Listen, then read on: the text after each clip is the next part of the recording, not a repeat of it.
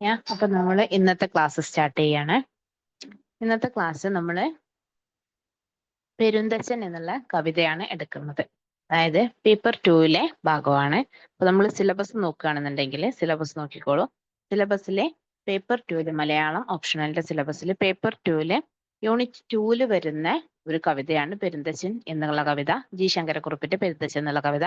Unit 2-ല് 2.3 ആണ് പെരുന്തച്ചൻ എന്നുള്ള കവിത. അപ്പൊ നമ്മൾ ഇന്ന് എടുക്കുന്നത് പെരുന്തച്ചനാണ്. കാരണം കഴിഞ്ഞ ക്ലാസ്സിൽ നമ്മൾ കാൽപ്പനികത എന്താണ് എന്ന് ഡിസ്കസ് ചെയ്തിട്ടുണ്ടായിരുന്നു. സോ കാൽപ്പനികത ഡിസ്കസ് ചെയ്തതുകൊണ്ട് തന്നെ അതിൽ ഉൾപ്പെടുന്ന ഒരു കവിയായിട്ടുള്ള ജി ശങ്കരക്കുറുപ്പിന്റെ പെരുന്തച്ചൻ എന്നുള്ള കവിതയാണ് നമ്മൾ ഇന്ന് എടുക്കാൻ പോകുന്ന കവിത. ഓക്കെ ആണല്ലോ. സോ നമ്മൾ ആദ്യം ജസ്റ്റ് കവിയെ കുറിച്ചൊന്ന് പരിചയപ്പെടണം. കഴിഞ്ഞ ക്ലാസ്സിൽ നമ്മൾ പറഞ്ഞതാണെങ്കിലും ജസ്റ്റ് നമ്മൾ കവിയെ കുറിച്ചൊന്നും കൂടെ ഒന്ന് പരിചയപ്പെടാണ്. ജി ശങ്കരക്കുറുപ്പ് എന്ന് പറയുന്നത് ആധുനിക കവിത്രയത്തിന് ശേഷം, അതായത് ആശാൻ, ഉള്ളൂർ, വള്ളത്തോൾ തുടങ്ങിയ ആധുനിക കവിത്രയത്തിന് ശേഷം മലയാള കവിതയിൽ അത്രയധികം പ്രസിദ്ധി ആർജിച്ച തൻ്റെതായ ഒരു ഇടം കണ്ടെത്തിയിട്ടുള്ള ഒരു കവിയാണ് ജി ശങ്കരക്കുറുപ്പ് എന്ന് പറയുന്നത്. അദ്ദേഹത്തിന്റെ കവിതകൾ, ഒരുപാട് കവിതകളുണ്ട്, കാൽപ്പനിക കവിതകൾ. അതിൽ തന്നെ അധികവും ഉള്ളത് നമുക്ക് ഭാവഗീതങ്ങളാണ്. നമ്മൾ ഇന്നലെ പറഞ്ഞിട്ടുണ്ടായിരുന്നു കഴിഞ്ഞ ക്ലാസ്സിലെ. ഭാവഗീതങ്ങൾ എഴുതി ശ്രദ്ധേയനായിട്ടുള്ള കവിയാണ് ജി ശങ്കരക്കുറുപ്പ്. അപ്പൊ അദ്ദേഹത്തിന്റെ കവിതകൾ അധികവും ഭാവഗീതങ്ങളാണ്. ഭാവഗീതങ്ങൾ എന്ന് പറഞ്ഞാൽ എന്താണ്? ഏതെങ്കിലും ഒരു ഭാവത്തിന് പ്രത്യേക പ്രാധാന്യം കൊടുത്തുകൊണ്ട് ആ ഒരു കവിത കംപ്ലീറ്റ് എഴുതി തീർക്കുന്നതാണ് നമ്മൾ ഭാവഗീതങ്ങൾ എന്ന് പറയാം. ചിലപ്പം പ്രണയമാവാം, അല്ലെങ്കിൽ കുറ്റബോധമാവാം, അല്ലെങ്കിൽ വേദനയാവാം. അങ്ങനെ ഏതെങ്കിലും ഒരു ഭാവത്തിന് പ്രാധാന്യം കൊടുത്തുകൊണ്ട് തുടക്കം മുതൽ അവസാനം വരെ എഴുതുന്ന ഒരു കവിതനെയാണ് നമ്മൾ ഭാവഗീതങ്ങൾ എന്ന് പറയാം. അപ്പൊ ജി ശങ്കരക്കുറുപ്പ് അധികവും എഴുതിയിട്ടുള്ളത് ഭാവഗീതങ്ങളാണ്. അതുപോലെ തന്നെ അദ്ദേഹത്തിനെ നമ്മൾ സിംബോളിക് കവി എന്നും കൂടെ പറയുന്നുണ്ട്. സിംബോളിക് കവി എന്ന് എന്തുകൊണ്ടാണ് പറയുന്നത്? അദ്ദേഹം ഏതെങ്കിലും ഒരു സിമ്പൽ, അതായത് ഏതെങ്കിലും ഒരു ഇമേജിനെ അല്ലെങ്കിൽ ഒരു പ്രതീകത്തിനെ ചിത്രീകരിച്ചിട്ട് അതിനെന്ത് ചെയ്യും? ആ കവിതയിൽ മൊത്തത്തിൽ ചിത്രീകരിക്കും. അപ്പൊ പ്രതീകാത്മകമായിട്ടാണ് കവിത എഴുതുക. നമ്മൾ എക്സാമ്പിൾ പറഞ്ഞിട്ടുണ്ടായിരുന്നു എന്റെ വേലി എന്നുള്ളത്. അപ്പൊ എന്റെ വേലി എന്നുള്ളതിൽ മരണത്തിനെയാണ് എന്ത് ചെയ്യുന്നത്? വേലി കഴിക്കാൻ വരുന്ന വരനായിട്ട് ചിത്രീകരിക്കുന്നത്. അപ്പൊ അവിടെ എന്താണ്? മരണം എന്നുള്ള ഒരു യാഥാർത്ഥ്യത്തിലേക്ക് വേലി കഴിക്കാൻ വരുന്ന ഒരു വരന്റെ പിക്ചർ കൊടുക്കാൻ, ചിത്രം കൊടുക്കാൻ, അപ്പൊ സിംബലൈസ് ചെയ്യാണ് ചെയ്യുന്നത്. അതുകൊണ്ട് നമ്മൾ സിംബോളിക് കവി എന്ന് പറയുന്നത്. അപ്പൊ ഇവിടെയും നമ്മൾ ഇനി ഇന്ന് എടുക്കാൻ പോകുന്ന പെരുന്തച്ചൻ എന്നുള്ള കവിതയിൽ നമുക്ക് ഒരുപാട് സിംബലുകൾ, ഇമേജുകൾ കാണാൻ പറ്റും, ഒരുപാട് ബിംബങ്ങൾ കാണാൻ പറ്റും. അതുപോലെ തന്നെ ഭാവഗീതങ്ങളിൽ ഉൾപ്പെടുന്ന ഒരു കവിതയാണ് പെരുന്തച്ചൻ എന്ന് പറയുന്നത്. കാരണം പെരുന്തച്ചൻ എന്ന് പറയുന്നത് നമ്മൾ ഐതിഹ്യങ്ങളിൽ കേട്ടിട്ടുള്ളതാണ് പെരുന്തച്ചൻ ആരാണെന്നുള്ളത്. അപ്പൊ ആ പെരുന്തച്ചന്റെ വാർദ്ധക്യത്തിലുള്ള ഒരു അവസ്ഥയെ, വാർദ്ധക്യ സഹജമായിട്ടുള്ള ക്ഷീണം തുടങ്ങിയിട്ടുള്ള അവസ്ഥയെയും കൂടെ തന്റെ മകനെ നഷ്ടപ്പെടുത്തിയതിലുള്ള, നമ്മൾ എപ്പോഴും പറയുന്നത് എന്താണ്? പെരുന്തച്ചൻ ഉളി വീഴ്ത്തി മകനെ കൊന്നു അല്ലേ? അപ്പൊ മകനെ നഷ്ടപ്പെടുത്തിയതിലുള്ള കുറ്റബോധവും കലർന്നിട്ടുള്ള ഒരു ഭാവത്തോട് കൂടിയിട്ടാണ് ഈ കവിത എഴുതിയിട്ടുള്ളത്. സോ അതുകൊണ്ട് തന്നെ ഈ ഒരു കവിതനെ നമുക്ക് ഭാവഗീതങ്ങളിൽ ഉൾപ്പെടുത്താൻ കഴിയുന്നതുമാണ്. സോ നമുക്ക് കവിയെ കുറിച്ച് നമ്മൾ പറഞ്ഞു. ദെൻ കവിയെ കുറിച്ച് നമുക്ക് അറിയേണ്ട ഒരു കാര്യം, ഏതൊക്കെ കവിതകളാണ് ജി ശങ്കരക്കുറുപ്പിന്റെ പ്രധാനമായിട്ടുള്ളതെന്നാണ്. സൂര്യകാന്തി എന്നുള്ള കവിതയുണ്ട്. സൂര്യകാന്തിക്ക് സൂര്യനോടുള്ള പ്രണയം എന്നുള്ള രീതിയിൽ മനുഷ്യ ഗുണം നൽകിക്കൊണ്ട് എഴുതിയിട്ടുള്ള ഒരു കവിതയാണ് സൂര്യകാന്തി എന്നുള്ളത്. അതുപോലെ തന്നെ എന്റെ വേലി, നമ്മൾ നേരത്തെ പറഞ്ഞ ബിംബാത്മകത അല്ലെങ്കിൽ സിംബോളിക് ആയിട്ട് എഴുതിയിട്ടുള്ള ഒരു കവിതയാണ് എന്റെ വേലി എന്നുള്ളത്. പിന്നെ നമ്മൾ ഇവിടെ പെരുന്തച്ചൻ എന്നുള്ള കവിതയുണ്ട്. അത് മിത്തിന്റെ, നമ്മൾ കേട്ട് മറന്നൊരു മിത്തിനെ പുനരാവിഷ്കരിച്ചുകൊണ്ട് അതിൽ തന്നെ ഒരുപാട് പാശ്ചാത്യ രീതികളെ, എഴുത്തിന്റെ രീതികളെ അവലംബിച്ചുകൊണ്ട് ചേർത്തുകൊണ്ട് എഴുതിയിട്ടുള്ള ഒരു കവിതയാണ് പെരുന്തച്ചൻ എന്നുള്ള കവിത. അപ്പൊ ആ പെരുന്തച്ചൻ എന്നുള്ള കവിതയെ നോക്കുകയാണെന്നുണ്ടെങ്കിൽ നമുക്ക് പറയാൻ പറ്റും അതൊരു ഭാവഗീതവുമാണ്. കൂടെ അതിൽ എന്തുണ്ട്? ഒരുപാട് പാശ്ചാത്യ സങ്കേതങ്ങൾ, അതായത് എഴുത്ത് രീതികൾ, ആഖ്യാന രീതികൾ ഒരുപാട് എഴുതാൻ വേണ്ടിയിട്ട് ആര് ഉപയോഗിച്ചിട്ടുണ്ട്? ജി ശങ്കരക്കുറുപ്പ് ഉപയോഗിച്ചിട്ടുണ്ട്. ഇനി ജി ശങ്കരക്കുറുപ്പിനെ കുറിച്ച് നമ്മൾ പറയുകയാണെങ്കിൽ one of the most important point എന്ന് പറയുന്നത് എന്താണ്? ഏറ്റവും ഇമ്പോർട്ടന്റ് ആയിട്ടുള്ള ഒരു പോയിന്റ് ആണ്, അദ്ദേഹമാണ് മലയാളത്തിൽ നമുക്ക് ആദ്യമായിട്ട് ജ്ഞാനപീഠ പുരസ്കാരം നേടിത്തന്നത്. അദ്ദേഹത്തിന്റെ ഓടക്കുഴൽ എന്ന് പറയുന്ന ഒരു കവിതാ സമാഹാരത്തിനാണ് മലയാളത്തിൽ ആദ്യമായിട്ട് ജ്ഞാനപീഠ പുരസ്കാരം കിട്ടുന്നത്. അപ്പൊ ഇത്രയാണ് നമുക്ക് ജി ശങ്കരക്കുറുപ്പിനെ പറയാനുള്ളത്. ജി ശങ്കരക്കുറുപ്പിനെ നമ്മൾ കാൽപ്പനികത പറഞ്ഞ സമയത്ത് കുറച്ച് ഡീറ്റെയിൽ ആയിട്ട് പഠിച്ചിട്ടുണ്ട്. ഇന്ന് നമ്മൾ കവിത വരികൾ എടുക്കുന്നതിന് മുമ്പ് ആ കവിയെ കുറിച്ച് ജസ്റ്റ് പരിചയപ്പെടുക എന്നുള്ളത് കൊണ്ടാണ് നമ്മൾ ഇത്രയും പറഞ്ഞത്. ഇനി പെരുന്തച്ചൻ എന്നുള്ള കവിതയാണ് നമ്മൾ പറയാൻ പോകുന്നത്. പെരുന്തച്ചൻ എന്നുള്ള കവിത പറയുന്നതിന് മുമ്പ് നമ്മൾ ആ പെരുന്തച്ചൻ എന്നുള്ള ക്യാരക്ടർ, അല്ലെ, പെരുന്തച്ചൻ എന്നുള്ള ക്യാരക്ടർ എവിടെ നിന്ന് വരുന്നു എന്നുള്ള കാര്യം കൂടെ നമ്മൾ ഡിസ്കസ് ചെയ്യണം. അപ്പൊ പെരുന്തച്ചൻ എല്ലാവരും കേട്ടിട്ടുണ്ടാവും. കേട്ടിട്ടില്ലെങ്കിലും കുഴപ്പമില്ല. പക്ഷെ ഒരുവിധം എല്ലാവരും കേട്ടിട്ടുണ്ടാവാൻ സാധ്യതയുള്ള പേരാണ് പെരുന്തച്ചൻ എന്നുള്ളത്. സിനിമകളിലായിട്ടും ഇപ്പൊ തിലകനൊക്കെ അഭിനയിച്ചൊരു സിനിമയുണ്ടല്ലോ, അപ്പൊ സിനിമകളിലായിട്ടും അല്ലാതെയും പല രീതിയിൽ നമ്മൾ കേട്ടിരിക്കാൻ സാധ്യതയുള്ള ഒന്നാണ് പെരുന്തച്ചൻ എന്നുള്ള പേര്. അപ്പൊ പെരുന്തച്ചൻ ആരാണെന്നുള്ളതാണ് നമ്മൾ ആദ്യം പറയാൻ പോകുന്നത്. അപ്പൊ പറയിപ്പറ്റ പന്തിരുകുലം എന്ന് പറയുന്ന ഒരു ഐതിഹ്യമുണ്ട്.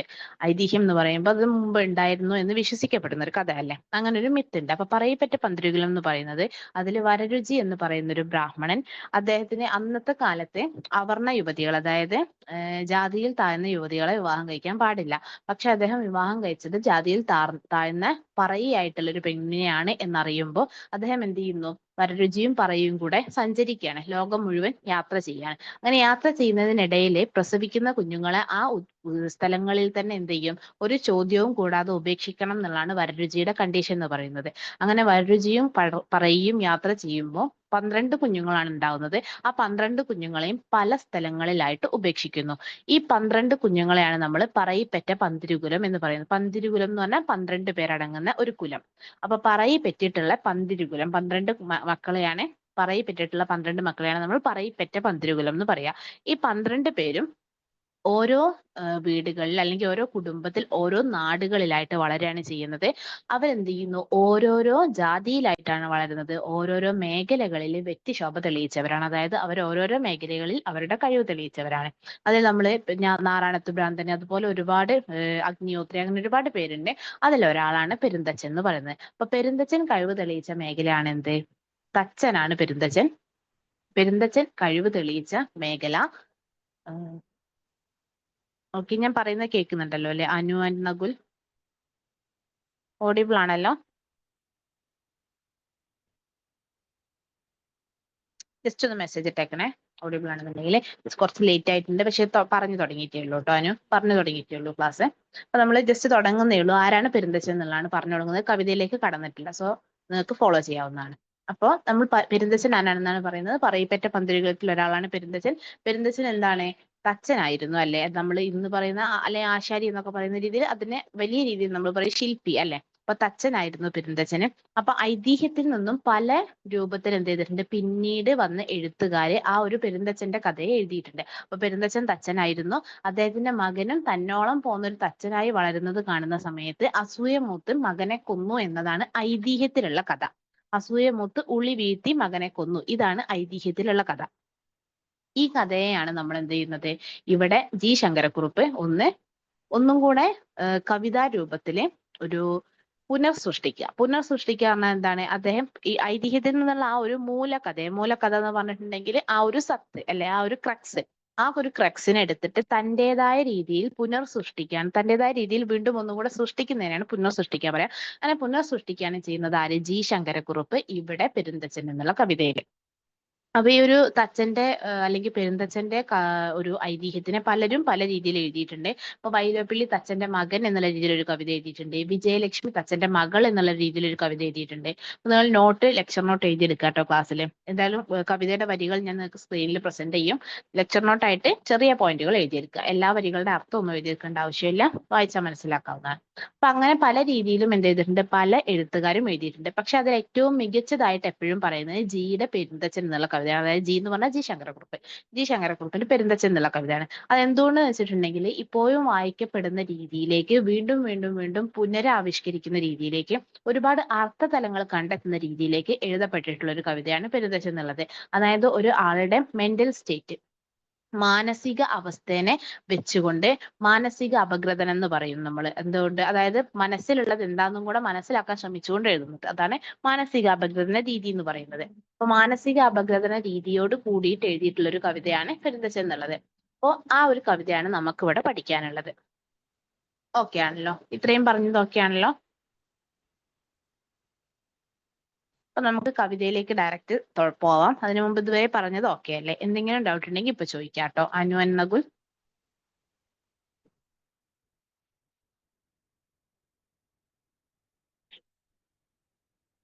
ഒന്നുമില്ല, അങ്ങനെ നമുക്ക് അടുത്ത വരികളിലേക്ക് പോകാം. കാരണം നമുക്ക് ക്ലാസ്സിൽ ഈ ഒരു കവിതയുടെ കംപ്ലീറ്റ് വരികൾ തീർക്കുകയും വേണം. അതുപോലെ തന്നെ നമ്മൾ കഴിഞ്ഞ ക്ലാസ്സിലൊക്കെ ഡിസ്കസ് ചെയ്തതുപോലെ നമ്മൾ ടോപ്പിക് കംപ്ലീറ്റ് എടുത്ത് തീർക്കും. ദെൻ നമ്മൾ 2015 മുതൽ 2025 വരെയുള്ള 10 വർഷത്തെ ക്വസ്റ്റ്യനോളം നമ്മൾ ഡിസ്കസ് ചെയ്യും. നമ്മൾ എങ്ങനെയാണ് ക്വസ്റ്റ്യൻസ് വന്നിട്ടുള്ളതെന്ന് പറയും. ദെൻ ഒരു ക്വസ്റ്റ്യൻ നിങ്ങൾക്ക് എഴുതി കാണിക്കും. അതായത് ലൈവായിട്ട് ഞാനൊരു ഉത്തരം എഴുതുകയും ചെയ്യും. ഇന്നലെയൊക്കെ കഴിഞ്ഞ ക്ലാസ്സിലൊക്കെ നമ്മൾ അങ്ങനെയാണ് ചെയ്തത്. ഒരു ഉത്തരം നിങ്ങൾക്ക് ലൈവായിട്ട് എഴുതി കാണിക്കുകയും ചെയ്യും. അപ്പൊ അതുപോലെ നമുക്ക് അത്രയും ചെയ്യാനുണ്ട്. അപ്പൊ അത്രയും വരികൾ തീർക്കുകയും വേണം. സോ നമ്മൾ കുറച്ച് ഒന്ന് വേഗത്തിൽ തന്നെ ക്ലാസ് എടുക്കും. സ്പീഡിൽ ക്ലാസ് എടുക്കില്ല, മനസ്സിലാവാത്തത് പറയണം. അപ്പൊ ഇപ്പൊ ഇനി ഞാൻ ക്ലാസ്സിലേക്ക് പൊക്കോട്ടെ. ഓക്കെ ആണല്ലോ? ഓക്കെ, അപ്പൊ നമുക്ക് ക്ലാസ്സിലേക്ക് പോവാം. അപ്പൊ ഇവിടെ പെരുന്തച്ചൻ എന്ന് പറയുന്ന അച്ഛൻ, ഇവിടെ നമുക്ക് ഈ ഒരു കവിതയിൽ എപ്പോഴും കാണുന്നത് തച്ചൻ, അതായത് തച്ചൻ എന്ന് പറയുമ്പോൾ എന്താണ്? ആശാരി അല്ലെ, അല്ലെങ്കിൽ പിന്നെ ശില്പി. അപ്പൊ ശില്പിയായിട്ടുള്ള അത് അദ്ദേഹത്തിന്റെ എന്താണ്? തൊഴിലാണ്. തച്ചൻ എന്ന് പറയുന്നത് പെരുന്തച്ചന്റെ തൊഴിലാണ്. അതുപോലെ തന്നെ അദ്ദേഹത്തിനകത്ത് എന്തുണ്ട്? ഒരു അച്ഛനും ഉണ്ട്, അതായത് ഒരു ഫാദറും ഉണ്ട് അല്ലെ, ഒരു ഫാദറും ഉണ്ട്. അതുപോലെ തന്നെ തച്ചൻ എന്നുള്ള കലാകാരനുമുണ്ട്.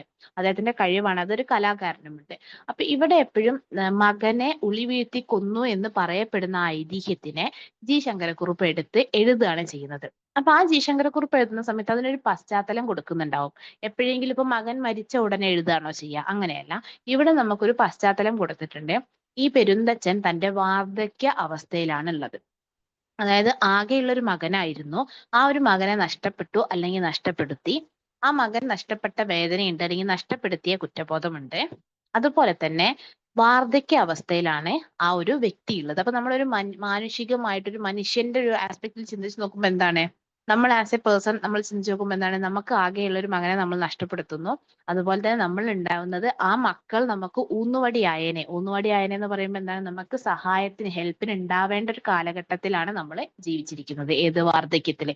സ്വാഭാവികമായും അങ്ങനെ ഒരു സിറ്റുവേഷനിൽ ജീവിച്ചിരിക്കുന്ന ഒരു മനുഷ്യനെ താൻ ചെയ്ത പ്രവർത്തികളെ കുറിച്ചും തന്റെ മുമ്പുണ്ടായിരുന്ന ഒരു കാലഘട്ടം അല്ലെ, താൻ എന്നൊരു കലാകാരന് ഒരു സുവർണ്ണ കാലഘട്ടം ഉണ്ടായിരുന്നു, താൻ എന്നൊരു അച്ഛൻ, ഒരു ഫാദറിന് ഒരു സുവർണ്ണ കാലഘട്ടം ഉണ്ടായിരുന്നു. ആ ഒരു കാലഘട്ടത്തെയൊക്കെ കുറിച്ച് ചിന്തിക്കുമ്പോൾ സ്വാഭാവികമായിട്ടും എന്തുണ്ടാവും? വേദന തോന്നും, കുറ്റബോധം തോന്നും. എന്നാലോ തെറ്റ് ചെയ്തിക്കണോ തെറ്റ് ചെയ്തിട്ടില്ലേ എന്നുള്ളതിന്റെ ആത്മസംഘർഷം എന്ന് പറഞ്ഞാൽ എന്താണ്? നമ്മുടെ അകത്ത് നടക്കുന്ന കോൺഫ്ലിക്റ്റ്, ഇന്നർ കോൺഫ്ലിക്റ്റ്, അതാണ് ആത്മസംഘർഷം. അപ്പൊ താൻ നഷ്ടപ്പെടുത്തിയതാണോ മകൻ? അതായത് താൻ കൊന്നു എന്ന് എല്ലാവരും പറയുന്നു, താൻ കൊന്നതാണോ? അത് സമ്മതിക്കാൻ മനസ്സിന് ബുദ്ധിമുട്ടുണ്ടാവും അല്ലെ. അപ്പൊ കൊന്നതാണ് എന്നും അല്ല കൊന്നതല്ല എന്നും, എനിക്ക് മകനോട് അസൂയൊന്നും ഉണ്ടായിരുന്നില്ല എന്നും, എനിക്ക് മകനോട് വാത്സല്യം, സ്നേഹം മാത്രമാണ് ഉണ്ടായിരുന്നതെന്നൊക്കെ മനസ്സിൽ ഇങ്ങനെ എപ്പോഴും സംഘർഷങ്ങൾ നടന്നുകൊണ്ടിരിക്കും. കോൺഫ്ലിക്റ്റുകൾ, ഇന്നർ കോൺഫ്ലിക്റ്റുകൾ നടന്നുകൊണ്ടിരിക്കും. ഈ ഒരു പ്രായമാണ് വാർദ്ധക്യം എന്ന് പറയുന്നത് പെരുന്തച്ചന് അപ്പോ കിടപ്പിലായ, വീട്ടിൽ നിന്ന് ഇറങ്ങാൻ പറ്റാത്ത, കൂടെ തുണയ്ക്ക് ആരുമില്ലാത്ത ഒരു വാർദ്ധക്യ അവസ്ഥയിലാണ് ജി ശങ്കരക്കുറുപ്പ് പെരുന്തച്ചനെ കുറിച്ച് എഴുതുന്നത്. അപ്പൊ ജി ശങ്കരക്കുറുപ്പ് എഴുതുന്ന പെരുന്തച്ചന്റെ ബാക്ക്ഗ്രൗണ്ട് എന്ന് പറയുന്നത് എന്താണ്? ആ വ്യക്തി വാർദ്ധക്യത്തിലാണ് ഉള്ളത്. അപ്പൊ വിഹ്വലമായ വാർദ്ധക്യം എന്നുള്ളൊരു വാക്ക് ഓർത്തു വെക്കുക. വിഹ്വലമായ വാർദ്ധക്യം എന്ന് പറഞ്ഞാൽ എന്താണ്? ആകെ വേദനിച്ച് സങ്കടപ്പെട്ട് ആരും തുണയ്ക്കില്ലാണ്ട് ഹെൽപ്ലെസ് ആയിട്ട് നിസ്സഹായനായി കിടക്കുന്ന ഒരു മനുഷ്യൻ, അയാളുടെ ആ ഒരു വാർദ്ധക്യം എന്നാണ്. അപ്പൊ വിഹ്വലമായ വാർദ്ധക്യം പ്രമേയമാക്കിയിട്ട് എഴുതിയിട്ടുള്ള ഒരു കവിതയാണിത്. അപ്പൊ ഇവിടെ എന്തുണ്ട്? നമ്മൾ കവിത വായിക്കുന്ന സമയത്ത് ഓരോ പ്രാവശ്യം നമുക്ക് കാണാം എത്രത്തോളം ക്ഷീണത്തിലാണ് ആ ഒരു മനുഷ്യനുള്ളത്, എത്രത്തോളം ക്ഷീണത്തിൽ ഇരുന്നുകൊണ്ടാണ് ആ മനുഷ്യൻ ചിന്തിക്കുന്നത് എന്നൊക്കെ നമുക്ക് കാണാൻ പറ്റും. ഓക്കെ ആണല്ലോ. അങ്ങനെ ഒരു ബാക്ക്ഗ്രൗണ്ട് കൊടുത്തിട്ടുള്ള എന്തിനു വേണ്ടിയിട്ടാണ്? അങ്ങനെ ഒരു ബാക്ക്ഗ്രൗണ്ട് കൊടുത്തത് കൊണ്ട് തന്നെ ആ മകനെ നഷ്ടപ്പെട്ടതിലുള്ള വേദനയുടെ തീവ്രത, ആഴവും കൂടും അല്ലെ. ഇപ്പൊ നമ്മള് നഷ്ടപ്പെട്ട ഉടനെ അദ്ദേഹത്തിന് ചുറുചുറുക്കോട് കൂടി എല്ലാം ചെയ്യാൻ പറ്റുന്ന ഒരു കാലഘട്ടത്തിൽ ചിന്തിക്കുന്നതിനേക്കാളും വേദന ഉണ്ടാവും എന്ത്? വാർദ്ധക്യ കാലത്ത്, ആരും സഹായത്തിന് ഇല്ലാത്ത കാലത്ത്, സഹായത്തിന് ആകെ ഉണ്ടാവേണ്ടിയിരുന്ന ഒരേ ഒരു മകനെ നഷ്ടപ്പെടുത്തിയ ഒരു ഫാദറിന്റെ ദുഃഖം എന്ന് പറയുന്നത്. അപ്പൊ അവിടെ അതിന്റെ തീവ്രത കൂടി. അതിനു വേണ്ടിയിട്ടാണ് ജി ശങ്കരക്കുറുപ്പ് പെരുന്തച്ചന്റെ വാർദ്ധക്യം പ്രമേയമാക്കി എഴുതിയിട്ടുള്ളത്. ഇനി രണ്ടാമത്, നമ്മൾ ഐതിഹ്യങ്ങൾ കേൾക്കുമ്പോൾ എപ്പോഴും പെരുന്തച്ചനെ മാത്രമാണ് കേൾക്കുന്നത്. പെരുന്തച്ചന്റെ ഭാര്യയെ കുറിച്ചൊന്നും നമ്മൾ കേൾക്കുന്നില്ല. പെരുന്തച്ചനെ കുറിച്ചും മകനെ കുറിച്ചും മാത്രമാണ് കേൾക്കുന്നത്. ഇവിടെ ഈ ഒരു കവിതയിൽ പെരുന്തച്ചൻ നാനി എന്നുള്ളൊരു കഥാപാത്രത്തിനെ കൊണ്ടുവരുന്നുണ്ട്. നാനി എന്ന് പറയുന്നത് പെരുന്തച്ചന്റെ ഭാര്യയാണ്. പെരുന്തച്ചന്റെ ഭാര്യയായിട്ടാണ് കൊണ്ടുവരുന്നത്. അപ്പൊ ഈ ഭാര്യയും ഇവിടെ കൊണ്ടുവരുന്നുണ്ട്. ആ ഭാര്യയും എന്താണ്? പെരുന്തച്ചൻ ഇത്രയും വാർദ്ധക്യം വന്ന് വയ്യാണ്ട് കിടക്കുകയാണെന്നുണ്ടെങ്കിൽ ഭാര്യ സ്വാഭാവികമായിട്ടും വയ്യാണ്ട് കിടക്കായിരിക്കും അല്ലെ. അപ്പൊ ഭാര്യയാണെന്നുണ്ടെങ്കിൽ ചെവി കേൾക്കില്ല, കണ്ണധികം കാണൂല, ഒട്ടും വയ്യ, ചുക്കിച്ചുളിഞ്ഞ ശരീരം, ഒരേ ഒരു മകനെയാണ് നഷ്ടപ്പെട്ടിട്ടുള്ളത്. അതിന്റെ എല്ലാ വേദനകളും പേറി നടക്കുന്ന ഒരു ശരീരമാണ് നാനി എന്ന് പറയുന്നത്. അപ്പൊ ആ നാനിയെയും ഇവിടെ അവതരിപ്പിച്ചിട്ടുണ്ട്. അത് പിന്നെ ജി ശങ്കരക്കുറുപ്പ് കയ്യിൽ നിട്ടതാണ്. അതായത് നമ്മൾ കയ്യിൽ നിന്നാണ് നമ്മൾ ഇത് ഭാഷയിൽ പറയും. നമ്മൾ ശരിക്കും പറയുകയാണെന്നുണ്ടെങ്കിൽ എന്താണ്, മലയാളത്തിൽ പറയുകയാണെന്നുണ്ടെങ്കിൽ നമ്മൾ മൂലകൃതിയിൽ നിന്നും മാറ്റം വരുത്തുക. അതായത് ഐതിഹ്യത്തിൽ നിന്നും മാറ്റം വരുത്തിയിട്ട് ജി ശങ്കരക്കുറുപ്പ് എഴുതിയിട്ടുള്ള ഒരു കഥാപാത്രമാണ് നാനി എന്നുള്ള പെരുന്തച്ഛന്റെ ഭാര്യ കഥാപാത്രം. ആ കഥാപാത്രം എന്തിനു വേണ്ടിയിട്ടാണ് എഴുതിയിട്ടുള്ളത്? ഭാര്യയും ഇത്രയും അവശനായി കിടക്കുകയാണ്, അല്ലെങ്കിൽ അവശയായി കിടക്കുകയാണ് എന്നറിയുമ്പോൾ പെരുന്തച്ഛന്റെ വാർദ്ധക്യത്തിന് പരഭാഗശോഭ എന്ന് പറയുമ്പോൾ ഇത്രയേ ഉള്ളൂ. ആ വാർദ്ധക്യത്തിന്റെ ദുരന്തത്തിന് തീവ്രത കൂടും. നമ്മളിപ്പോ ഒരു ട്രാജഡി ഒക്കെ എഴുതുന്ന സമയത്തെ, ക്ലൈമാക്സിലൊക്കെ ട്രാജഡി ഉണ്ടാകുന്ന സമയത്ത് മാക്സിമം പൊലിപ്പിക്കുമല്ലോ ലാസ്റ്റിലേക്ക്, ആ ഒരു ഫീല് കൂടുതൽ കിട്ടാൻ വേണ്ടിയിട്ട്. അപ്പൊ ഇവിടെയും പെരുന്തച്ഛന്റെ അവസ്ഥയ്ക്ക് ഫീല് കൂടുതൽ കിട്ടാൻ വേണ്ടിയിട്ടാണ് അതുപോലെ തന്നെ വാർദ്ധക്യത്തിലായിട്ടുള്ള ഭാര്യ കഥാപാത്രത്തിനെ അവതരിപ്പിച്ചിട്ടുള്ളത്. ഓക്കെ ആണല്ലോ. ഇനി നമ്മൾ വരികളിലേക്ക് പോവാണ് കേട്ടോ. അപ്പൊ ജസ്റ്റ് വരി ഞാൻ ഈണമിട്ട് ചൊല്ലുന്നൊന്നുമില്ല, ജസ്റ്റ് വായിക്കാം. അപ്പൊ പെരുന്തച്ഛൻ കവിതയിലേക്ക് പോവാണ്. ഇത്തിരിക്കൊരു സുഖം തോന്നുന്നുണ്ട് എനിക്കിന്നൻ, പൊത്തിൽ എത്ര നാളായി ഞാൻ ചുരുണ്ടു കിടക്കുന്നു. ഇവിടെ പറയാണ് ഇത്തിരിക്കൊരു സുഖം തോന്നുന്നുണ്ട് എനിക്കിന്നൻ, പൊത്തിൽ എത്ര നാളായി ഞാൻ ചുരുണ്ടു കിടക്കുന്നു. ഇന്ന് എനിക്കൊരു ഇത്തിരി സുഖം തോന്നുന്നുണ്ട് പൊത്തിൽ. പൊത്ത് എന്ന് പറയുമ്പോൾ എന്താണ്? ഒരു മരത്തിന്റെ പൊത്ത് അല്ലേ. പൊത്തിൽ എത്ര നാളായി ഞാൻ ചുരുണ്ടു കിടക്കുന്നു. അപ്പൊ ഇവിടെ പൊത്ത് എന്നതുകൊണ്ട് ഉദ്ദേശിക്കുന്നത് എന്താണ്? വീടാണ്. അതായത് വീട്ടിലൊരു മുറിയിൽ അടച്ച് എത്ര നാളായി ഞാൻ ഇരിക്കുന്നു, എനിക്ക് എവിടേക്കും ഒന്ന് ഇളകാൻ വയ്യ, പോകാൻ വയ്യ. പക്ഷെ ഇന്ന് എനിക്കൊരു ഇത്തിരി സുഖം തോന്നുന്നുണ്ട്. ഒരുപാട് നാളായിട്ട് ഞാൻ ഈ ഒരു പൊത്തിൽ തന്നെ ചുരുണ്ട് കിടക്കാണ്. അപ്പൊ ഞാൻ പറഞ്ഞു പെരുന്തച്ഛന്റെ ജോലി അല്ലെങ്കിൽ അദ്ദേഹം ചെയ്തിരുന്ന തൊഴിൽ എന്ന് പറയുന്നത് എന്താണ്? തച്ചനാണ് അല്ലെ. തച്ചന്റെ ജോലി എപ്പോഴും എന്താണ്? മരങ്ങളോട് ചേർന്നിട്ടല്ലേ. മരങ്ങളാണ് തച്ചന്റെ ലോകം എന്ന് പറയുന്നത്. ഒരു ശില്പിയുടെ ലോകം എന്ന് പറയുന്നത് മരങ്ങളാണ്. അപ്പൊ ഒരു ആശാരിയുടെ ലോകം എന്ന് പറയുന്നത് മരങ്ങളാണ്. അപ്പൊ മരങ്ങളോട് ചേർന്നിട്ടാണ് തച്ചന്റെ ലോകം എന്ന് പറയുന്നത്. അപ്പൊ പെരുന്തച്ചൻ എന്നുള്ള കവിത അങ്ങനെ ഒരു തച്ചനെ കുറിച്ചുള്ള കവിതയാണല്ലേ. അപ്പൊ അതും ലോകം കണ്ട ഏറ്റവും പ്രഗത്ഭനായ തച്ചനായിട്ടുള്ള പെരുന്തച്ചനെ കുറിച്ചുള്ള കവിതയാണ്. അപ്പൊ ജി ശങ്കരക്കുറുപ്പ് ഈ കവിത എഴുതുന്ന സമയത്ത് ഇവിടെ അവലംബിച്ചിട്ടുള്ള അല്ലെങ്കിൽ എടുത്തിട്ടുള്ള ഒരു രചനാ രീതിയാണ് എന്ത്? മരങ്ങളുമായി ബന്ധപ്പെട്ട ബിംബങ്ങളെ അല്ലെങ്കിൽ വാക്കുകളെ ഈ കവിതയിൽ കൊണ്ടുവരിക എന്നുള്ളത്. അപ്പൊ ഇവിടെ ഇത്തിരിക്കൊരു സുഖം തോന്നുന്നുണ്ട് നിൽക്കുന്നൻ, പൊത്തിൽ എത്ര നാളായി എന്നുള്ളതിനേക്കാളും വീട്ടിൽ എത്ര നാളായി എന്ന് പറഞ്ഞാല് എന്തുണ്ടാവില്ല, ആ ഒരു ജി ശങ്കരക്കുറുപ്പ് ഉദ്ദേശിച്ച അത്ര ഒരു ഇമ്പാക്ട് ഈ ഒരു കവിതയ്ക്ക് ഉണ്ടാവില്ല. പക്ഷെ പൊത്തിൽ എത്ര നാളായി എന്ന് പറയുമ്പോൾ എന്താണ്? ഇവിടെ മരങ്ങളുമായി ബന്ധപ്പെട്ട ബിംബങ്ങളെയാണ് കൊണ്ടുവരുന്നത്. അതിനെ പറയുന്ന പേരാണ് ദാരുബിംബങ്ങൾ ട്ടോ. ദേവദാരു എന്നൊക്കെ പറയുന്നത് കേട്ടില്ലേ? ദേവദാരു എന്നൊക്കെ പറഞ്ഞിട്ടുണ്ടെങ്കിൽ എന്താണ്? ആ ഒരു മരത്തിനെ പറയുന്നത്. അപ്പൊ ദാരുബിംബങ്ങൾ എന്ന് പറഞ്ഞാൽ എന്താണ്? മരങ്ങളുമായി ബന്ധപ്പെട്ട ബിംബം. മരം എന്നാണ് ദാരു എന്നർത്ഥം. മരവുമായി ബന്ധപ്പെട്ട ബിംബങ്ങളെയാണ് നമ്മൾ ദാരുബിംബങ്ങൾ എന്ന് പറയാം. അപ്പൊ ഇവിടെ ഇത്തിരിക്കൊരു സുഖം തോന്നുന്നുണ്ട് നിൽക്കുന്നൻ, ഇന്ന് എനിക്ക് ഒരു ഇത്തിരി സുഖം തോന്നുന്നുണ്ട്. പൊത്തിൽ എത്ര നാളായി ഞാൻ ചുരുണ്ടു കിടക്കുന്നു, എത്ര നാളായി ഞാൻ പൊത്തിൽ ചുരുണ്ടു കിടക്കുകയാണെന്നുള്ളത്. ഞാൻ ഇത് ഓരോ വാക്കുകളിലെയും ഇമ്പോർട്ടൻസ് എടുത്ത് പറയുന്നതിന് കാരണം നമുക്ക് എക്സാമിന് 4 വരിയോ 2 വരിയോ ഒക്കെ തരും. ഇപ്പൊ ഇവിടെ ശരിക്കും ഈ കവിത എന്ന് പറഞ്ഞാൽ ഇത്തിരിക്കൊരു സുഖം തോന്നുന്നുണ്ട് എനിക്കിന്നൻ, പൊത്തിൽ എത്ര നാളായി ഞാൻ ചുരുണ്ടു കിടക്കുന്നു 4 വരിയാക്കിയിട്ടും എഴുതാൻ പറ്റും, ഒരു 2 വരിയാക്കിയിട്ടും എഴുതാൻ പറ്റും. അപ്പോൾ നമുക്ക് 4 വരിയോ 2 വരിയോ ഒക്കെ എക്സാമിന് തന്നിട്ട് സന്ദർഭം, ആശയം, സാരസ്യം വ്യക്തമാക്കുക എന്നാ പറയാ. ഞാൻ ലാസ്റ്റ് നിങ്ങൾക്ക് എക്സാം എഴുതി കാണിച്ചു തരാം കേട്ടോ ഒരു ആൻസർ. അപ്പൊ അവിടെ അങ്ങനെ പറയുന്നത് എന്താണ്? ആ വരി ഉള്ള ഭാഗത്തെ സന്ദർഭം, ഏത് ഭാഗത്താണ് ആ വരി വന്നിട്ടുള്ളത്? ആശയം എന്ന് പറഞ്ഞാൽ ആ വരിയുടെ അർത്ഥം. സാരസ്യം എന്ന് പറഞ്ഞാൽ അതിലുള്ള ഇതുപോലെയുള്ള കാര്യങ്ങൾ, ആ വരികളെ സുന്ദരമാക്കുന്ന മറ്റു കാര്യങ്ങൾ, അതാണ് ഇത്. അപ്പൊ ഇപ്പൊ ഇതിൽ നോക്കുകയാണെന്നുണ്ടെങ്കിൽ നമ്മൾ ഈ ഒരു വരി തന്നിട്ടുണ്ടെങ്കിൽ നമുക്ക് പറയാം എന്ത്? പൊത്തിൽ എത്ര നാളായി എന്നുള്ളതിലൂടെ പൊത്ത് എന്നത് അവിടെ എന്താണ്? ഒരു ദാരുബിംബത്തിനെ ജി ശങ്കരക്കുറുപ്പ് അവതരിപ്പിച്ചിട്ടുണ്ട്. അപ്പൊ ഒരു തച്ചനായിട്ടുള്ള പെരുന്തച്ചൻ മരങ്ങളോട് ചുറ്റിപ്പറ്റി ജീവിക്കുന്ന ഒരാളാണ്. ആ വ്യക്തിയെ കുറിച്ചുള്ള ഒരു കവിത എഴുതുമ്പോൾ അവിടെ ഏറ്റവും നന്നായിട്ട് ഇണങ്ങുന്നത് ഇങ്ങനെയുള്ള ബിംബങ്ങളാണ് എന്ന് നമുക്ക് പറയാൻ പറ്റും. ഓക്കെ ആണല്ലോ. ഇനി നമുക്ക് ബാക്കി വരികൾ നോക്കാം. വാതമെൻ ഞരമ്പിലെ മജ്ജയൊക്കെയും കാർന്നു, പ്രേതമായി തീർന്നു ഞാൻ എന്നാകിലും ശ്വസിക്കുന്നു. എന്താണ് വാദം? നമ്മൾ പറയുമല്ലോ പ്രായമായ ആളുകൾക്ക് വരുന്ന അസുഖമാണ് അല്ലെ വാദം എന്ന് പറയുന്നത്. അപ്പൊ വാദം എന്റെ നരമ്പിലെ മജ്ജയൊക്കെയും എല്ലും അതുപോലെ തന്നെ രക്തവും ഒക്കെ കാർന്നു തിന്നിട്ട് ഞാനിപ്പോ എന്തായിട്ടുണ്ട്? പ്രേതമായി തീർന്നിട്ടുണ്ട്. എന്നാലും ഞാൻ ശ്വസിക്കുന്നുണ്ട്. അതായത് അത്രയധികം വാർദ്ധക്യത്തിലെ അവശതയാണ് കാണിക്കുന്നത്. അപ്പൊ എത്രത്തോളം അവശത ഈ പെരുന്തച്ചൻ എന്ന വ്യക്തിക്ക് ഉണ്ട് എന്നുള്ളതാണ് കാണിക്കുന്നത്. അപ്പൊ വാർദ്ധക്യത്തിലെ അവശത. ഉളി വെക്കുമ്പോൾ കട്ട പൊന്നുപോൽ മിന്നും പ്ലാവും കളിവഞ്ചി വെട്ടിയിടാൻ ചേലേർന്തും വൻ തേന്മാവും. ഉളി വെക്കുന്ന സമയത്ത് പൊന്നു പോലെ, നമ്മൾ ഉളി വെക്കുക പറയുമ്പോൾ എന്താണ് അതിന്റെ ആ ഒരു പിന്നെ മരത്തിന്റെ കാതൽ ഭാഗത്ത് കാണല്ലേ, അകത്തേക്കല്ലേ നമ്മൾ ഉളി വെക്കുക. അപ്പൊ ഉളി വെക്കുമ്പോൾ ആ ഭാഗം എപ്പോഴും എന്തായിരിക്കും, ഒരു മഞ്ഞ കളർ അല്ലേ, ഗോൾഡൻ കളർ അല്ലേ. അപ്പൊ കട്ട പൊന്നു പോലെ മിന്നുന്ന പ്ലാവ്, അതുപോലെ തന്നെ കളിവഞ്ചി വെട്ടിയിടാൻ ഞാൻ എടുക്കുന്ന ചേലേറുന്ന പറഞ്ഞാൽ അത്രയും സുന്ദരമായ വലിയ തേന്മാവ്, നിറയെ പൂത്തും കായ്ച്ചും നിൽക്കും ഈ മീനക്കാലത്ത് ഇറയത്ത് ചെന്നൊന്ന് നോക്കാൻ കഴിഞ്ഞെങ്കിൽ. അപ്പൊ ഇങ്ങനെ നിറയെ പൂത്തും കായ്ച്ചും നിൽക്കുന്ന ഒരു കാലമാണ് എന്ത്, മീനക്കാലം. മീനമാസക്കാലമാണ്.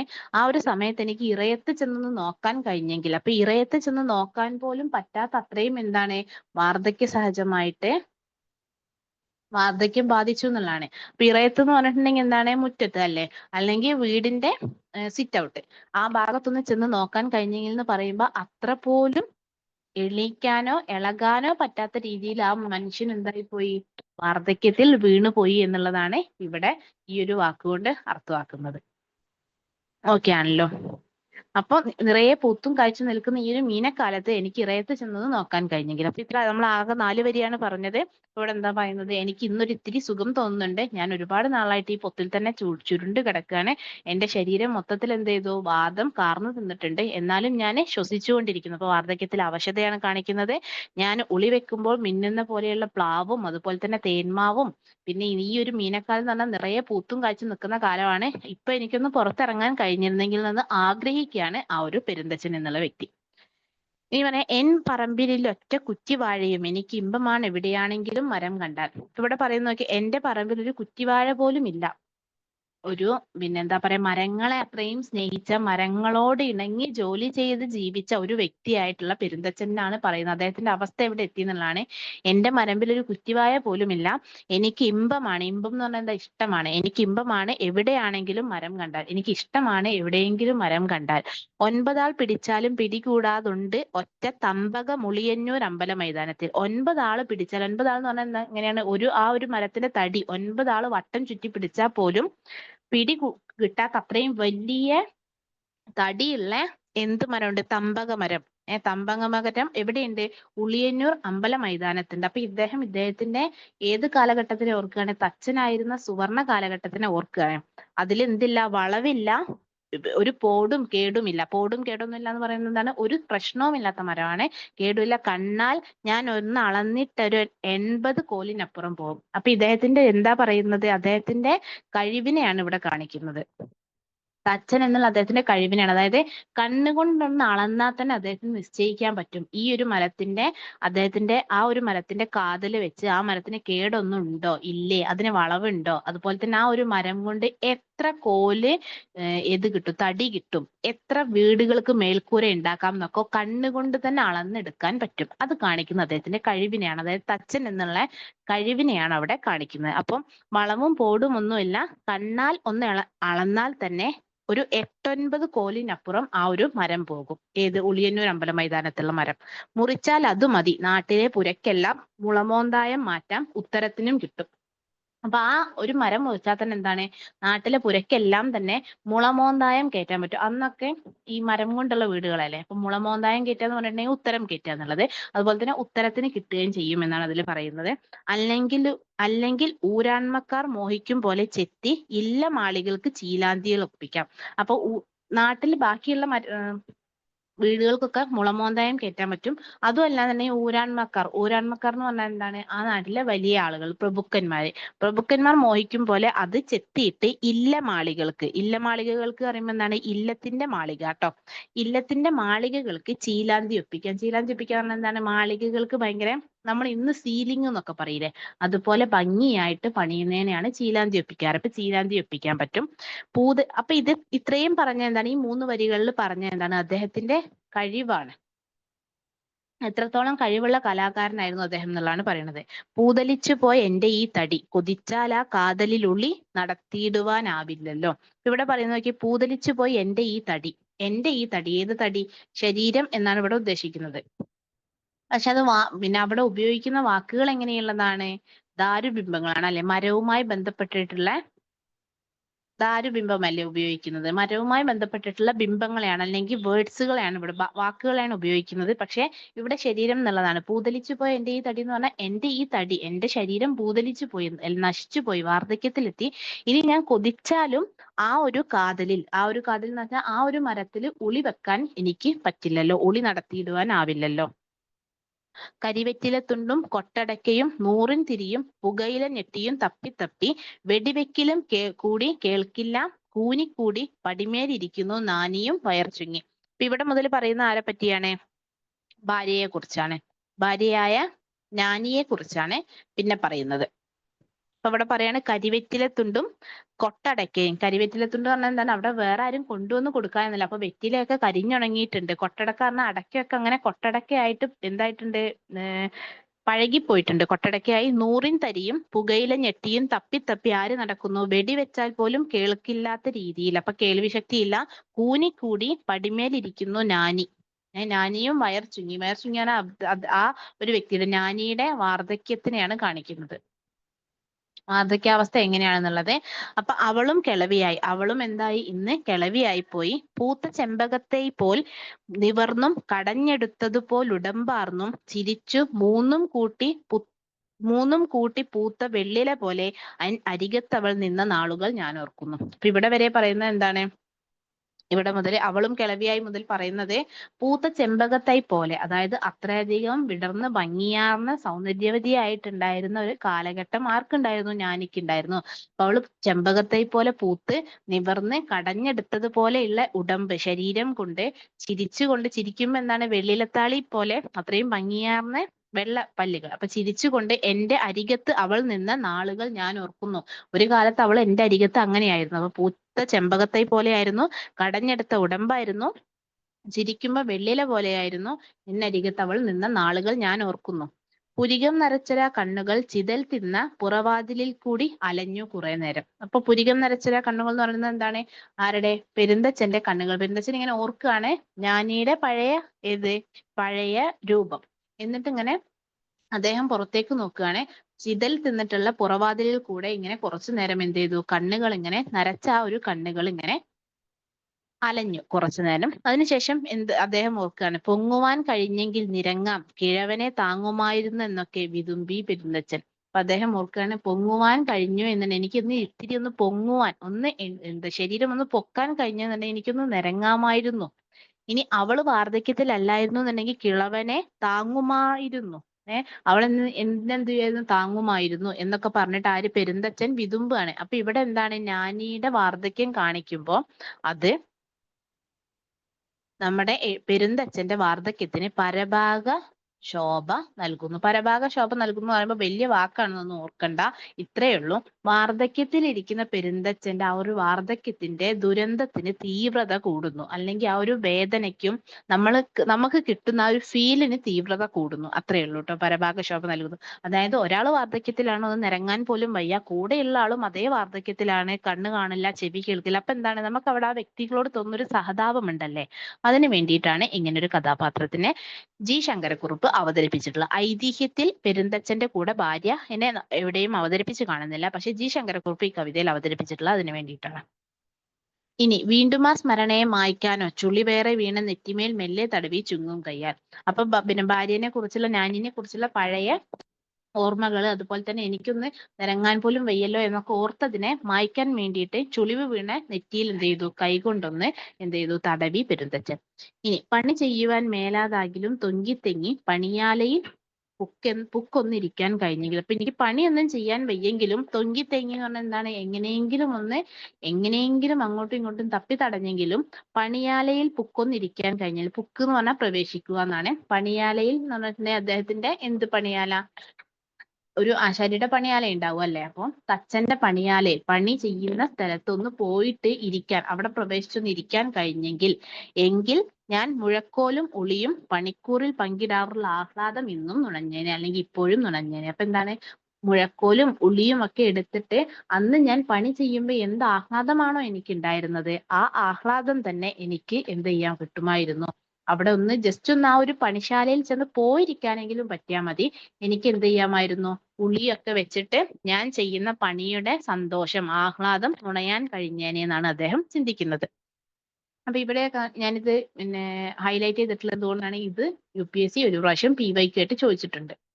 അപ്പൊ നമ്മൾ ചോദിക്കുന്ന സമയത്ത് നമ്മൾ എന്ത് ചെയ്യും, ഈ ഒരു വരി എഴുതുന്ന സമയത്ത് എത്രത്തോളമാണ് അവിടെ പെരുന്തച്ഛന്റെ ഒരു ദയനീയാവസ്ഥ കാണിക്കുന്നത് ജി ശങ്കരക്കുറുപ്പ്, അത് കാണിക്കുന്നത് കൊണ്ട് എന്താണ് പിന്നെ ഒരു കവിതയ്ക്ക് ഗുണം എന്നൊക്കെയുള്ള രീതിയിലാണ് നമ്മൾ ഉത്തരം എഴുതേണ്ടത്. അപ്പൊ അങ്ങനെ ചോദിച്ചിട്ടുണ്ട്. എന്താണ് പ്രീവിയസ് ക്വസ്റ്റ്യൻ ലാസ്റ്റ് ഒന്ന് എഴുതി കാണിക്കാം, അപ്പൊ നിങ്ങൾക്ക് കാണാം. അടുത്തത്, കരിവീട്ടിത്തൻ കാതൽ കടഞ്ഞു കുഴിച്ച വൻമരിക കമഴ്ത്തിയ പോലെയും മിന്നിന്തായി. ഇനി പറയുന്നതൊക്കെ പെരുന്തച്ഛനും അദ്ദേഹത്തിന്റെ മകനും ഒരുമിച്ച് ജോലി ചെയ്തിരുന്ന, ഒരുമിച്ച് ആ നാട്ടിലെ ശില്പ പണി ചെയ്തിരുന്ന ആ ഒരു വൈദഗ്ധ്യം അല്ലെങ്കിൽ അദ്ദേഹത്തിന്റെ കഴിവൊക്കെ പ്രകടിപ്പിച്ചിരുന്ന കാലഘട്ടത്തിനെ കുറിച്ചാണ് അദ്ദേഹം പറയുന്നത്. അപ്പൊ ഇതുവരെ ഉണ്ടായിരുന്നത് പ്രസന്റ് ആണ്, ഇനി പാസ്റ്റിലേക്ക് പോവുകയാണ് ചെയ്യുന്നത്. അപ്പൊ അതും എന്താണ്, ഒരു എഴുത്തിന്റെ രീതിയാണ്. നമുക്ക് ചോദിക്കാം, പെരുന്തച്ഛൻ എന്നുള്ള കവിതയിൽ ജി ശങ്കരക്കുറുപ്പ് ഉപയോഗിച്ചിട്ടുള്ള ആഖ്യാന രീതികൾ, ആഖ്യാന രീതി എന്ന് പറഞ്ഞാൽ കഥ പറയാൻ ഉപയോഗിച്ചിട്ടുള്ള രീതികൾ എന്തൊക്കെയാണ്? അപ്പൊ നമ്മൾ നേരത്തെ പറഞ്ഞു, എന്ത് എഴുതുന്നത് പെരുന്തച്ഛൻ എന്നുള്ള ഒരു ശില്പിനെ കുറിച്ചായത് കൊണ്ട് തന്നെ അദ്ദേഹം മരവുമായി ബന്ധപ്പെട്ട ജോലികൾ ചെയ്യുന്നത് കൊണ്ട് ദാരുബിംബങ്ങൾ, മരവുമായി ബന്ധപ്പെട്ട ബിംബങ്ങൾ ഒരുപാട്, പദങ്ങൾ ഒരുപാട് കവിതയിൽ കാണാം. അതൊരു രീതിയാണ്. രണ്ട്, അദ്ദേഹത്തിന്റെ ദുരന്തത്തിന് തീവ്രത കിട്ടാൻ വേണ്ടി മറ്റൊരു കഥാപാത്രത്തിനെ മൂലകൃതിയിൽ നിന്നും വ്യത്യാസമായിട്ട് അല്ലെങ്കിൽ ഐതിഹ്യത്തിൽ നിന്നും വ്യത്യാസമായിട്ട് ജി ശങ്കരക്കുറുപ്പ് അവതരിപ്പിച്ചിട്ടുണ്ട്. അതും ഒരു എഴുത്തിന്റെ രീതിയാണ്. മൂന്നാമതായിട്ട് നമുക്ക് പറയാൻ പറ്റുന്ന ഒരു എഴുത്തിന്റെ രീതിയാണ് പ്രസന്റ്. തുടക്കത്തിൽ പ്രസന്റ് പറഞ്ഞിട്ട് പിന്നീട് പാസ്റ്റിലേക്ക് പോകുന്ന രീതി. അപ്പൊ വാർദ്ധക്യത്തിലുള്ള ആ വാർദ്ധക്യ സഹജമായിട്ടുള്ള അവസ്ഥേനെ പറഞ്ഞിട്ട് പിന്നീട് താനും മകനും ഒന്നിച്ച് ജോലി ചെയ്തിരുന്ന ഒരു കാലഘട്ടത്തിലേക്ക്, പാസ്റ്റിലേക്ക് അല്ലെങ്കിൽ ഭൂതകാലത്തിലേക്ക് ഓർമ്മയിലൂടെ അല്ലെങ്കിൽ സ്മരണയിലൂടെ സഞ്ചരിക്കുകയാണ് ചെയ്യുന്നത്. അതും നമുക്ക് പറയാം. അതിനെ നമ്മൾ പറയുന്ന പേരാണ് ഫ്ലാഷ് ബാക്ക് എന്ന് പറയുന്നത്. ഫ്ലാഷ് ബാക്കിന് മലയാളം ബോധധാര സമ്പ്രദായം. വാക്കൊന്നും കേട്ടിട്ട് പേടിക്കണ്ട കേട്ടോ. ബോധധാര സമ്പ്രദായം, ഇത്രയേ ഉള്ളൂ. ഫ്ലാഷ് ബാക്കിലേക്ക് പോവുക എന്നുള്ളതാണ് ബോധധാര സമ്പ്രദായം എന്ന് പറയുന്നത്. ഫ്ലാഷ് ബാക്ക് ആയിട്ട് പറയാം, പാസ്റ്റിനെ പറയാ എന്നുള്ളത്.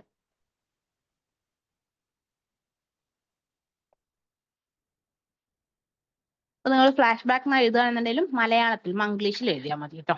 അപ്പൊ നമ്മൾ ഇനി അതാണ് പറയാൻ പോകുന്നത്. കരിവീട്ടിത്തൻ കാതൽ കടഞ്ഞു കുഴിച്ച വൻമരിക കമഴ്ത്തിയ പോലെയും മിന്നിൻ താഴെ. അതെന്താണ് കരിവീട്ടി എന്ന് പറയുന്നത്? വീട്ടിമരം. വീട്ടിമരത്തിന്റെ കാതൽ കൊണ്ട് കുഴിച്ചെടുത്ത വലിയൊരു മരിക, മരികാന്നൊരു വലിയ ചെമ്പ് എന്നൊക്കെ രീതിയിൽ ചിന്തിക്കുക, ഒരു വലിയ വട്ടം. അത് കമഴ്ത്തിയ പോലെയുള്ള ആകാശത്തിന് താഴെ, വിണ്ണിന്റെ താഴെ. അപ്പൊ എന്താണ്? ഭൂമിയിൽ എന്നാണ് പറയുന്നത്. ആകാശത്തിന് താഴെ അകലെ കാണും ചെമ്പു താഴികക്കുടം. ചെമ്പു താഴികക്കുടം ചൂടും മികവാർന്ന തൃക്കോവിൽ തീർത്തതീ കൈകൊണ്ടത്രേ. അപ്പോ അവിടെയുള്ള ഒരു അമ്പലത്തിലെ തൃക്കോവിലിൽ കാണുന്ന ചെമ്പു താഴികക്കുടം, ആ താഴികക്കുടം തീർത്തത് എന്റെ ഈ കൈകൊണ്ടാണ്. അതായത് അദ്ദേഹത്തിന്റെ കഴിവിനെയാണ് പറയുന്നത് കേട്ടോ. തച്ചൻ എന്നുള്ള അദ്ദേഹത്തിന്റെ കഴിവ്, ഒരു കലാകാരനെയാണ് പറയുന്നത് ഇവിടെ. കലാകാരന്റെ മിടുക്കാണ് ഇവിടെ പറയുന്നത്. അപ്പൊ ആ ഒരു തൃക്കോവിലിലെ ആ ഒരു ചെമ്പു താഴികക്കുടം തീർത്തത്, അത് നിർമ്മിച്ചിട്ടുള്ളത്, സൃഷ്ടിച്ചിട്ടുള്ളത് എന്റെ കൈകൊണ്ടാണ്. ഉളി ഞാൻ പിടിപ്പിച്ച കൈകളാൽ എൻ കുഞ്ഞ് പൊന്നൊളി ചിന്നിയിടും ക്ഷേത്രധ്വജത്തിൻ തുങ്കാഗ്രത്തിൽ പറന്നിരിക്കുമ്പോൾ ചെത്തിയ ഗരുഡന്റെ ചിറക് ചലിപ്പതുണ്ടിപ്പോഴും എന്നേ തോന്നും. അപ്പൊ ഉളി ഞാൻ പിടിപ്പിച്ച കൈകളാൽ എൻ കുഞ്ഞ്, അപ്പൊ അദ്ദേഹത്തിന്റെ മകനെ കുറിച്ചാണ് ഇവിടെ പറയുന്നത്. ഞാൻ വിദ്യ അഭ്യസിപ്പിച്ച എന്റെ മകൻ, ഉളി പിടിപ്പിച്ച കൈകളാൽ എൻ കുഞ്ഞ് പൊന്നൊളി ചിന്നിയിടും ക്ഷേത്രധ്വജത്തിൻ തുങ്കാഗ്രത്തിൽ. ക്ഷേത്രധ്വജം എന്ന് പറയുന്ന ക്ഷേത്രത്തിന്റെ ഈ നമ്മൾ പറയുമല്ലോ ക്ഷേത്രത്തിന്റെ മതിലൊക്കെ ഉണ്ടാവില്ലേ, അപ്പോ ക്ഷേത്ര വോൾ ഉണ്ടാവുമല്ലോ, ടെമ്പിളിന്റെ വോള്. ആ വോളിന്റെ രണ്ട് സൈഡിലായിട്ടൊക്കെ എന്തുണ്ടാവും? ഈ പിന്നെ ക്ഷേത്രപാലക രൂപങ്ങൾ ഉണ്ടാവും, അതുപോലെ തന്നെ ഗരുഡ രൂപങ്ങളൊക്കെ ഉണ്ടാവും അല്ലെ. അപ്പൊ അങ്ങനെയുള്ള ക്ഷേത്ര ധ്വജത്തിന്റെ തുങ്കാഗ്രത്തില് ഏറ്റവും മേൽഭാഗത്ത് ഇറങ്ങുന്നത് പോലെ ഒരു ഗരുഡൻ പറന്നിറങ്ങുന്നത് പോലെ എന്ത് ചെയ്തിട്ടുണ്ട്? ചെത്തി വെച്ചിട്ടുണ്ട്, അതായത് അവിടെ സൃഷ്ടിച്ചു വെച്ചിട്ടുണ്ട്. അപ്പൊ പറന്നിറങ്ങുമ്പോൾ ചെത്തിയ ഗരുഡന്റെ ചിറക് ചലിപ്പതുണ്ട് ഇപ്പോഴും എന്നേ തോന്നുന്നു. അപ്പൊ മകന്റെ കഴിവാണ് ഇവിടെ പറയുന്നത്. അപ്പൊ അങ്ങനെ കൊത്തിയിട്ടുള്ള ആ ഗരുഡനെ കണ്ടിട്ടുണ്ടെങ്കിൽ ഇപ്പോഴും ആ ഗരുഡന്റെ ചിറക് ചലിക്കുന്നതായിട്ട് തോന്നുന്നു എന്നുള്ളത്. അപ്പൊ അത്രയും കഴിവുള്ള ആളായിരുന്നു മകൻ എന്നുള്ളതാണ് കാണിക്കുന്നത് കേട്ടോ. ഞാൻ അതിൽ അസൂയാലുവായി പോയി. ഏതേൽ അച്ഛന് മാനമല്ല മൊട്ടൊക്കെ മകനെ പുകഴ്ത്തുമ്പോൾ. അപ്പൊ ഇവിടെ ബാക്കി പറയാണ് എന്ത്, ഞാൻ അതിൽ അസൂയാലുവായി പോയി എന്ന് ആര് പറയുന്നു? നാട്ടുകാര് പറയുന്നു. അപ്പൊ ഇവിടെ നാട്ടുകാര് പറയുന്നതായിട്ടാണ് ഇത് പറയുന്നത്. ആർക്ക്? പെരുന്തച്ഛന് അസൂയ എന്നുള്ളത്. ആരോട്? മകനോട് പെരുന്തച്ഛൻ അസൂയ തോന്നി. അതായത് പെരുന്തച്ഛനേക്കാളും നന്നായിട്ട് ശില്പം സൃഷ്ടിക്കുന്നത് കാരണം മകനോട് പെരുന്തച്ഛന് അസൂയ തോന്നി എന്ന് ആര് പറയുന്നു? നാട്ടുകാര് പറയുന്നു. ഞാൻ അതിൽ അസൂയാലുവായി പോയി അത്രേ. ആര് പറഞ്ഞു? നാട്ടുകാർ പറഞ്ഞു. ഏതേലും അച്ഛന് മാനമല്ല മട്ടൊക്കെ മകനെ പുകഴ്ത്തുമ്പോൾ, മകനെ പുകഴ്ത്തുമ്പോൾ ഏതെങ്കിലും ഒരു അച്ഛനക്ക് അഭിമാനമല്ലാണ്ട് വേറെ എന്തെങ്കിലും തോന്നുമോ എന്നാണ് ആര് ചോദിക്കുന്നത്? പെരുന്തച്ഛൻ ചോദിക്കുന്നത്. അപ്പൊ പെരുന്തച്ഛൻ ഇവിടെ ചോദിക്കുകയാണ്, എനിക്ക് ആ ഒരു കാര്യം മകൻ ഗരുഡനെ സൃഷ്ടിച്ചു, അതിലെനിക്ക് അസൂയായി നാട്ടുകാർ പറയുന്നു. ഏതെങ്കിലും ഒരു അച്ഛന് സ്വന്തം മകനെ കുറിച്ച് പുകഴ്ത്തുമ്പോൾ അഭിമാനമല്ലാണ്ട് വേറെ എന്തെങ്കിലും തോന്നുമോ എന്നാണ് അദ്ദേഹം ചോദിക്കുന്നത്. എന്നിട്ട് പറഞ്ഞിട്ടുള്ള ഇതും PYQ ആയിട്ട് വന്നിട്ടുള്ളതാണ്, ശ്രദ്ധിക്കാം. 1000 മണിയുടെ നാക്കടക്കിയിടാം, ഒറ്റ വായിലെ നാവാർക്കാനും കെട്ടുവാൻ കഴിയുമോ? നമ്മൾ നാട്ടിലൊക്കെ ഉപയോഗിക്കുന്ന ഒരു പഴഞ്ചൊല്ലാണല്ലേ അത്. എന്ത്? നമ്മൾ വീട്ടിലൊക്കെ എന്തെങ്കിലും അല്ലെങ്കിൽ ചുറ്റുപാടത്തു നിന്നൊക്കെ ആരെങ്കിലൊക്കെ എന്തെങ്കിലും പറയുമ്പോൾ അവിടെ വീട്ടിൽ പറയില്ല, 1000 മണിയുടെ നാക്കൊക്കെ അടക്കാൻ പറ്റും, ആർക്കെങ്കിലും മനുഷ്യന്റെ വായിലെ നാക്ക് കെട്ടാൻ പറ്റുമെന്ന്. അതാണ് ഇവിടെ പറയുന്നത്. 1000 മണിയുടെ നാക്കടക്കിയിടാം, 1000 മണിയുടെ ശബ്ദത്തിനെ നമുക്ക് അടക്കാൻ പറ്റും, പക്ഷേ ഒറ്റ വായിലെ നാവാർക്കാനും കെട്ടുവാൻ കഴിയുമോ? ഒരു മനുഷ്യന്റെ വായിലെ നാവ് ആർക്കെങ്കിലും കെട്ടാൻ കഴിയുമോ? അപ്പൊ നാട്ടുകാർ ഇങ്ങനെ പറഞ്ഞു നടക്കുന്നുണ്ട്, എനിക്കിപ്പോ അതിൽ എന്ത് ചെയ്യാൻ പറ്റും എന്നാണ് അദ്ദേഹം ഇവിടെ പറയുന്നത്. ഇത് നമുക്ക് PYQ ആയിട്ട് സന്ദർഭം ആശയം സാരസ്യമായിട്ട് ചോദിച്ചിട്ടുണ്ട്. അപ്പൊ ഇവിടെ നമുക്ക് സന്ദർഭം പറയുമ്പോൾ എന്ത് പറയാൻ പറ്റും? പെരുന്തച്ഛന് വാർദ്ധക്യത്തിൽ തന്റെ പാസ്റ്റിനെ കുറിച്ച് അല്ലെങ്കിൽ തന്റെ ഭൂതകാലത്തിനെ കുറിച്ച് ചിന്തിക്കുന്ന ഒരു അവസരത്തിൽ അദ്ദേഹം നാട്ടുകാർ എല്ലാവരും മകന്റെ കഴിവിനെ കുറിച്ച് എനിക്ക് അസൂയുണ്ടെന്ന് പറയുന്നു എന്ന് പറയുന്ന ഭാഗത്ത് പെരുന്തച്ഛൻ അങ്ങനെയല്ല എന്ന് പറയാൻ വേണ്ടിയിട്ട് പറയുന്ന വരികളാണ് എന്ത്? 1000 മണിയുടെ നാക്കടക്കാൻ പറ്റും, പക്ഷെ ഒരു മനുഷ്യന്റെ വായിൽ നാവ് ആർക്കെങ്കിലും കെട്ടാൻ കഴിയുമോ എന്ന്. അപ്പൊ ഇവിടെ കാണുന്നത് അച്ഛന്റെ വാത്സല്യമാണ്. അപ്പൊ പെരുന്തച്ഛനിൽ ഞാൻ നേരത്തെ നിങ്ങളോട് പറഞ്ഞു അല്ലേ, അച്ഛന്റെ വാത്സല്യവും ഉണ്ട്, അതുപോലെ തന്നെ എന്തുണ്ട്? തച്ചന്റെ അസൂയയുമുണ്ട്. അപ്പൊ തച്ചന്റെ ഈഗോ, നമ്മൾ കലാകാരന്റെ ഈഗോയും ഉണ്ട്, അച്ഛന്റെ വാത്സല്യവും ഈ ഒരു വ്യക്തിയിൽ കാണുന്നുണ്ട്. അതുകൊണ്ടാണല്ലോ അദ്ദേഹം മകനെ കൊന്നത്. അപ്പൊ അച്ഛന്റെ വാത്സല്യം ഉണ്ടാവുന്ന ഭാഗമാണ് നമുക്ക് ഇതൊക്കെ കാണുന്നത്. ഈ അച്ഛന്റെ വാത്സല്യത്തിനെ മറികടന്നുകൊണ്ട് ഒരു കലാകാരന്റെ ഈഗോ എങ്ങനെ വരും എന്നുള്ളതാണ് നമുക്ക് ഈ കവിതയിൽ നിന്നും കാണാം. അതാണ് ഞാൻ പറഞ്ഞത്, മാനസിക അപഗ്രഥനം, ഒരു മനുഷ്യന്റെ മെന്റൽ സ്റ്റേറ്റ്, അതിലൂടെ കടന്നു പോകുന്ന ചിന്തകൾ എങ്ങനെയൊക്കെയാണ് എന്നൊക്കെ അനലൈസ് ചെയ്തുകൊണ്ട് എഴുതിയിട്ടുള്ള ഒരു കവിതയാണിത്. അതുകൊണ്ട് തന്നെ ഇവിടെയൊക്കെ നമുക്ക് തുടക്കത്തിൽ കാണുന്ന അച്ഛന്റെ വാത്സല്യമാണ്. എനിക്ക് എന്റെ മകന്റെ കഴിവിൽ എല്ലാം കൊണ്ടും അസൂയയൊന്നും അല്ല ഉള്ളത്, എനിക്ക് അഭിമാനം മാത്രമാണ്. അവൻ എന്റെ കുഞ്ഞാണ്, എന്റെ കൈകൾ കൊണ്ടാണ് അവനിക്ക് ഉളി പിടിപ്പിച്ചത്, അപ്പൊ എന്റെ കഴിവാണ് അവനിക്ക് കിട്ടിയിട്ടുള്ളത് എന്ന് സ്ഥാപിക്കാൻ ശ്രമിക്കുകയാണ് ഇവിടെയൊക്കെ ചെയ്യുന്നത് കേട്ടോ. ഓക്കെ ആണല്ലോ. അപ്പൊ 1000 മണിയുടെ നാക്ക് അടക്കിയിടാൻ പറ്റും, പക്ഷെ ഒരു മനുഷ്യന്റെ വായില് നാവ് ആർക്കെങ്കിലും കെട്ടാൻ കഴിയുമെന്നാ പറയുന്നത്. ഇനി അടുത്തൊരു ഇൻസിഡന്റ് പറഞ്ഞു. അപ്പൊ ആദ്യത്തെ ഇൻസിഡന്റ് ആണ് ഇവിടെ പറഞ്ഞത് എന്ത്? ഗരുഡന്റെ ചിറക് ചലിക്കുന്നത് പോലെയുള്ള ശില്പം ഉണ്ടാക്കി മകൻ എന്നുള്ള. രണ്ടാമത്തെ ഇൻസിഡന്റ്, 2 ഗോപുരത്തിന്റെ തട്ടിലും വെച്ചു തേക്ക് കൊണ്ട് കൊത്തിയ അഷ്ടദിക് പാലക രൂപം ഞങ്ങൾ. അപ്പൊ ഗോപുരം എന്ന് പറയുന്നത് എന്താണ്? ക്ഷേത്രത്തിന്റെ ഗോപുരം ഉണ്ടാവും അല്ലെ, അവിടെ അഷ്ടദിക് പാലക രൂപം ഉണ്ടാവും. അതായത് ഈ ക്ഷേത്രത്തിനെ കാക്കുന്ന കാവൽക്കാര് എന്നുള്ള രീതിയിൽ ദേവതകളുടെ രൂപം കൊത്തിവെക്കും. അങ്ങനെ അഷ്ടദിക് പാലരൂപം ഞങ്ങൾ സൃഷ്ടിച്ചു. അച്ഛനും മകനും കൂടെ കേട്ടോ. അച്ഛനും മകനും കൂടെ. ഈ അച്ഛനും മകനും ആരാണ്? പെരുന്തച്ഛനും പെരുന്തച്ഛന്റെ മകനും. അവർ രണ്ടുപേരും കൂടെ സൃഷ്ടിച്ചു. ഒന്ന് എന്റെ ഈ കൈ തീർത്തു, അതായത് ഒന്ന് ഞാനാണ് തീർത്തത്, ഒന്ന് അവന്റേതും, ഒന്ന് അവനാണ് തീർത്തത്. ജീവൻ വന്നിട്ടുണ്ട് എന്റേതിനേക്കാൾ അവന്റേത് അത്രേ. അപ്പൊ ജീവൻ വന്നിട്ടുണ്ട് എന്റേതിനേക്കാൾ അത്രേ. അപ്പൊ അവന്റേതില് എന്റേതിനേക്കാളും ജീവൻ വന്നിട്ടുണ്ട് എന്നാ പറയണേ. അപ്പൊ അവന്റേതിൽ എന്റേതിനേക്കാളും ജീവൻ വന്നിട്ടുണ്ടെന്ന് ആര് പറയാൻ തുടങ്ങി? നാട്ടുകാര് പറയാൻ തുടങ്ങി. അപ്പൊ ഞാനും അവനും 2 ഗോപുരത്തിന്റെ തട്ടിലും 2 അഷ്ടദിക് പാലക രൂപം സൃഷ്ടിച്ചു. ആ അഷ്ടദിക് പാലരൂപത്തിലെ എന്റേതിനേക്കാളും ജീവൻ തോന്നുന്നത് എന്റെ മകൻ സൃഷ്ടിച്ചതിനാണെന്ന് നാട്ടുകാർ പറയാൻ തുടങ്ങി. അപ്പൊ അതിനെ സാധൂകരിച്ചിട്ട് അപ്പൊ നാട്ടുകാർ അങ്ങനെ പറയാൻ തുടങ്ങി. പക്ഷെ എനിക്ക് അവനോട് അസൂയൊന്നും ഇല്ല കേട്ടോ, എനിക്ക് അവനോട് സ്നേഹം മാത്രമാണ് ഉള്ളതെന്നാണ് പിന്നെയും ആര് പറയുന്നത്? പെരുന്തച്ഛൻ പറയുന്നത്. അതിനാണ് പറയുന്നത്, എൻ കരം തോറ്റാൽ എന്താ, എന്റെ കരം തോറ്റാൽ എന്താ, അപ്പൊ ഞാൻ സൃഷ്ടിച്ചത് നന്നായിട്ടില്ല എന്ന് പറഞ്ഞാൽ എന്താ, കുഴപ്പമില്ല. പക്ഷെ എന്റെ മകൻ ജയിക്കുമ്പോൾ എൻ കണ്ണിൽ ഉണ്ണിക്കേലും പുകളൻ പുകളല്ലേ. അപ്പൊ എന്റെ കരം തോറ്റാൽ എന്താ, അപ്പൊ ഞാൻ സൃഷ്ടിച്ചതിന് വലിയ ഗുണമില്ല എന്ന് പറഞ്ഞാൽ എന്താ, പക്ഷെ എന്റെ മകൻ ജയിക്കുന്ന സമയത്ത് അവനിക്ക് കിട്ടുന്ന പുകൾ എന്ന് പറഞ്ഞിട്ടുണ്ടെങ്കിൽ എന്താണ്, അവനിക്ക് കിട്ടുന്ന പുകഴ്ത്തലുകൾ അതെല്ലാം തന്നെ എന്റേതും കൂടെ അല്ലേ, കാരണം ഞാനല്ലേ അവനെ ഉളി പഠിപ്പിച്ചത്. കൊച്ചനെ സ്തുതിക്കുമ്പോൾ എൻ മുഖം മങ്ങി പോലും തച്ചനായാലും ഞാനൊരു അച്ഛനല്ലാതായി പോകുമോ. ഇതൊന്ന് ശ്രദ്ധിക്കണം കേട്ടോ. ഇപ്പോൾ ഇവിടെ പറയുമ്പോൾ കൊച്ചനെ ആളുകളെ, എന്റെ മകനെ ആളുകൾ സ്തുതിക്കുമ്പോൾ എന്റെ മുഖം മങ്ങി പോലും, മങ്ങി എന്നാണ് ആളുകൾ പറയുന്നത്. എത്രയൊക്കെ തച്ചൻ എന്ന് പറഞ്ഞിട്ടുണ്ടെങ്കിൽ പെരുന്തച്ചൻ അല്ലെ, ആശാരി. തച്ചനായാൽ അത് അദ്ദേഹത്തിന്റെ ജോലിയാണല്ലേ, തൊഴിലല്ലേ. തച്ചൻ എന്ന് പറയുന്നത് തൊഴിലാണ്. തച്ചനായാലും ഞാനൊരു അച്ഛനല്ലാണ്ടാവുന്നില്ലല്ലോ എന്നുള്ളത്. അപ്പൊ ഞാനൊരു പിതാവ് അല്ലാണ്ടാവുന്നില്ലല്ലോ. എന്റെ തൊഴിൽ തച്ചനാണ്, തച്ചനാണെങ്കിലും ഞാനൊരു അച്ഛനല്ലാണ്ടാവുന്നില്ലല്ലോ എന്ന് പറയുന്നത് എന്തുകൊണ്ടാണ്? അപ്പൊ ഇവിടെയൊക്കെ അദ്ദേഹം ചിന്തിക്കുന്നത് അച്ഛന്റെ മാനസിക രീതിയിലാണ്. അതായത് പിതാവിന്റെ വാത്സല്യമാണ് ഇവിടെയൊക്കെ നമുക്ക് കാണുന്നത്. അതുകൊണ്ടാണ് പറയുന്നത് എന്ത്, അവനെ സ്തുതിക്കുന്ന സമയത്ത് എന്റെ മുഖം മങ്ങി എന്ന് ആളുകൾ പറയുന്നു. എത്രയൊക്കെ ആണെങ്കിലും ഞാൻ തച്ചനാണെങ്കിൽ പോലും എന്താണ്, ഞാനൊരു പിതാവാണ്, ഞാൻ അവന്റെ അച്ഛനാണ്. അപ്പൊ അവനിക്ക് കിട്ടുന്ന പുകഴ്ത്തലുകൾ എന്റേതും കൂടിയാണ്. അപ്പൊ എനിക്ക് എങ്ങനെയാണ് മുഖം മങ്ങുക? ഞാൻ എങ്ങനെയാണ് അങ്ങനെ ചിന്തിക്കുക? ഞാൻ അങ്ങനെ ചിന്തിക്കുമോ എന്നാണ് അദ്ദേഹം ചോദിക്കുന്നത്. അടുത്തത് അടുത്ത മൂന്നാമത്തെ ഒരു ഇൻസിഡന്റ് ആണ്. കണക്കും കോപ്പും മൂത്താശാരിക്ക് കൂടും ശില്പഗുണമാ ചെക്കനേറ്. അപ്പൊ കണക്കും കോപ്പും എന്ന് പറഞ്ഞാല് ഇപ്പൊ നമ്മൾ ശില്പം നിർമ്മിക്കണമെങ്കിൽ അതിന്റെ കണക്കും എല്ലാം ശരിയാവണം അല്ലെ.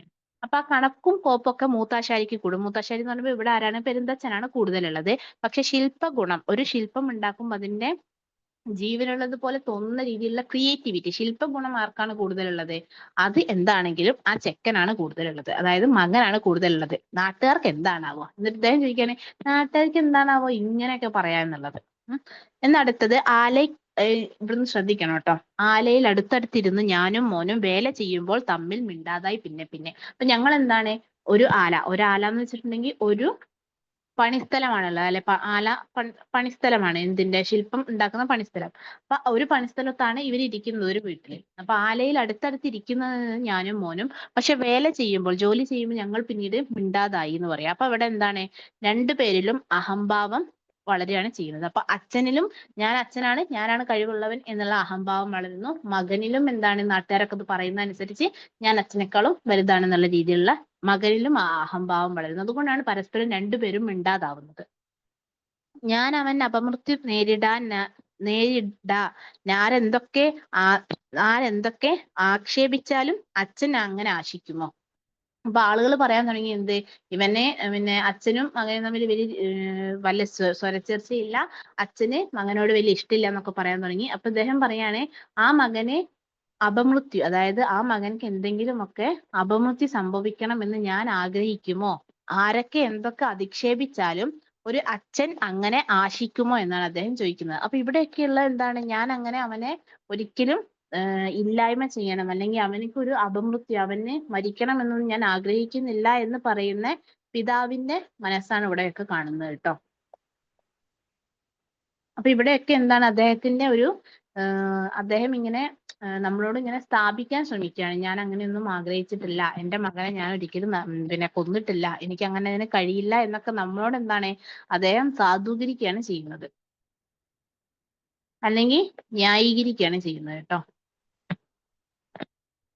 ഇനി അതിനെ ന്യായീകരണമായിട്ട് എടുത്ത് പറയുന്നത് എന്താണ്, ആ മകൻ ഗ്രഹിച്ചതും അഭ്യസിച്ചതും എത്ര കേമനായാലും തന്റെ അച്ഛനിൽ നിന്നാണല്ലോ. അപ്പൊ ആ മകനെ വിദ്യ അഭ്യസിച്ചതും അത് അവൻ ഇനി എത്ര കേമനായി പോയാലും എന്റെ കയ്യിൽ നിന്നല്ലേ അവൻ വിദ്യ അഭ്യസിച്ചതെന്നാണ് പറയുന്നത്.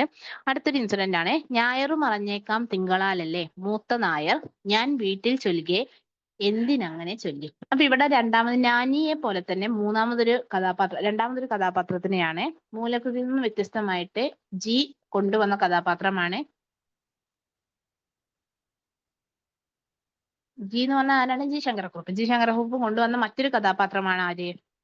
മൂത്ത നായർ. മൂത്ത നായർ എന്ന് പറയുന്നത് ആ നാട്ടിലെ അവരുടെ ഒരു പ്രഭു അല്ലെങ്കിൽ ജന്മിയൊക്കെ പോലെയുള്ള ആള്. അപ്പൊ ആ ആളെ ഈ പുള്ളി, അതായത് ആര്, പെരുന്തച്ഛൻ അവരുടെ വീട്ടിലേക്ക് ഇങ്ങനെ ചെല്ലുന്ന സമയത്ത് ആ പുള്ളി ഇങ്ങനെ പറയാണ് എന്ത്, ഞായറു മറഞ്ഞേക്കാം തിങ്കളാലല്ലേ. അത് ശ്രദ്ധിക്കണം. അപ്പൊ ഇവിടെ ഞായറു മറഞ്ഞേക്കാം തിങ്കളാലല്ലേ എന്ന് പറയുന്നത് എന്താണ്? ഞായർ എന്ന് പറയുന്നത് സൂര്യൻ, സൂര്യൻ മറഞ്ഞേക്കാം. തിങ്കളാലല്ലേ എന്ന് പറയുന്നത് ചന്ദ്രൻ. തിങ്കൾ എന്ന് പറയുന്നത് ചന്ദ്രൻ, ഞായർ എന്ന് പറയുന്നത് സൂര്യൻ എന്നാണ് അർത്ഥം, തിങ്കൾ എന്ന് പറയുന്നത് ചന്ദ്രൻ എന്നാണ് അർത്ഥം. അപ്പൊ ഞായർ മറഞ്ഞേക്കാം തിങ്കളാലല്ലേ എന്ന് പറഞ്ഞാൽ സൂര്യൻ മറഞ്ഞേക്കാം, ആരെ കൊണ്ട്? ചന്ദ്രനെ കൊണ്ട്. ഇവിടെ ഉദ്ദേശിക്കുന്നത് എന്താണ്? പെരുന്തച്ഛന്റെ ആ ഒരു കഴിവ് അല്ലെങ്കിൽ പെരുന്തച്ഛന്റെ പ്രശസ്തിയൊക്കെ മറഞ്ഞേക്കാം. ആരെ കൊണ്ട്? മകനെ കൊണ്ട് എന്നാണ് ഇവിടെ പറയുന്നത്. അപ്പൊ മൂത്ത നായര് എന്തിനാണ് ഞാൻ അങ്ങനെ വീട്ടിൽ ചെല്ലുമ്പോൾ ചൊല്ലി? അപ്പൊ ഇതൊക്കെ അദ്ദേഹത്തിനെ ബാധിക്കാൻ തുടങ്ങി എന്നുള്ളതാണ് ഇവിടെയൊക്കെ കാണിക്കുന്നത്. അതായത് പെരുന്തച്ഛനിലെ അച്ഛന്റെ വാത്സല്യത്തിനപ്പുറത്തേക്ക് കലാകാരന്റെ അഹന്ത, കലാകാരന്റെ ഈഗോ അദ്ദേഹത്തിന് ഇങ്ങനെ ബാധിക്കാൻ തുടങ്ങി എന്നാണ് ഇവിടുന്ന് അങ്ങോട്ട് കാണുന്നത് കേട്ടോ. ഇവിടുന്ന് മുതൽ നമുക്ക് എന്ത് പറയാൻ പറ്റും? ഒരു കലാകാരന്റെ ഈഗോ വളരുന്നത് പറയാം. വളരുന്നതായിട്ട് നമുക്ക് ഇവിടുന്ന് അങ്ങോട്ട് പറയാൻ പറ്റും. ഇനി അടുത്തൊരു ഇൻസിഡന്റ് പറയാണ്. കേവലം നേരം പോക്കിനന്ന് വെറുതെ ഒരു എന്റർടൈൻമെന്റിന് വേണ്ടിയിട്ട് കേവലം നേരം പോക്കിനന്ന് ഞാനൊരു യന്ത്രപ്പാവയെ പാലത്തിന്റെ ചുവടെ ഘടിപ്പിച്ചു. അത് അവരുടെ അവിടെ ഒരു പാലമുണ്ട്. ആ പാലത്തിന്റെ ചുവട്ടിൽ ഒരു യന്ത്രപ്പാവ, എന്തുകൊണ്ട് മരം കൊണ്ട് ഉണ്ടാക്കിയ ഒരു യന്ത്രപ്പാവയെ ഇദ്ദേഹം ഒരു എന്റർടൈൻമെന്റിന് വേണ്ടി ഘടിപ്പിച്ചു. അപ്പൊ ആ പാവയുടെ ഒരു ഇത് കഴിവ് എന്താ വെച്ചിട്ടുണ്ടെങ്കിൽ ആ പാലത്തും ആരെങ്കിലും കാല് വെക്കുമ്പോൾ പാലത്തിന്റെ അറ്റത്തൊരു ആരാനും കാല് വെക്കുമ്പോൾ ചേലുലാവുമ പാവ ജലദേവതയെ പോലെ നീർനിരപ്പിൽ നിന്ന് നാരാലുയരും പൊങ്ങി പൊങ്ങി നീടുറ്റ പാലത്തിന്റെ മധ്യത്തിൽ ആളെത്തുമ്പോൾ വാ തുറന്നൊരു തുപ്പു തുപ്പുമാ വഴിക്കാരനേതുമേ കരുതിയിടാതരികെ കൂടി പോകെ. ഇത്രയേ ഉള്ളൂ. ആ ഒരു പാലത്തിന്റെ അറ്റത്ത് ആരെങ്കിലും കാല് വെക്കുമ്പോൾ ചേലുലാവുമ പാവ, അത്രയും ചേലുള്ള ആ പാവ ജലദേവതയെ പോലെ എന്ത് ചെയ്യും? നീർനിരപ്പിൽ നിന്ന്, അതിന്റെ പുഴയിൽ നിന്നും ഉയരും. എന്നിട്ട് പൊങ്ങി പൊങ്ങി വന്നിട്ട് ആ പാലത്തിന്റെ മധ്യത്തിൽ ആളെത്തുമ്പോൾ എന്ത് ചെയ്യും? വാ തുറന്നിട്ട് തുപ്പും ആ വഴിക്കാരന്റെ മേലെ. അപ്പൊ ആ നടന്നു പോകുന്ന വഴിക്കാരന്റെ മേലെ ആ പാവ എന്ത് ചെയ്യും? തുപ്പും. അപ്പൊ വഴിക്കാരൻ എന്ത് ചെയ്തിട്ടില്ല? അത് കരുതിയിട്ടുണ്ടാവും. അപ്പൊ സ്വാഭാവികമായിട്ട് എന്താണ്? അതൊരു ആശ്ചര്യമായി അല്ലേ? അപ്പൊ ആ പാലത്തിൽ കാല് വെക്കുമ്പോ താഴേന്ന് ആ പാവ എന്ത് ചെയ്യുന്നു? പൊങ്ങി വരുന്നു. നടുവിൽ ആ ഒരു വ്യക്തി എത്തുന്ന സമയത്ത് ആ വ്യക്തിയുടെ ദേഹത്തേക്ക് ആ പാവ തുപ്പുന്നു വെള്ളം. അപ്പൊ ഇതെന്ത് ചെയ്തു? ഈ ഒരു വിചിത്രമാം വിദ്യ കാണുവാനെന്താശ്ചര്യം താവിന മിഴികൾ തൻ തിരക്കായ ആറ്റിൻവക്കിൽ. അപ്പൊ ആ ഒരു ആറ്റിൻവക്കിൽ എന്താണ്? ഈ ഒരു ആശ്ചര്യം കാണാൻ വേണ്ടി, ഒരു വിചിത്രമായ വിദ്യ കാണാൻ വേണ്ടി ഒരുപാട് ആളുകൾ വരാൻ തുടങ്ങി. അടുത്തൊരു വരിയാണ്, ചന്ദനത്തയ്യാണെങ്കിൽ ഉരഞ്ഞാൽ മണം പൊങ്ങും നിന്ദയാലെല്ലൻ കുഞ്ഞും തൻ മിടുക്കുടൻ കാട്ടി. ഇതും PYQ വന്നിട്ടുള്ള കേട്ടോ, മുൻവർഷ ചോദ്യത്തിൽ വന്നിട്ടുള്ളതാണ്. അതായത് ചന്ദനത്തൈ ആണെങ്കിൽ ഉരഞ്ഞാൽ മണം പൊങ്ങും അല്ലെ? ചന്ദനത്തിന്റെ തൈയാണെങ്കിൽ ഉരഞ്ഞാൽ മണം പൊങ്ങും. നിന്ദയാൽ അല്ലൻ കുഞ്ഞും തൻ മിടുക്കുടൻ കാട്ടി. നിന്ദയല്ല, എന്നോട് മത്സരിക്കാൻ വേണ്ടിയിട്ടൊന്നും അല്ല, പക്ഷെ എന്റെ മകൻ എന്ത് ചെയ്തു? അവന്റെ മിടുക്ക് കാട്ടി. അപ്പൊ ഇവിടെ ഈ ചന്ദനത്തയ്യാണെങ്കിൽ ഉരഞ്ഞാൽ മണം പൊങ്ങും എന്ന് പറയുന്നത് മറ്റൊരു കാര്യമാണ് അല്ലെ? മറ്റൊരു കാര്യത്തിനെ ഇവിടെ കൊണ്ടുവന്നിട്ട് പ്രശംസയായിട്ട് പറയാണ്. അതായത് പെരുന്തച്ഛൻ പറയുന്നത് എന്താണ്? എന്റെ മകന് എന്റെ ഗുണം എന്തായാലും ഉണ്ടാവുമല്ലോ എന്ന് പറയുന്ന കാര്യത്തിനെ, ആ ഒരു കാര്യത്തിനെ പറയാൻ വേണ്ടി മറ്റൊരു കാര്യത്തിനെയാണ് ഇവിടെ കൊണ്ടുവന്നു വെച്ചത്. അതിനെയാണ് നമ്മൾ, അങ്ങനെ കൊണ്ടുവന്ന് വെക്കുന്ന അലങ്കാരത്തിനെയാണ് നമ്മൾ അപ്രസ്തുത പ്രശംസ എന്ന് പറയാം. അപ്രസ്തുത പ്രശംസ. അതായത് പ്രസ്തുതമല്ലാത്ത ഒരു കാര്യത്തിന് ഇവിടെ കൊണ്ടുവന്ന് വെച്ചിട്ട് എന്ത് ചെയ്യും? പറയുന്നതിനെയാണ് അപ്രസ്തുത പ്രശംസ. അതൊന്നും വലിയ രീതിയിൽ ഓർത്തു വെക്കണം, ഞാൻ ജസ്റ്റ് പറഞ്ഞതേ ഉള്ളൂ. അപ്പൊ ഇദ്ദേഹം ഇവിടെ എന്താണ് പറഞ്ഞത്? ചന്ദനത്തിന്റെ തൈ ആണെങ്കിൽ ഉരഞ്ഞാൽ മണം പൊങ്ങും. അപ്പൊ അതുപോലെ എന്റെ മകൻ എന്ത് ചെയ്തു? എന്റെ കഴിവ് കിട്ടിയിട്ടുണ്ട്. അപ്പൊ അവൻ എന്ത് ചെയ്തു? എന്റെ ആ കഴിവ് പ്രകടിപ്പിച്ചു. നിന്ദ കൊണ്ടൊന്നുമല്ല, പക്ഷെ അവൻ എന്ത് ചെയ്തു? അവന്റെ മിടുക്ക് ഉടനെ കാട്ടി. അപ്പൊ അവൻ എന്താണ് മിടുക്ക് കാട്ടിയത്? 4 നാൾ ചെല്ലുന്നതിന് മുമ്പ് പൊങ്ങി മറ്റൊരു പാവ, 4 നാൾ ചെല്ലും മുമ്പ് പൊങ്ങി മറ്റൊരു പാവ, നാട്ടുകാരുടെ നാവിൽ അവന്റെ പേരോടൊപ്പം. അപ്പൊ നാട്ടുകാരൊക്കെ അവന്റെ പേര് പറഞ്ഞുകൊണ്ട് വേറൊരു പാവ എന്ത് ചെയ്തു? പൊങ്ങി വരാൻ തുടങ്ങി. അവിടെ തുപ്പുവാൻ ഭാവിച്ചുകൊണ്ട് പാവ പൊങ്ങുമ്പോഴേക്കും അപ്പുറത്ത് അവന്റേതിൻ കൈകൾ നീളും പതുക്കനെ, മാ തുറക്കുമ്പോഴേക്കും ചെകിട തടി വീഴും വാശിയാൽ അടി എനിക്കേറ്റതുപോലെ തോന്നി. അപ്പൊ പെരുന്തച്ഛൻ ഉണ്ടാക്കിയ പാവ തുപ്പാൻ വേണ്ടിയിട്ട് വാ പൊങ്ങുമ്പോഴേക്കും മകൻ ഉണ്ടാക്കിയ അവന്റെ പാവ എന്ത് ചെയ്യും? നീട്ടും. കൈ നീട്ടിയിട്ട് തുപ്പാനും വേണ്ടി വാ തുറക്കുന്ന സമയമാകുമ്പോത്തിന് പെരുന്തച്ഛന്റെ പാവയുടെ ചെകിടത്ത് എന്ത് ചെയ്യും? മകന്റെ പാവ അടിക്കും. ഇവിടെ ഉണ്ടാവുന്ന എന്താണ്? ഇവിടെ ശരിക്കും ആ ഒരു കലാകാരന്റെ അഹന്ത അല്ലെങ്കിൽ കലാകാരന്റെ ഈഗോ ഹേർട്ട് ആവുകയാണ് ചെയ്യുന്നത്. കലാകാരന്റെ ഈഗോ എന്ത് ചെയ്തു? ശരിക്കും ബാധിക്കുന്ന രീതിയിലായി. അപ്പൊ അതുകൊണ്ടാണ് അദ്ദേഹം വാശിയാൽ അടി എനിക്കേറ്റതുപോലെ തോന്നി, എനിക്ക് അവന്റെ അടി കിട്ടിയതുപോലെയാണ് എനിക്ക് അപ്പൊ തോന്നിയത് എന്ന് പറയുന്നത്. അപ്പൊ ഇവിടെ എന്തായി? അദ്ദേഹത്തിന്റെ പിതാവിന്റെ വാത്സല്യം കംപ്ലീറ്റ്ലി പോയിട്ട് കലാകാരന്റെ ഈഗോയിലേക്ക് മാറുകയാണ് ചെയ്തത്. ദെൻ അടുത്ത വരിയാണ്, ഇടമില്ല ആകാശത്ത് രണ്ട് തിങ്കളിൽ നിന്നും കുടിവിട്ടവൻ പോയി ഞാനി കണ്ണീരായി നിൽക്കെ ഉമിനീറും പോലെ നീറി എൻ മനം, എന്നാലും ഞാൻ ഉരിയാടിയില്ല ഒറ്റക്ഷരം പിരിയുമ്പോൾ. ഇവിടെ ശ്രദ്ധിക്കണം, നമുക്ക് ശരിക്കും മനസ്സിലാക്കാൻ പറ്റും അച്ഛന്റെ വാത്സല്യവും തച്ചന്റെ അഹംഭാവവും തമ്മിലുള്ള ഒരു കോൺഫ്ലിക്റ്റ്, അല്ലെങ്കിൽ എന്താ പറയാ, ആത്മസംഘർഷം നമുക്ക് ശരിക്കും ഇവിടെ മനസ്സിലാക്കാൻ പറ്റും. അപ്പൊ ഇടമില്ല ആകാശത്ത് രണ്ട് തിങ്കളിൽ എന്ന് പറഞ്ഞാൽ എന്താണ്, രണ്ട് പിന്നെ ചന്ദ്രനെ, തിങ്കൾ എന്ന് പറഞ്ഞാൽ ചന്ദ്രൻ അല്ലെ, രണ്ട് ചന്ദ്രനെ ഒരു ആകാശത്ത് ഇടമില്ല, ഒറ്റ ചന്ദ്രനെ ഒരു ആകാശത്ത് ഉണ്ടാകാൻ പാടുള്ളൂ എന്നും പറഞ്ഞിട്ട് എന്ത് ചെയ്തു, മകൻ എന്ത് ചെയ്തു, കുടി വിട്ടു പോയി, അവൻ വീട് വിട്ട് ഇറങ്ങിപ്പോയി. ഞാനീ കണ്ണീരാൽ നിൽക്കുക പറഞ്ഞാൽ എന്താണ്, ഭാര്യ അത് നോക്കി കണ്ണീര് വാർത്ത് നിൽക്കുകയാണ്. ഉമി നീറുമ്പോൾ നീറി എൻ മനം, ആരുടെ മനമാണ് നീറിയത്, ഇവിടെ പെരുന്തച്ഛൻ എന്നുള്ള അച്ഛന്റെ മനസ്സാണ് നീറുന്നത്. അച്ഛന്റെ മനസ്സ് ഇവിടെ നീറി, എന്നാലും ഞാൻ ഉരിയാടിയില്ല ഒറ്റ അക്ഷരം പിരിയുമ്പോൾ. അപ്പൊ ഇവിടെ ഉരിയാടാതെ നിന്നത് ആരാണ്, തച്ചനാണ്. അവൻ പോണ സമയത്ത് ഇറങ്ങി പോണേ പൊയ്ക്കോട്ടെ എന്നുള്ള രീതിയിൽ തച്ചന്റെ മനസ്സാണ് പിന്തിരിപ്പിക്കാതിരുന്നത് മകനെ.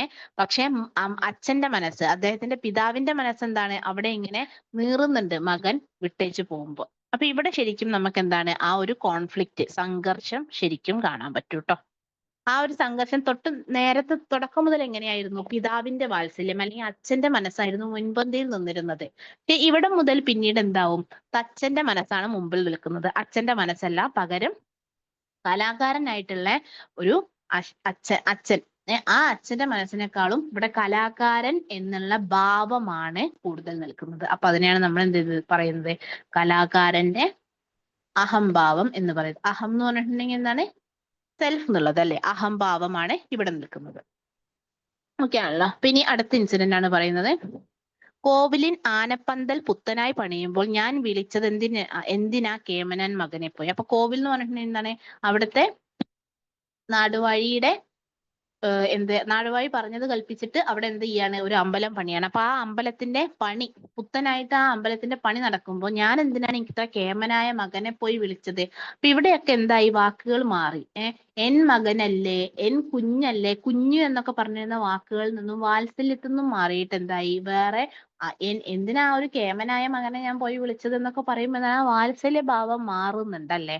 വാത്സല്യഭാവം മാറിയിട്ട് കുറച്ചും കൂടെ ഈഗോയിസ്റ്റിക് ആയിട്ടുള്ള ഒരു ഫാദറിനെ നമുക്ക് ഇവിടെ കാണാൻ പറ്റും. മകനോട് ആലോചിച്ച് ഭംഗിയാക്കണം പന്തൽ, മതിലിനകം പൂകെ തമ്പുരാൻ അരുൾ ചെയ്തു. അപ്പൊ ഈ ഒരു കോവിൽ ഉണ്ടാക്കാൻ വേണ്ടി പിന്നെ കൽപ്പിച്ചിട്ടുള്ള തമ്പുരാൻ പറഞ്ഞു എന്ത്, മകനോട് ആലോചിച്ചിട്ട് ഭംഗിയാക്കണം കേട്ടോ പന്തൽ എന്ന് പറഞ്ഞു. അപ്പൊ അദ്ദേഹത്തിന് അതെന്തായി, ഭയങ്കരമായിട്ട് ഈഗോ ഹേർട്ട് ആവുന്ന പോലെ തോന്നി, പോരുവാൻ തോന്നി, പക്ഷെ പോന്നില്ല. അക്കാലത്തോളം ആരും മോതാറില്ല എന്നോട് അന്യനോട് ആലോചിക്കാൻ. അപ്പൊ അദ്ദേഹം പറയാണേ, എനിക്കത് കേട്ടപ്പോ തന്നെ അവിടുന്ന് പോരാൻ തോന്നി, പക്ഷെ ഞാൻ ഇത് പോന്നില്ല. എന്നോട് ഇത്ര കാലത്തിനിടയ്ക്ക് ആരും തന്നെ ഓതാറില്ല എന്ന് പറഞ്ഞാൽ എന്താ, ആരും തന്നെ എന്നോട് പറഞ്ഞിട്ടില്ല അന്യനോട് ആലോചിക്കാൻ.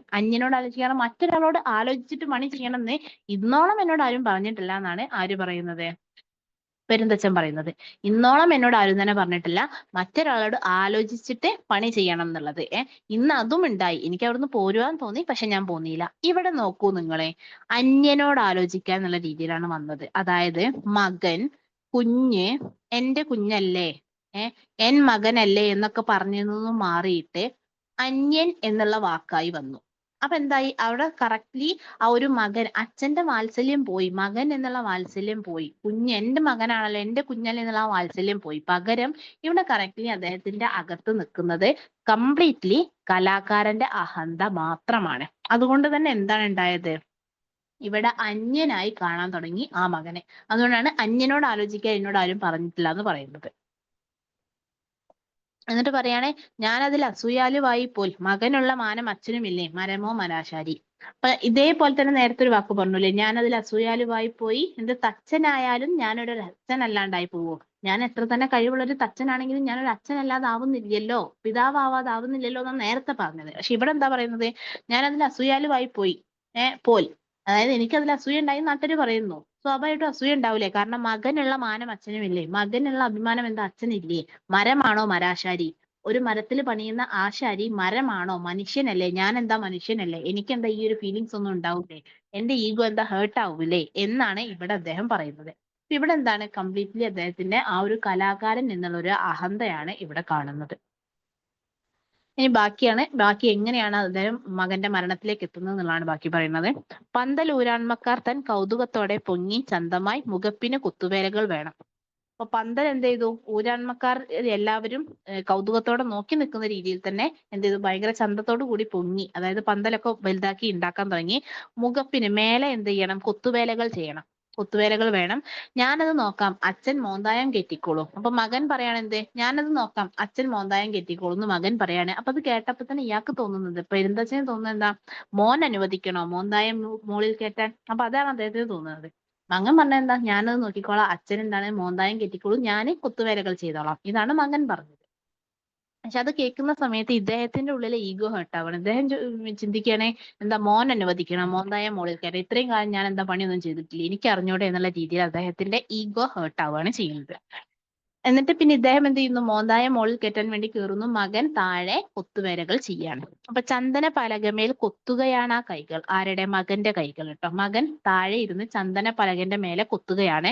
സുന്ദരം മഹാലക്ഷ്മി ദേവിതൻ കേളി പത്മം. മഹാലക്ഷ്മി ദേവി, അതായത് മഹാലക്ഷ്മി ഉണ്ടല്ലോ, വിഷ്ണു എന്താണ്, മഹാവിഷ്ണുവിന്റെ മഹാലക്ഷ്മി ദേവിയുടെ എന്ത് ചെയ്യാണ്? ദേവി ഇങ്ങനെ ഇതില് താമരയിൽ നിൽക്കുന്ന രീതിയിലുള്ള സുന്ദരമായ ഒരു ശില്പമാണ് ആര്? ചന്ദനത്തിന്റെ മേലെ ഈ ഒരു മകൻ കൊത്തുന്നത്. വാളിന്റെ വായ്പോൽ മിന്നും വീതുളിയാലെ നേരെ മോളിലാ മോന്തായത്തിനാണ് ചീവുകയാണ് ഞാൻ. അപ്പൊ ഈ മകൻ നിൽക്കുന്നതിന്റെ നേരെ മോളിലാണ് ആര് നിൽക്കുന്നത്?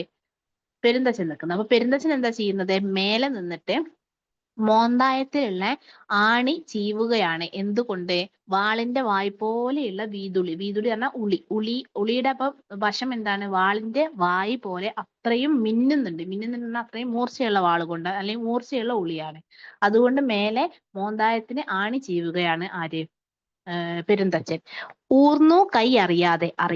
അപ്പൊ അദ്ദേഹത്തിന്റെ കയ്യിൽ നിന്നും ഉളി എന്ത് ചെയ്തു? ഊർന്നു പറയുമ്പോ തൊട്ട് താഴെയാണ് മോന് നിൽക്കുന്നത് അദ്ദേഹം കണ്ടിട്ടുണ്ട്. അങ്ങനെയാണ് എന്ത് ചെയ്യുന്നത്? കൈ അറിയാണ്ട്. അദ്ദേഹം 2 പ്രാവശ്യം പറയുന്നുണ്ട് അറിയാതെ എന്ന്. പക്ഷെ അറിയാതെയാണോ അറിഞ്ഞിട്ടാണോ എന്നുള്ളത് നമ്മൾ ചിന്തിക്കേണ്ടിയിരിക്കുന്നു. അപ്പൊ ഊർന്നു കൈ അറിയാതെ ഉളി നേർന്നു ഞാൻ മകന്റെ മേലത് പോയി വീഴല്ലേ. അപ്പൊ മകന്റെ മേലത് പോയി വീഴല്ലേ എന്ന് ഞാൻ എന്ത് ചെയ്തു? ആഗ്രഹിച്ചു. കണ്ണിമച്ചു ഞാൻ മിഴിക്കുമ്പോഴേ കയ്യോ കണ്ടു മണ്ണിലാ കഴുത്തൊറ്റരൻ മകൻ പിടയുന്നു. അപ്പൊ കണ്ണ് ചിമ്മി തുറന്നപ്പോത്തിന് ഞാൻ കണ്ടു എന്ത്? മകൻ എന്ത് ചെയ്യുന്നു? കഴുത്ത് അറ്റിട്ട് വീണ് പിടയുന്നത് ഞാൻ കണ്ടു. ആളുകൾ ചുറ്റും വന്നുകൂടുന്നു. തൂശിത്തുമ്പു നീളും പോലെ ഓരോ കണ്ണും എൻ മുഖത്തേറ്റിടുന്നു. ആളുകൾ ചുറ്റും വന്ന് നിറയാണ്. തൂശിത്തുമ്പ് എന്ന് പറയുന്നത് എന്താണ്? അത്രയും സൂചിമുന പോലെ കുത്തുന്നത് പോലെ ഓരോരോ കണ്ണുകളും എന്റെ മുഖത്തേക്ക്, അദ്ദേഹം മേലെയാണ് നിൽക്കുന്നത് അല്ലെ, എന്റെ മുഖത്തേക്ക് ഓരോരുത്തരും നോക്കുന്നു. കോണിതൻ പിടിയിലൻ കാലുറയ്ക്കുമോ? അപ്പൊ അദ്ദേഹത്തിന് ആകെ കയ്യിൽ നിന്ന് പോയി അല്ലെ. അപ്പൊ കോണി താഴേക്ക് ഇറങ്ങുന്ന സമയത്ത് ആ ഒരു പടിയിൽ എന്റെ കാലുറയ്ക്കുമോ? താഴെ വീണു. മകൻ മാപ്പൻ നോദി പോൽ ഞാൻ കേട്ടില്ല ഞാൻ. അപ്പൊ അദ്ദേഹത്തിന്റെ മനസ്സ് പറയാണ്, മകൻ ആ മരിക്കാൻ സമയത്ത് എന്നോട് മാപ്പ് എന്ന് പറഞ്ഞിട്ടുണ്ട്. മകൻ മാപ്പൻ നോദി പോൽ, മകൻ മാപ്പ് എന്ന് പറഞ്ഞു, പക്ഷെ ഞാൻ അത് കേട്ടിട്ടുണ്ടായിരുന്നില്ല. ഉദരം തളം കെട്ടി വേറിട്ട കണ്ടത്തിങ്കൽ പതിയും ചുരുൾമുടി കട്ടച്ചു രക്തമുറ്റി. ഉദരം എന്ന് പറഞ്ഞാൽ രക്തം തളം കെട്ടിയിട്ട് എന്ത് ചെയ്തു? പിന്നെ ഇത് കഴുത്തും ശരീരവും വേർപെട്ടിട്ടുണ്ട്. അതില് ചുരുൾമുടി, അദ്ദേഹത്തിന്റെ അതായത് മകന്റെ മുടിയൊക്കെ എന്താണ്? രക്തം മുറ്റി കട്ടച്ച് കിടക്കുകയാണ്. വേദന വിഴുങ്ങിയ കൺമിഴിഞ്ഞൊരാ രൂപം വേറിടുന്നില്ല ഉൾക്കണ്ണിൽ നിന്ന് എനിക്ക് എന്തായാലും. അപ്പൊ വേദന വിഴുങ്ങിയിട്ട് അത്രയും മരിച്ചുപോയ, കൺമിഴിഞ്ഞു പോയി മരിച്ചുപോയ ആ രൂപം എന്റെ ഉൾക്കണ്ണിൽ നിന്ന് എനിക്ക് പോകുന്നേ ഇല്ല. അപ്പൊ അതിനുശേഷം, അപ്പൊ ഇത്രയും ഇതെന്താണ്? പാസ്റ്റ് ആണ് പറഞ്ഞത്. അതിനുശേഷമുള്ളത് പറയാണ്, ചിരിച്ചു കണ്ടിട്ടില്ല നാനിയെ പിന്നീട് ആരും. പിന്നെ ഭാര്യയായിട്ടുള്ള നാനിക്ക് ഒരേ ഒരു മകനെയാണ് നഷ്ടപ്പെട്ടതല്ലേ, അതും ഭർത്താവ് കൊന്നു പറയപ്പെടുന്നു. അപ്പൊ സ്വാഭാവികമായിട്ട് ആ ഒരു സ്ത്രീയുടെ മാനസികാവസ്ഥ നമ്മൾ ചിന്തിക്കണം. അപ്പൊ അതിനുശേഷം നാനിയെ പിന്നീട് ആരും തന്നെ ചിരിച്ചു കണ്ടിട്ടില്ല. എരി കണ്ണീരും വാർന്നതോടൊപ്പം പറ്റി. കരഞ്ഞ് അവളുടെ കണ്ണുനീരും പറ്റി. ആര് വിശ്വസിക്കും? കൈപ്പിയല്ലാതെ എത്ര പേരുരച്ചാലും തന്ത ഇത് ചെയ്യുമോ നാനി? കൈപ്പിയ അല്ല എന്ന് എത്ര പേരുരച്ചാലും ആരാണ് വിശ്വസിക്കുക? അപ്പൊ നാനിനോട് ഇദ്ദേഹം മനസ്സിന് ചോദിക്കുകയാണേ, തന്തയായിട്ടുള്ള, പിതാവായിട്ടുള്ള, അച്ഛനായിട്ടുള്ള ഞാൻ അത് ചെയ്യുമോ നാനി എന്ന് അദ്ദേഹം ചിന്തിക്കുകയാണ്. അദ്ദേഹം മനസ്സുകൊണ്ട് ചോദിക്കുകയാണ്. എന്നിട്ട് അതിന് അദ്ദേഹം എന്ത് ചെയ്യുന്നുണ്ട്? വിശദീകരണം കൊടുക്കുന്നുണ്ട്. ആ മകൻ എനിക്ക് ഊന്നുവടി ആയിരുന്നേനെ, ആ മകൻ എനിക്ക് വാർദ്ധക്യത്തിൽ ഊന്നുവടി ആയേനെ, എനിക്ക് താങ്ങായിരുന്നേനെ, ഭീമമാം അപമൃത്യു പിണയാതിരുന്നെങ്കിൽ. ഭീമമായ അത്രയും വലിയ ഒരു അപമൃത്യു എന്ന് പറഞ്ഞാൽ എന്താണ്? ആയുസ് എത്താതെ മരിച്ചു പോവുക അല്ലെ. അപ്പൊ അത്രയും അപമൃത്യു അവന് പിണയാതിരുന്നെങ്കിൽ, ഇവിടെ ശ്രദ്ധിക്കണം, പറയുന്നത് എന്താണ്? പിണയാതിരുന്നെങ്കിൽ. ഭീമമാം അപമൃത്യു പിണയാതിരിക്കുക എന്ന് പറഞ്ഞാൽ എന്താണ്? അതായത് അവന് അങ്ങനെ അറിയാണ്ട് മരിച്ചുപോയി അല്ലെ. അങ്ങനെ പിണയാതിരുന്നെങ്കിൽ ആ മകൻ എനിക്ക് ഊന്നുവടി ആയിരുന്നേനെന്ന് അദ്ദേഹം എന്ത് പറയാ? ബോധ മനസ്സ് പറയാണ് ഇവിടെ. ബോധ മനസ്സ് പറയുമ്പോൾ എന്താണ്? നമ്മുടെ കോൺഷ്യസ് മൈൻഡ് അല്ലെ. നമ്മൾ സംസാരിക്കുന്ന ഒരു കോൺഷ്യസ് മൈൻഡ് അദ്ദേഹത്തിന് പറയാണ്, ഞാനത് ചെയ്യുമോ നാനി? ആ മകൻ എനിക്ക് ഒരേ ഒരു മകനല്ലേ, അവനല്ലേ എനിക്ക് എല്ലാ കാലത്തും ഉണ്ടാവുക. അവന് ആ സമയത്ത് മരിച്ചു പോയിട്ടില്ല എന്നുണ്ടെങ്കിൽ, അല്ലെങ്കിൽ പിന്നെ പെട്ടെന്ന് ആയുസ് എത്താണ്ട് മരിച്ചു പോയിട്ടില്ല, അവനിക്ക് അങ്ങനെ ഒരു അപകടം സംഭവിച്ചിട്ടില്ലായിരുന്നു എന്നുണ്ടെങ്കിൽ എനിക്ക് അവന് ഊന്നുവടി ആയനെന്ന് ബോധ മനസ്സ് പറയാണ്. പക്ഷെ അപ്പൊ തന്നെ എന്ത് ചെയ്യുന്നു? അദ്ദേഹത്തിന്റെ മനസ്സ് തിരുത്തുകയാണ്. എന്ത്? പിണയ്ക്കാതിരുന്നെങ്കിൽ. പിണയ്ക്കാതിരുന്നെങ്കിൽ എന്ന് പറഞ്ഞാൽ എന്താണ്? നീയല്ലേ അവനെ കൊന്നതെന്നാണ് പറയുന്നത്. അപ്പൊ നീ ചെയ്യാതിരുന്നെങ്കിൽ എന്നുള്ളത്. അപ്പൊ പിണയ്ക്കാതിരുന്നെങ്കിൽ എന്നുള്ളത് എന്താണ്? പിണയ്ക്കാതിരുന്നെങ്കിൽ എന്ന് പറയുമ്പോൾ എന്താണ്? നീ ചെയ്യാതിരുന്നെങ്കിൽ എന്നുള്ളതാണ്. അപ്പൊ നമ്മള് ഒരാൾക്ക് ഒരു അപകടം പറ്റി എന്ന് പറയുന്നതും അപകടം നമ്മൾ ഉണ്ടാക്കി എന്ന് പറയുന്നതും രണ്ടും രണ്ടല്ലേ. അപ്പോ നമ്മൾ പറയുന്ന സുഹൃത്തിന് അപകടം പറ്റി, എന്നാൽ അതേസമയം നമ്മൾ ചെയ്തിട്ടുള്ള ഒരു ആക്ട് തന്നെ നമ്മൾ സുഹൃത്തിന് അപകടം പറ്റിച്ചു അല്ലെ. അപ്പൊ അപകടം ഉണ്ടാക്കിയതാണ്. അപ്പൊ ഇവിടെ ആരാണ്? അദ്ദേഹത്തിന്റെ ബോധ മനസ്സ്, അദ്ദേഹത്തിന്റെ കോൺഷ്യസ് മൈൻഡ് പറയാണ്, ഞാൻ അങ്ങനെ ചെയ്യൂലല്ലോ, അവന് അങ്ങനെ മരിച്ചു പോയതുകൊണ്ട് നമുക്ക് നഷ്ടപ്പെട്ടില്ലെന്ന് പറയുമ്പോൾ അദ്ദേഹത്തിന്റെ സബ് കോൺഷ്യസ് മൈൻഡ്, അതായത് ഉപബോധ മനസ്സ് ഇവിടെ പറയാണ് എന്ത്? ഉപബോധ മനസ്സ് തിരുത്തി കൊടുക്കുകയാണ്. ഉപബോധ മനസ്സ്, അന്ധകരണം എന്ന് പറഞ്ഞാൽ ഉപബോധ മനസ്സ്, അന്ധകരണം തിരുത്തി കൊടുക്കുകയാണ്. എന്ത്? പിണയ്ക്കാതിരുന്നെങ്കിൽ. പിണയ്ക്കാതിരുന്നെങ്കിൽ എന്ന് പറഞ്ഞാൽ എന്താണ്? നീ അത് ചെയ്തതുകൊണ്ടാണെന്നുള്ളത്. അപ്പൊ ശരിക്കും ഇദ്ദേഹം കൊന്നതാണ്. അപ്പൊ പിണയ്ക്കാതിരുന്നെങ്കിൽ എന്ന് തിരുത്തുന്നു എന്ന് പറയുമ്പോൾ എന്താണ്? മനസ്സ് തിരുത്തി കൊടുക്കാണ്. അന്ധകരണം, ഉപബോധ മനസ്സ് തിരുത്തി കൊടുക്കാണ് കൂടെ കൂടെ. അപ്പൊ മനസ്സിങ്ങനെ കൂടെ കൂടെ തിരുത്തുന്നുണ്ട്. അപ്പൊ ഇദ്ദേഹത്തിനെ തന്നെ വിശ്വസിപ്പിക്കാൻ ശ്രമിക്കുകയാണ്. എന്ത്? എനിക്കൊരു അസൂയ എന്റെ മകനോട് ഉണ്ടായിരുന്നില്ല, ഞാനല്ല അവനെ കൊന്നത്, എന്റെ കയ്യിൽ നിന്ന് അറിയാണ്ട് വീണതാണ് ഉടി എന്നുള്ളത് ഇത് ഇദ്ദേഹം ഇങ്ങനെ മനസ്സിനെ പറഞ്ഞു പഠിപ്പിക്കുകയാണ്. പക്ഷെ ഇദ്ദേഹത്തിന്റെ ഉപബോധ മനസ്സ്, സബ് കോൺഷ്യസ് മൈൻഡ് ഇദ്ദേഹത്തിനെ തിരുത്തുന്നുണ്ട്. എന്ത്? നീ അത് ചെയ്തത് തന്നെയാണ് എന്നുള്ളത്. പിന്നെയും ഇദ്ദേഹം എന്ത് ചെയ്യാണ്? ഇദ്ദേഹത്തിന്റെ ബോധ മനസ്സ് പറയാണ്, ആര് വിശ്വസിക്കും? കയ്പയല്ലെന്ന് എത്ര പേര് ഉരച്ചാലും തന്ത ഇത് ചെയ്യാനാവുമോ? അപ്പൊ ഇതൊക്കെ പറയണത് എന്താണ്? പിന്നെയും ബോധ മനസ്സ് തന്നെയാണ്. അതായത് ഇദ്ദേഹം കോൺഷ്യസ് മൈൻഡിൽ പറയാണ് എന്ത്? വിശ്വസിപ്പിക്കാൻ ശ്രമിക്കുകയാണ്. ആരെ വിശ്വസിക്കുക? കയ്പയാണ് അത് സംഭവിച്ചത്, പക്ഷെ ആരും വിശ്വസിക്കുന്നില്ല, തന്തയ്ക്ക് ഇത് ചെയ്യാനാവുമോ എന്ന് ഇങ്ങനെ പറഞ്ഞുകൊണ്ടിരിക്കുകയാണ്. പക്ഷെ അപ്പൊ ആ സമയത്തും അദ്ദേഹത്തിന്റെ ഉള്ളിൽ എന്താണ്? അടിക്കുന്നുണ്ട് എന്നാലുമേ നെഞ്ചിൽ ആരോ കൊട്ടുവടി കൊണ്ട് ഇപ്പോൾ ഏതോ കൂരാണി ഇളക്കുവാൻ. അപ്പം ഇദ്ദേഹത്തിന്റെ നെഞ്ഞിൽ ആരോ അടിക്കുന്നുണ്ട്, ഏതോ ഒരു ആണി ഇളക്കാൻ വേണ്ടിയിട്ട് ആരോ എന്ത് ചെയ്യുന്നുണ്ട്? അടിക്കുന്നുണ്ട് എന്ന് പറയാണ്, കൊട്ടുവടി കൊണ്ട്. അതെന്താണ്? അദ്ദേഹത്തിന്റെ ഉള്ളിൽ അപ്പൊ ശരിക്കും ഇദ്ദേഹത്തിന് അറിയാം ഇദ്ദേഹം തന്നെ ചെയ്തതാണെന്നുള്ളത്. അപ്പൊ അതിങ്ങനെ എന്ത് ചെയ്യുന്നു? ആ ഒരു എന്താ പറയാ, ഗിൽറ്റ്, കുറ്റബോധം ഇങ്ങനെ അദ്ദേഹത്തിന് വരുന്നുണ്ട് എന്നുള്ള. അപ്പൊ അദ്ദേഹത്തിന്റെ അകത്ത് ആരോ കൊട്ടുവടി കൊണ്ട് അടിച്ച് ഇളക്കുന്ന ഒരു കൂരാണി എന്ന് പറയുമ്പോൾ എന്താണ്? അദ്ദേഹത്തിന് ഉണ്ടാകുന്ന കുറ്റബോധമാണ്. ആ കുറ്റബോധം അദ്ദേഹത്തിന്റെ ഉപബോധ മനസ്സിങ്ങനെ ഓർമ്മിപ്പിക്കുകയാണ്, നീ അത് ചെയ്തില്ലേ എന്നുള്ളത്. അപ്പൊ ഇവിടെ എന്താണ്? ലാസ്റ്റില് വന്നിട്ട്, പൊടിയോ മറ്റോ വീണോ കണ്ണിൽ, ഇന്നെന്താ വെള്ളം പൊടിയാൻ, ചൂൽ കാണിച്ചിട്ട് എത്ര നാളായി മച്ചിൽ എന്ന് ആര് പറയാണ്? ഭാര്യയായിട്ടുള്ള നാനി പറയാണ്. അതായത് നിങ്ങൾക്ക് എന്താണ് കണ്ണിൽ വെള്ളം വന്നിട്ടുള്ളത്? പൊടിയോ മറ്റോ വീണോ, ഇന്നിപ്പോ എന്തേ കണ്ണില് വെള്ളം പൊടിയാനെ? ഒരുപാട് നാളായി നമ്മൾ മച്ചിലൊക്കെ ചൂല് കാണിച്ചിട്ട് എന്ന് പറഞ്ഞിട്ട് മുറുക്കാൻ ചതക്കല്ലിൽ വെച്ചിടിക്കുമ്പോൾ നാനി മുറിച്ചു പെരുന്തച്ഛൻ തന്റെയാ മനോരാജ്യം. അപ്പൊ അത്രയും നേരം ചിന്തിച്ചുകൊണ്ടിരുന്ന ആ ഒരു പെരുന്തച്ഛന്റെ മനോരാജ്യത്തിനെ നാനി എന്ത് ചെയ്തു? നിങ്ങളുടെ കണ്ണിൽ എന്താ വല്ല പൊടിയോ മറ്റോ വീണോ, കണ്ണിൽ വെള്ളം പൊടിഞ്ഞിട്ടുണ്ടല്ലോ എന്നും പറഞ്ഞുകൊണ്ട് മുറിച്ചു. അപ്പൊ അദ്ദേഹത്തിന്റെ ചിന്തകളെ എന്ത് ചെയ്തു? ബ്രേക്ക് ചെയ്തു. ആര്? നാനി ഈ ഒരു സമയത്ത്. അപ്പൊ ഇതാണ് നമുക്ക് കവിതയുടെ വരികൾ എന്ന് പറയുന്നത്. കവിത കേട്ടല്ലോ. ഇപ്പൊ കവിതയുടെ വരികൾ കേട്ടു. അപ്പൊ നിങ്ങള് ഇനിയുള്ളത് നമുക്ക് ഈ കവിതയിൽ ഉള്ള പ്രധാനപ്പെട്ട കാര്യങ്ങളാണ് നമ്മൾ പറയണത്. അതായത് കവിത എഴുതാൻ ഉപയോഗിച്ചിട്ടുള്ള രീതികൾ എന്തൊക്കെയാണ്, അങ്ങനെയുള്ള കാര്യങ്ങളൊക്കെ നമ്മൾ പറയണം. നമ്മൾ നേരത്തെ പറഞ്ഞു അല്ലേ, നമ്മൾ നേരത്തെ ജി ശങ്കരക്കുറുപ്പിനെ പറഞ്ഞിട്ടുണ്ട്. ജി ശങ്കരക്കുറുപ്പിന്റെ ഒരു ഭാവഗീതങ്ങളിൽ ഉൾപ്പെടുന്ന ഒരു കവിതയാണ് ഇത് എന്നുള്ളത്. അപ്പൊ നമുക്ക് ഇവിടെ ഈ ഒരു കവിത എഴുതാൻ ഉപയോഗിച്ചിട്ടുള്ള രചനാ രീതികൾ നോക്കാം. രചനാ രീതിനെ തന്നെയാണ് നമ്മൾ ആഖ്യാന രീതി എന്നൊക്കെ പറയാട്ടോ. അല്ലെങ്കിൽ ആഖ്യാനത്തിന് ഉപയോഗിച്ചിട്ടുള്ള ടെക്നിക്കുകൾ ഏതൊക്കെയാണ് എന്നൊക്കെ പറഞ്ഞിട്ടുണ്ടെങ്കിൽ എന്താണ്? കവിത എഴുതാൻ ഉപയോഗിച്ചിട്ടുള്ള രീതി അല്ലെങ്കിൽ കവിതയിൽ ഉപയോഗിച്ചിട്ടുള്ള എന്തൊക്കെ പാശ്ചാത്യ രീതികളാണെന്നുള്ളതാണ് പറയേണ്ടത്. അപ്പൊ നമ്മൾ ഒന്ന് പറയേണ്ടത് എന്താണ്? കാൽപ്പനിക പ്രസ്ഥാനത്തിലെ കവിതകൾ എഴുതിയിട്ടുള്ളതാണ് ജി ശങ്കരക്കുറുപ്പ്. അദ്ദേഹം എഴുതിയിട്ടുള്ള കവിതകളുടെ ഒരു ജനറൽ എന്ന് പറയുന്നത് എന്തായിരുന്നു? ഭാവഗീതങ്ങൾ ആയിരുന്നു. അപ്പൊ ഇവിടെ പെരുന്തച്ഛനും എന്താണ്?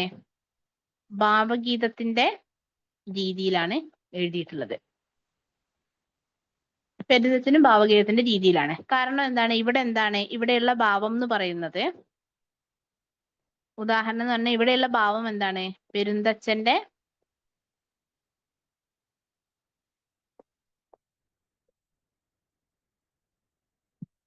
വാർദ്ധക്യമാണല്ലേ. അപ്പൊ തുടക്കം മുതൽ ഒടുക്കം വരെ പെരുന്തച്ഛന്റെ വാർദ്ധക്യം എന്നുള്ള ഒരു ഭാവമല്ലേ ഇവിടെ ഉള്ളത്. അപ്പൊ അതുകൊണ്ട് തന്നെ നമുക്ക് ഈ കവിത ഭാവഗീതത്തിന്റെ രീതിയിൽ എഴുതിയതാണെന്ന് പറയാൻ പറ്റും. രണ്ടാമത് നമുക്ക് പറയാൻ പറ്റുന്നത് എന്താണ്? ഒരുപാട് പാശ്ചാത്യ സങ്കേതങ്ങൾ എന്ന് പറഞ്ഞാൽ എന്താണ്? രീതികൾ. ഒരുപാട് പാശ്ചാത്യ സങ്കേതങ്ങൾ എന്ത് ചെയ്തിട്ടുണ്ട്? ഈ കവിതയിൽ ഉപയോഗിച്ചിട്ടുണ്ട്. അത് എന്തൊക്കെയായിരുന്നു? ഒന്ന് നമ്മൾ പറയുന്ന പേരാണ്, ഒന്ന് ശ്രദ്ധിക്കണം കേട്ടോ. ആ ഒരു ടേം നാടകീയ സ്വഗതാഖ്യാന രീതി. ഇത്രയേ ഉള്ളൂ. നാടകീയ സ്വഗതാഖ്യാന രീതി എന്ന് പറഞ്ഞിട്ടുണ്ടെങ്കിൽ നമ്മൾ ഇതിനെ ഇംഗ്ലീഷിൽ പറയാം ഡ്രാമാറ്റിക് മോണോലോഗ് എന്ന് പറയും. അതായത് ഒരു വ്യക്തി തുടക്കം മുതൽ അവസാനം വരെ തന്റെ ചിന്തകളിൽ നിന്നും ഉണ്ടാവുന്ന കാര്യങ്ങൾ പറയുന്നതിനെയാണ് നമ്മൾ നാടകീയ സ്വഗതാഖ്യാന രീതി എന്ന് പറയാം. ഡ്രാമാറ്റിക് മോണോലോഗ് ആണ്. ഒരു വ്യക്തിയാണ് സംസാരിക്കുന്നത്. അദ്ദേഹത്തിന്റെ ചിന്തകളിലൂടെയാണ് സംസാരിക്കുന്നത്. അതിലിങ്ങനെ അതിൽ മറ്റു കഥാപാത്രങ്ങളൊക്കെ വരും ആ ചിന്തകളിൽ. അപ്പൊ അദ്ദേഹം ആ ചിന്തകളിൽ നിന്നും ഇങ്ങനെ ഓർത്തെടുത്ത് ഓരോ കാര്യങ്ങൾ പറയാണ്. അതാണ് ഡ്രാമാറ്റിക് മോണോലോഗ് എന്ന് പറയുന്നത്. അപ്പൊ ഇതിൽ എന്തുണ്ട്? സംഘർഷങ്ങൾ ഉണ്ടാവും, കോൺഫ്ലിക്റ്റുകൾ ഉണ്ടാവും, പുതിയ പുതിയ കഥാപാത്രങ്ങളുടെ ഡയലോഗുകളൊക്കെ ഈ ആള് തന്നെയാണ് പറയുന്നത്. അപ്പൊ അതിൽ കോൺഫ്ലിക്റ്റുകൾ ഉണ്ടാവും. അപ്പൊ എന്താണ്? നമ്മളിങ്ങനെ ട്വിസ്റ്റുകൾ ഇങ്ങനെ വന്നിട്ട് ലാസ്റ്റ് ക്ലൈമാക്സ് എത്തുന്നു പറയില്ല, അതുപോലെയാണ്. അപ്പൊ ഇതിനെയാണ് നാടകീയ സ്വഗതാഖ്യാന രീതി എന്ന് പറയാം. ഇപ്പൊ ഇവിടെ നാടകീയ സ്വഗതാഖ്യാന മോണോലോഗ് ആയിട്ട് ഒരാൾ മാത്രമല്ലേ സംസാരിക്കുന്നത്? ആരാണ്? പെരുന്തച്ഛൻ മാത്രമാണ് ഇവിടെ സംസാരിക്കുന്നത്. പിന്നെ അവസാനത്തിലേക്ക് വരുമ്പോ എന്താണ്? അവസാനം വരുന്ന സമയത്ത് ഈ ഒരു നാടകീയ സ്വഗതാഖ്യാന രീതിനെ നാനി എന്നുള്ള കഥാപാത്രത്തിനെ കൊണ്ടുവന്നുകൊണ്ട് എന്ത് ചെയ്യുന്നുണ്ട്? ബ്രേക്ക് ചെയ്യുന്നുണ്ട്. അതിനെ മുറിക്കുന്നുണ്ട്. അപ്പൊ നാനി എന്നുള്ള കഥാപാത്രം അവസാനം ഒരു ഡയലോഗ് പറയുന്നതോടുകൂടി നാടകീയ സ്വഗതാഖ്യാന രീതി അവിടെ ഇല്ലാണ്ടാവുകയാണ്. ലാസ്റ്റ് ഒരു 2 വരിയിൽ മാത്രം. അപ്പൊ നാടകീയ സ്വഗതാഖ്യാന രീതിയിൽ തുടക്കം മുതൽ അവസാനം വരെ എഴുതുകയും അവസാനത്തിൽ നാനി എന്ന കഥാപാത്രത്തിലൂടെ നാടകീയ സ്വഗതാഖ്യാന രീതിനെ മുറിക്കുകയും ചെയ്യുന്ന ഒരു രീതി എന്തുണ്ട്? ഈ ഒരു കവിതയിൽ കാണാൻ പറ്റും. അപ്പൊ പാശ്ചാത്യ സംഗീതങ്ങളിൽ ഒന്ന് അതാണ്. രണ്ടാമത്തെ ഒരു പാശ്ചാത്യ സംഗീതം നമ്മൾ നേരത്തെ പറഞ്ഞു, ഫ്ലാഷ് ബാക്ക് അല്ലേ. ഇപ്പൊ ഫ്ലാഷ് ബാക്ക് ഞാൻ എന്താണ് മലയാളം പറഞ്ഞത്? ബോധധാര സമ്പ്രദായം. അപ്പൊ എന്താണ്? ഇതില് വർത്തമാനകാലത്തിൽ തുടങ്ങിയിട്ട് പിന്നീട് ഭൂതകാലത്തിലേക്ക് പോകുന്ന രീതിയാണല്ലേ. അപ്പം വർത്തമാനത്തിൽ തുടങ്ങുന്നു, അതിനുശേഷം ഭൂതകാലത്തിലേക്ക് പോകുന്നു, പിന്നീട് വർത്തമാനകാലത്തിൽ തന്നെ അവസാനിക്കുന്നു. അപ്പൊ ഇതാണ് ഈ ഒരു കവിതയുടെ രീതി എന്ന് പറയുന്നത്. അപ്പൊ ഫ്ലാഷ് ബാക്ക് സമ്പ്രദായമുണ്ട്. പിന്നെ അടുത്തത് നമുക്ക് എന്താണ് പറയാൻ പറ്റുക? ഈ ഒരു കഥാപാത്രമായിട്ടുള്ള, അതായത് പെരുന്തച്ഛൻ എന്നുള്ള കഥാപാത്രത്തിന്റെ മനസ്സിലൂടെ സഞ്ചരിക്കുകയാണ് ചെയ്യുന്നത് അല്ലേ. അദ്ദേഹത്തിന്റെ മാനസികമായിട്ട് സഞ്ചരിച്ച് ബോധ മനസ്സിനെയും അബോധ മനസ്സിനെയും പിതാവിന്റെ വാത്സല്യവും അതുപോലെ തന്നെ അദ്ദേഹത്തിന്റെ കലാകാരന്റെ അഹന്തയും ഇതെല്ലാം എങ്ങനെ വരുന്നു, ഓരോരുത്തർ പറയുന്ന വാക്കുകളും ഇദ്ദേഹത്തിനെ എങ്ങനെയാണ് ബാധിക്കുന്നത്, ഇദ്ദേഹത്തിന്റെ ഈഗോ എങ്ങനെയാണ് വർക്കാവുന്നത്, അദ്ദേഹത്തിന്റെ ബോധ മനസ്സിൽ അദ്ദേഹം കൊന്നിട്ടില്ല എന്ന് പറയുന്നു, പക്ഷെ ഉപബോധ മനസ്സ് അതിനെ എന്ത് ചെയ്യുന്നുണ്ട്? തിരിച്ച് ചിന്തിപ്പിക്കുന്നുണ്ട്. അപ്പൊ ഇതൊക്കെ എന്താണ്? മാനസിക അപഗ്രഥന രീതി എന്നാണ് ഇതിനെ പറയാം. അതായത് നമ്മളെ മൈൻഡിലൂടെ കൊണ്ടുപോയി ഒരു വ്യക്തിയുടെ മൈൻഡിലൂടെ കൊണ്ടുപോയിട്ട് അവതരിപ്പിക്കുന്ന രീതി. അപ്പൊ അതിനെയാണ് നമ്മളെ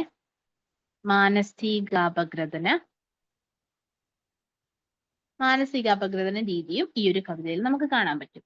അപ്പൊ നമുക്ക് ബോധധാര സമ്പ്രദായം കാണാം, മാനസിക അപഗ്രഥന രീതി കാണാം, നാടകീയ സ്വഗതാഖ്യാന രീതി കാണാം. പിന്നെ അടുത്ത ഒന്ന് എന്താണ്?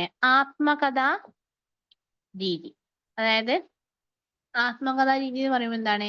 പെരുന്തച്ഛൻ തന്നെ സ്വന്തം ജീവിതത്തിനെ പാസ്റ്റും പ്രസന്റും കലർത്തി അവതരിപ്പിക്കുകയാണ് ചെയ്യുന്നത് അല്ലേ. അപ്പൊ അവിടെ ആത്മകഥാ രീതി നമുക്ക് കാണാൻ പറ്റും. പിന്നെ നമുക്ക് കാണാൻ പറ്റുന്ന ഒന്ന് എന്താണ്? ഇത്രയും കാര്യങ്ങൾ നമുക്ക് പാശ്ചാത്യ രീതികൾ കാണാം. പിന്നെ നമുക്ക് കാണാൻ പറ്റുന്ന ഒന്ന്, അടുത്തതായിട്ട് നമുക്ക് പറയാൻ പറ്റുന്നത് ബിംബങ്ങൾ അവതരിപ്പിക്കുന്നത്. ബിംബാത്മകത. അതിൽ തന്നെ നമുക്ക് എന്ത് ബിംബങ്ങളാണ് ഏറ്റവും കൂടുതൽ കാണുന്നത്? ദാരു ബിംബങ്ങൾ. അതായത് മരങ്ങളുമായി ബന്ധപ്പെട്ട ബിംബങ്ങളെയാണ് നമുക്ക് ഏറ്റവും അധികം കാണുന്നത്. അപ്പൊ ബിംബാത്മകതയും ഈ ഒരു കവിതയിൽ നമുക്ക് നന്നായിട്ട് തന്നെ കാണാൻ പറ്റും. അപ്പൊ ഒരുപാട് അദ്ദേഹത്തിന്റെ ജോലി എന്താണോ, ജോലി തൊഴിലുമായി ബന്ധപ്പെട്ട ഒരുപാട് ബിംബങ്ങളെ അദ്ദേഹം അവതരിപ്പിക്കുന്നുണ്ട്. അപ്പൊ നമുക്ക് ഇവിടെ എക്സാമ്പിൾ ഒക്കെ പറയാൻ പറ്റും. എന്ത്? പൂതലിച്ചു പോയ എന്റെ ഈ തടി എന്ന് പറയുന്നുണ്ട്. പൊത്തിൽ എത്ര നാളായി ഞാൻ ചുരുണ്ടു കിടക്കുന്നു, അങ്ങനെയൊക്കെ പറയുന്നുണ്ടല്ലേ. അപ്പൊ തടി, പൊത്ത് പോലെയുള്ള വാക്കുകളൊക്കെ ഒരുപാട് ഉപയോഗിക്കുന്നുണ്ട്. അപ്പൊ നമുക്ക് ഇതൊക്കെ പറയാൻ പറ്റും. പിന്നെ നമുക്ക് അടുത്തത് പറയാൻ പറ്റുന്ന ഒന്നാണ് എന്ത്? മാനസിക സംഘർഷം അല്ലെ. അപ്പൊ ആന്തരിക സംഘർഷം എന്ന് പറയാം. ആന്തരിക സംഘർഷം കവിതയിൽ കാണുന്നുണ്ട്. അപ്പൊ ഏത് രൂപത്തിലാണ് ഇവിടെ സംഘർഷം കാണുന്നത്? പിതാവിന്റെ വാത്സല്യം കാണുന്നുണ്ട്. വേഴ്സസ് എന്താണ്? കലാകാരന്റെ അഹന്ത അല്ലെ. പിതാവിന്റെ വാത്സല്യവും കലാകാരന്റെ അഹന്തയും കാണുന്നുണ്ട്. പിന്നെന്താണ് കാണുന്നത്? തച്ചന്റെ മനസ്സ് വേഴ്സസ് അച്ഛന്റെ മനസ്സ്. സെയിം ആണ് നേരത്തെ എഴുതിയതും. കലാകാരന്റെ അഹന്ത എന്ന് പറയുന്നത് തന്നെയാണ്. തച്ചന്റെ മനസ്സ്, അച്ഛന്റെ മനസ്സ്. പിന്നെ ബോധ മനസ്സും ഉപബോധ മനസ്സും തമ്മിലുള്ളതും പറയുന്നുണ്ട്. അപ്പൊ ബോധ മനസ്സാണ് എന്ത്? അച്ഛന്റെ മനസ്സ്. ഉപബോധ മനസ്സാണ് തച്ചന്റെ മനസ്സ്. അപ്പൊ രണ്ടും തമ്മിലുള്ള കോൺഫ്ലിക്റ്റ് നടക്കുന്നുണ്ട്. അപ്പൊ ബോധ മനസ്സും ഉപബോധ മനസ്സും തമ്മിലും പറയാം. ബോധ മനസ്സ് വേഴ്സസ് ഉപബോധ മനസ്സും എന്ത് വരുന്നുണ്ട്? സംഘർഷം കാണുന്നുണ്ട്. അപ്പൊ ഇത്രയും രീതിയിൽ എന്ത് വരുന്നുണ്ട്? കവിതയിലെ പല ആഖ്യാന രീതികൾ, രചനാ രീതികൾ വരുന്നുണ്ട്. പിന്നെ എന്താണുള്ളത്? മൂലകൃതിയിൽ നിന്നും മാറ്റം. എന്തൊക്കെയാണ് മാറ്റം? ജ്ഞാനി എന്നുള്ള കഥാപാത്രത്തിനെ കൊണ്ടുവന്നിട്ടുണ്ട്. മൂത്ത നായർ എന്നുള്ള കഥാപാത്രത്തിനെ കൊണ്ടുവന്നിട്ടുണ്ട്. തമ്പുരാൻ എന്നുള്ള കഥാപാത്രത്തിനെ കൊണ്ടുവന്നിട്ടുണ്ട്. ഇതൊക്കെ എന്താണ്? മൂലകൃതിയിൽ നിന്നും മാറ്റം വരുത്തുകയും ആ മാറ്റമൊക്കെ വെറുതെ കൊണ്ടുവന്നതല്ല. അപ്പൊ ജ്ഞാനി എന്നുള്ള കഥാപാത്രത്തിനെ കൊണ്ടുവരുന്നതിലൂടെ ഇവിടെയുള്ള ഗുണം എന്താണ്? ജ്ഞാനി എന്നുള്ള കഥാപാത്രത്തിനെ കൊണ്ടുവരുന്നതിലൂടെ ഇവിടെയുള്ള ഗുണം, പെരുന്തച്ചൻ എന്നുള്ള അദ്ദേഹത്തിന്റെ വാർദ്ധക്യത്തിന് പരഭാഗ ശോഭ നൽകുന്നു. അതായത് വാർദ്ധക്യത്തിന്റെ പിന്നെ ആ ഒരു വൈയായിക, ക്ഷീണം അതിനെയൊക്കെ കൂടുതൽ തീവ്രമാവുകയാണ് ചെയ്യുന്നത് ജ്ഞാനി എന്ന കഥാപാത്രം വരുന്നതിലൂടെ. ഇനി മൂത്ത നായർ, അതുപോലെ തന്നെ തമ്പുരാൻ, ഇവരൊക്കെ വരുന്നതിലൂടെ എന്താണ്? ഇവരൊക്കെ പറയുന്ന ഓരോ വാക്കുകൾ ഇദ്ദേഹത്തിന്റെ കലാകാരന്റെ ഈഗോനെ കൂടുതൽ ഹേർട്ട് ചെയ്യാണ് ചെയ്യുന്നത്, കൂടുതൽ ഉണ്ടാവുകയാണ് ചെയ്യുന്നത്. അപ്പൊ ആ രീതിയിൽ നമുക്ക് പറയാൻ പറ്റും. അപ്പൊ മൂലകൃതിയിൽ നിന്നും മാറ്റമാണ് ജ്ഞാനി, മൂത്ത നായർ, തമ്പുരാൻ പോലെയുള്ള കഥാപാത്രങ്ങളെയൊക്കെ കൊണ്ടുവന്നതിലൂടെ കാണിക്കുന്നത്. അപ്പൊ ഇത്രയും കാര്യങ്ങളാണ് നമ്മൾ ഈ ഒരു കവിതയുടെ രചനാ രീതിയിലൂടെയൊക്കെ നമുക്ക് പറയാൻ പറ്റുക. അപ്പൊ രചനാ രീതിയിൽ നമുക്ക് പറയാം ഭാവഗീതമാണ്. ഭാവഗീതത്തിന്റെ രീതിയാണുള്ളത്. ഒരേ ഭാവമാണ് തുടക്കം മുതൽ അവസാനം വരെ ഉള്ളത്. അത് പെരുന്തച്ചന്റെ വാർദ്ധക്യം എന്നുള്ള ഭാവമാണ്. പിന്നെ പാശ്ചാത്യ സങ്കേതങ്ങൾ ഒരുപാട് ഉപയോഗിച്ചിട്ടുണ്ട്. അതാണ് ഒരു തുടക്കം മുതൽ അവസാനം വരെ ഒരേ ആൾ സംസാരിക്കുന്ന രീതി. അതാണ് ഡ്രമാറ്റിക് മോണോലോഗ്, നാടകീയ സ്വഗതാഖ്യാന രീതി. പിന്നെ വർത്തമാനകാലത്തിൽ പറഞ്ഞുകൊണ്ട് പിന്നീട് ഭൂതകാലത്തിലേക്ക് പോകുന്ന ഫ്ലാഷ് ബാക്ക്, ബോധധാര സമ്പ്രദായം. പിന്നെ മാനസിക അപഗ്രഥനം, മൈൻഡിലൂടെയാണ് സഞ്ചരിക്കുന്നത്. മാനസിക അപഗ്രഥന രീതിയുണ്ട്. സ്വന്തം കഥയാണ് പറയുന്നത്, അതുകൊണ്ട് ആത്മകഥ രീതിയുണ്ട്. അദ്ദേഹത്തിന്റെ തൊഴില് ശില്പങ്ങളുമായി, മരങ്ങളുമായി ബന്ധപ്പെട്ടത് കൊണ്ട് തന്നെ മരങ്ങളുമായി ബന്ധപ്പെട്ട ഒരുപാട് ബിംബങ്ങൾ, ദാരുബിംബങ്ങൾ കൊണ്ടുവരുന്നതുകൊണ്ട് ബിംബാത്മകതയുണ്ട്. പിന്നെ ഒരുപാട് സംഘർഷം, മനസ്സുകൾ തമ്മിലുള്ള തച്ചന്റെ മനസ്സും അച്ഛന്റെ മനസ്സും, ബോധ മനസ്സും ഉപബോധ മനസ്സും, പിതാവിന്റെ വാത്സല്യവും കലാകാരന്റെ ഈഗോ അല്ലെങ്കിൽ കലാകാരന്റെ അഹന്തയും തമ്മിലുള്ള ആന്തരികമായിട്ടുള്ള സംഘർഷം കാണുന്നുണ്ട്. പിന്നെ മൂലകൃതിയിൽ നിന്നും മാറ്റമായിട്ട് 2-3 കഥാപാത്രങ്ങളെ കൂടുതൽ ആഡ് ചെയ്തിട്ടുണ്ട്. ഇത്രയും കാര്യങ്ങളാണ് ഈ ഒരു കവിതയുടെ പ്രത്യേകത എന്ന് പറയുന്നത്. അപ്പൊ നമ്മൾ ഈ കവിതയുടെ കംപ്ലീറ്റ് വരികൾ നമ്മൾ പറഞ്ഞു കഴിഞ്ഞു. ആദ്യം നമ്മൾ കവിയെ കുറിച്ച് പറഞ്ഞു, കവിതയുടെ ബാക്ക്ഗ്രൗണ്ട് പറഞ്ഞു, കവിതയുടെ വരികൾ കംപ്ലീറ്റ് നമ്മൾ അർത്ഥങ്ങൾ പറഞ്ഞു. അതിൽ തന്നെ പ്രീവിയസ് ഇയർ ക്വസ്റ്റ്യൻസിന് ഇമ്പോർട്ടൻസ് കൊടുത്തുകൊണ്ട് നമ്മൾ പറഞ്ഞിട്ടുണ്ട്. ദെൻ കവിതയുടെ സവിശേഷതകള്, അതിൽ തന്നെ എന്തൊക്കെ രചനാ രീതികളാണുള്ളത്, ഇത്രയും കാര്യങ്ങൾ നമ്മൾ പറഞ്ഞിട്ടുണ്ട്. ഇനി നമുക്ക് ഇതിൽ അടുത്തത് പറയാനുള്ളത് കലാകാരന്റെ പിന്നെ ഈഗോയും അതുപോലെ തന്നെ തച്ചന്റെ മനസ്സ്, കലാകാരന്റെ ഈഗോയും പിതാവിന്റെ വാത്സല്യം, അച്ഛന്റെ മനസ്സും എങ്ങനെയാണ് നമുക്ക് ഈ കവിതയിൽ കാണുന്നത് എന്നുള്ളത്. അത് ഞാൻ എടുക്കുമ്പോൾ തന്നെ തുടക്കത്തിൽ പറഞ്ഞു തന്നു അല്ലെ. ആദ്യമൊക്കെ അദ്ദേഹം കാണുന്നത് എന്താണ്? എന്റെ മകൻ, ആ മകൻ എനിക്ക് എന്തായിരുന്നു? എന്റെ മകനല്ലേ, അവൻ എന്നിൽ നിന്നല്ലേ വിദ്യ അഭ്യസിച്ചത്. ചന്ദനത്തയ്യാണെങ്കിൽ ഉരഞ്ഞാൽ മണം പൊങ്ങും. പിന്നെ എന്നിൽ നിന്നല്ലേ അവന് എന്ത് ചെയ്തത്? അവൻ എന്ത് പഠിച്ചത്? ഇതൊക്കെ പഠിച്ചതെന്നൊക്കെ പറയുന്നുണ്ടല്ലോ. അതായത് വരികൾ പറഞ്ഞുതരാം കേട്ടോ. അതായത് ഞാനല്ലേ അവന് വിദ്യ അഭ്യസിപ്പിച്ചത്,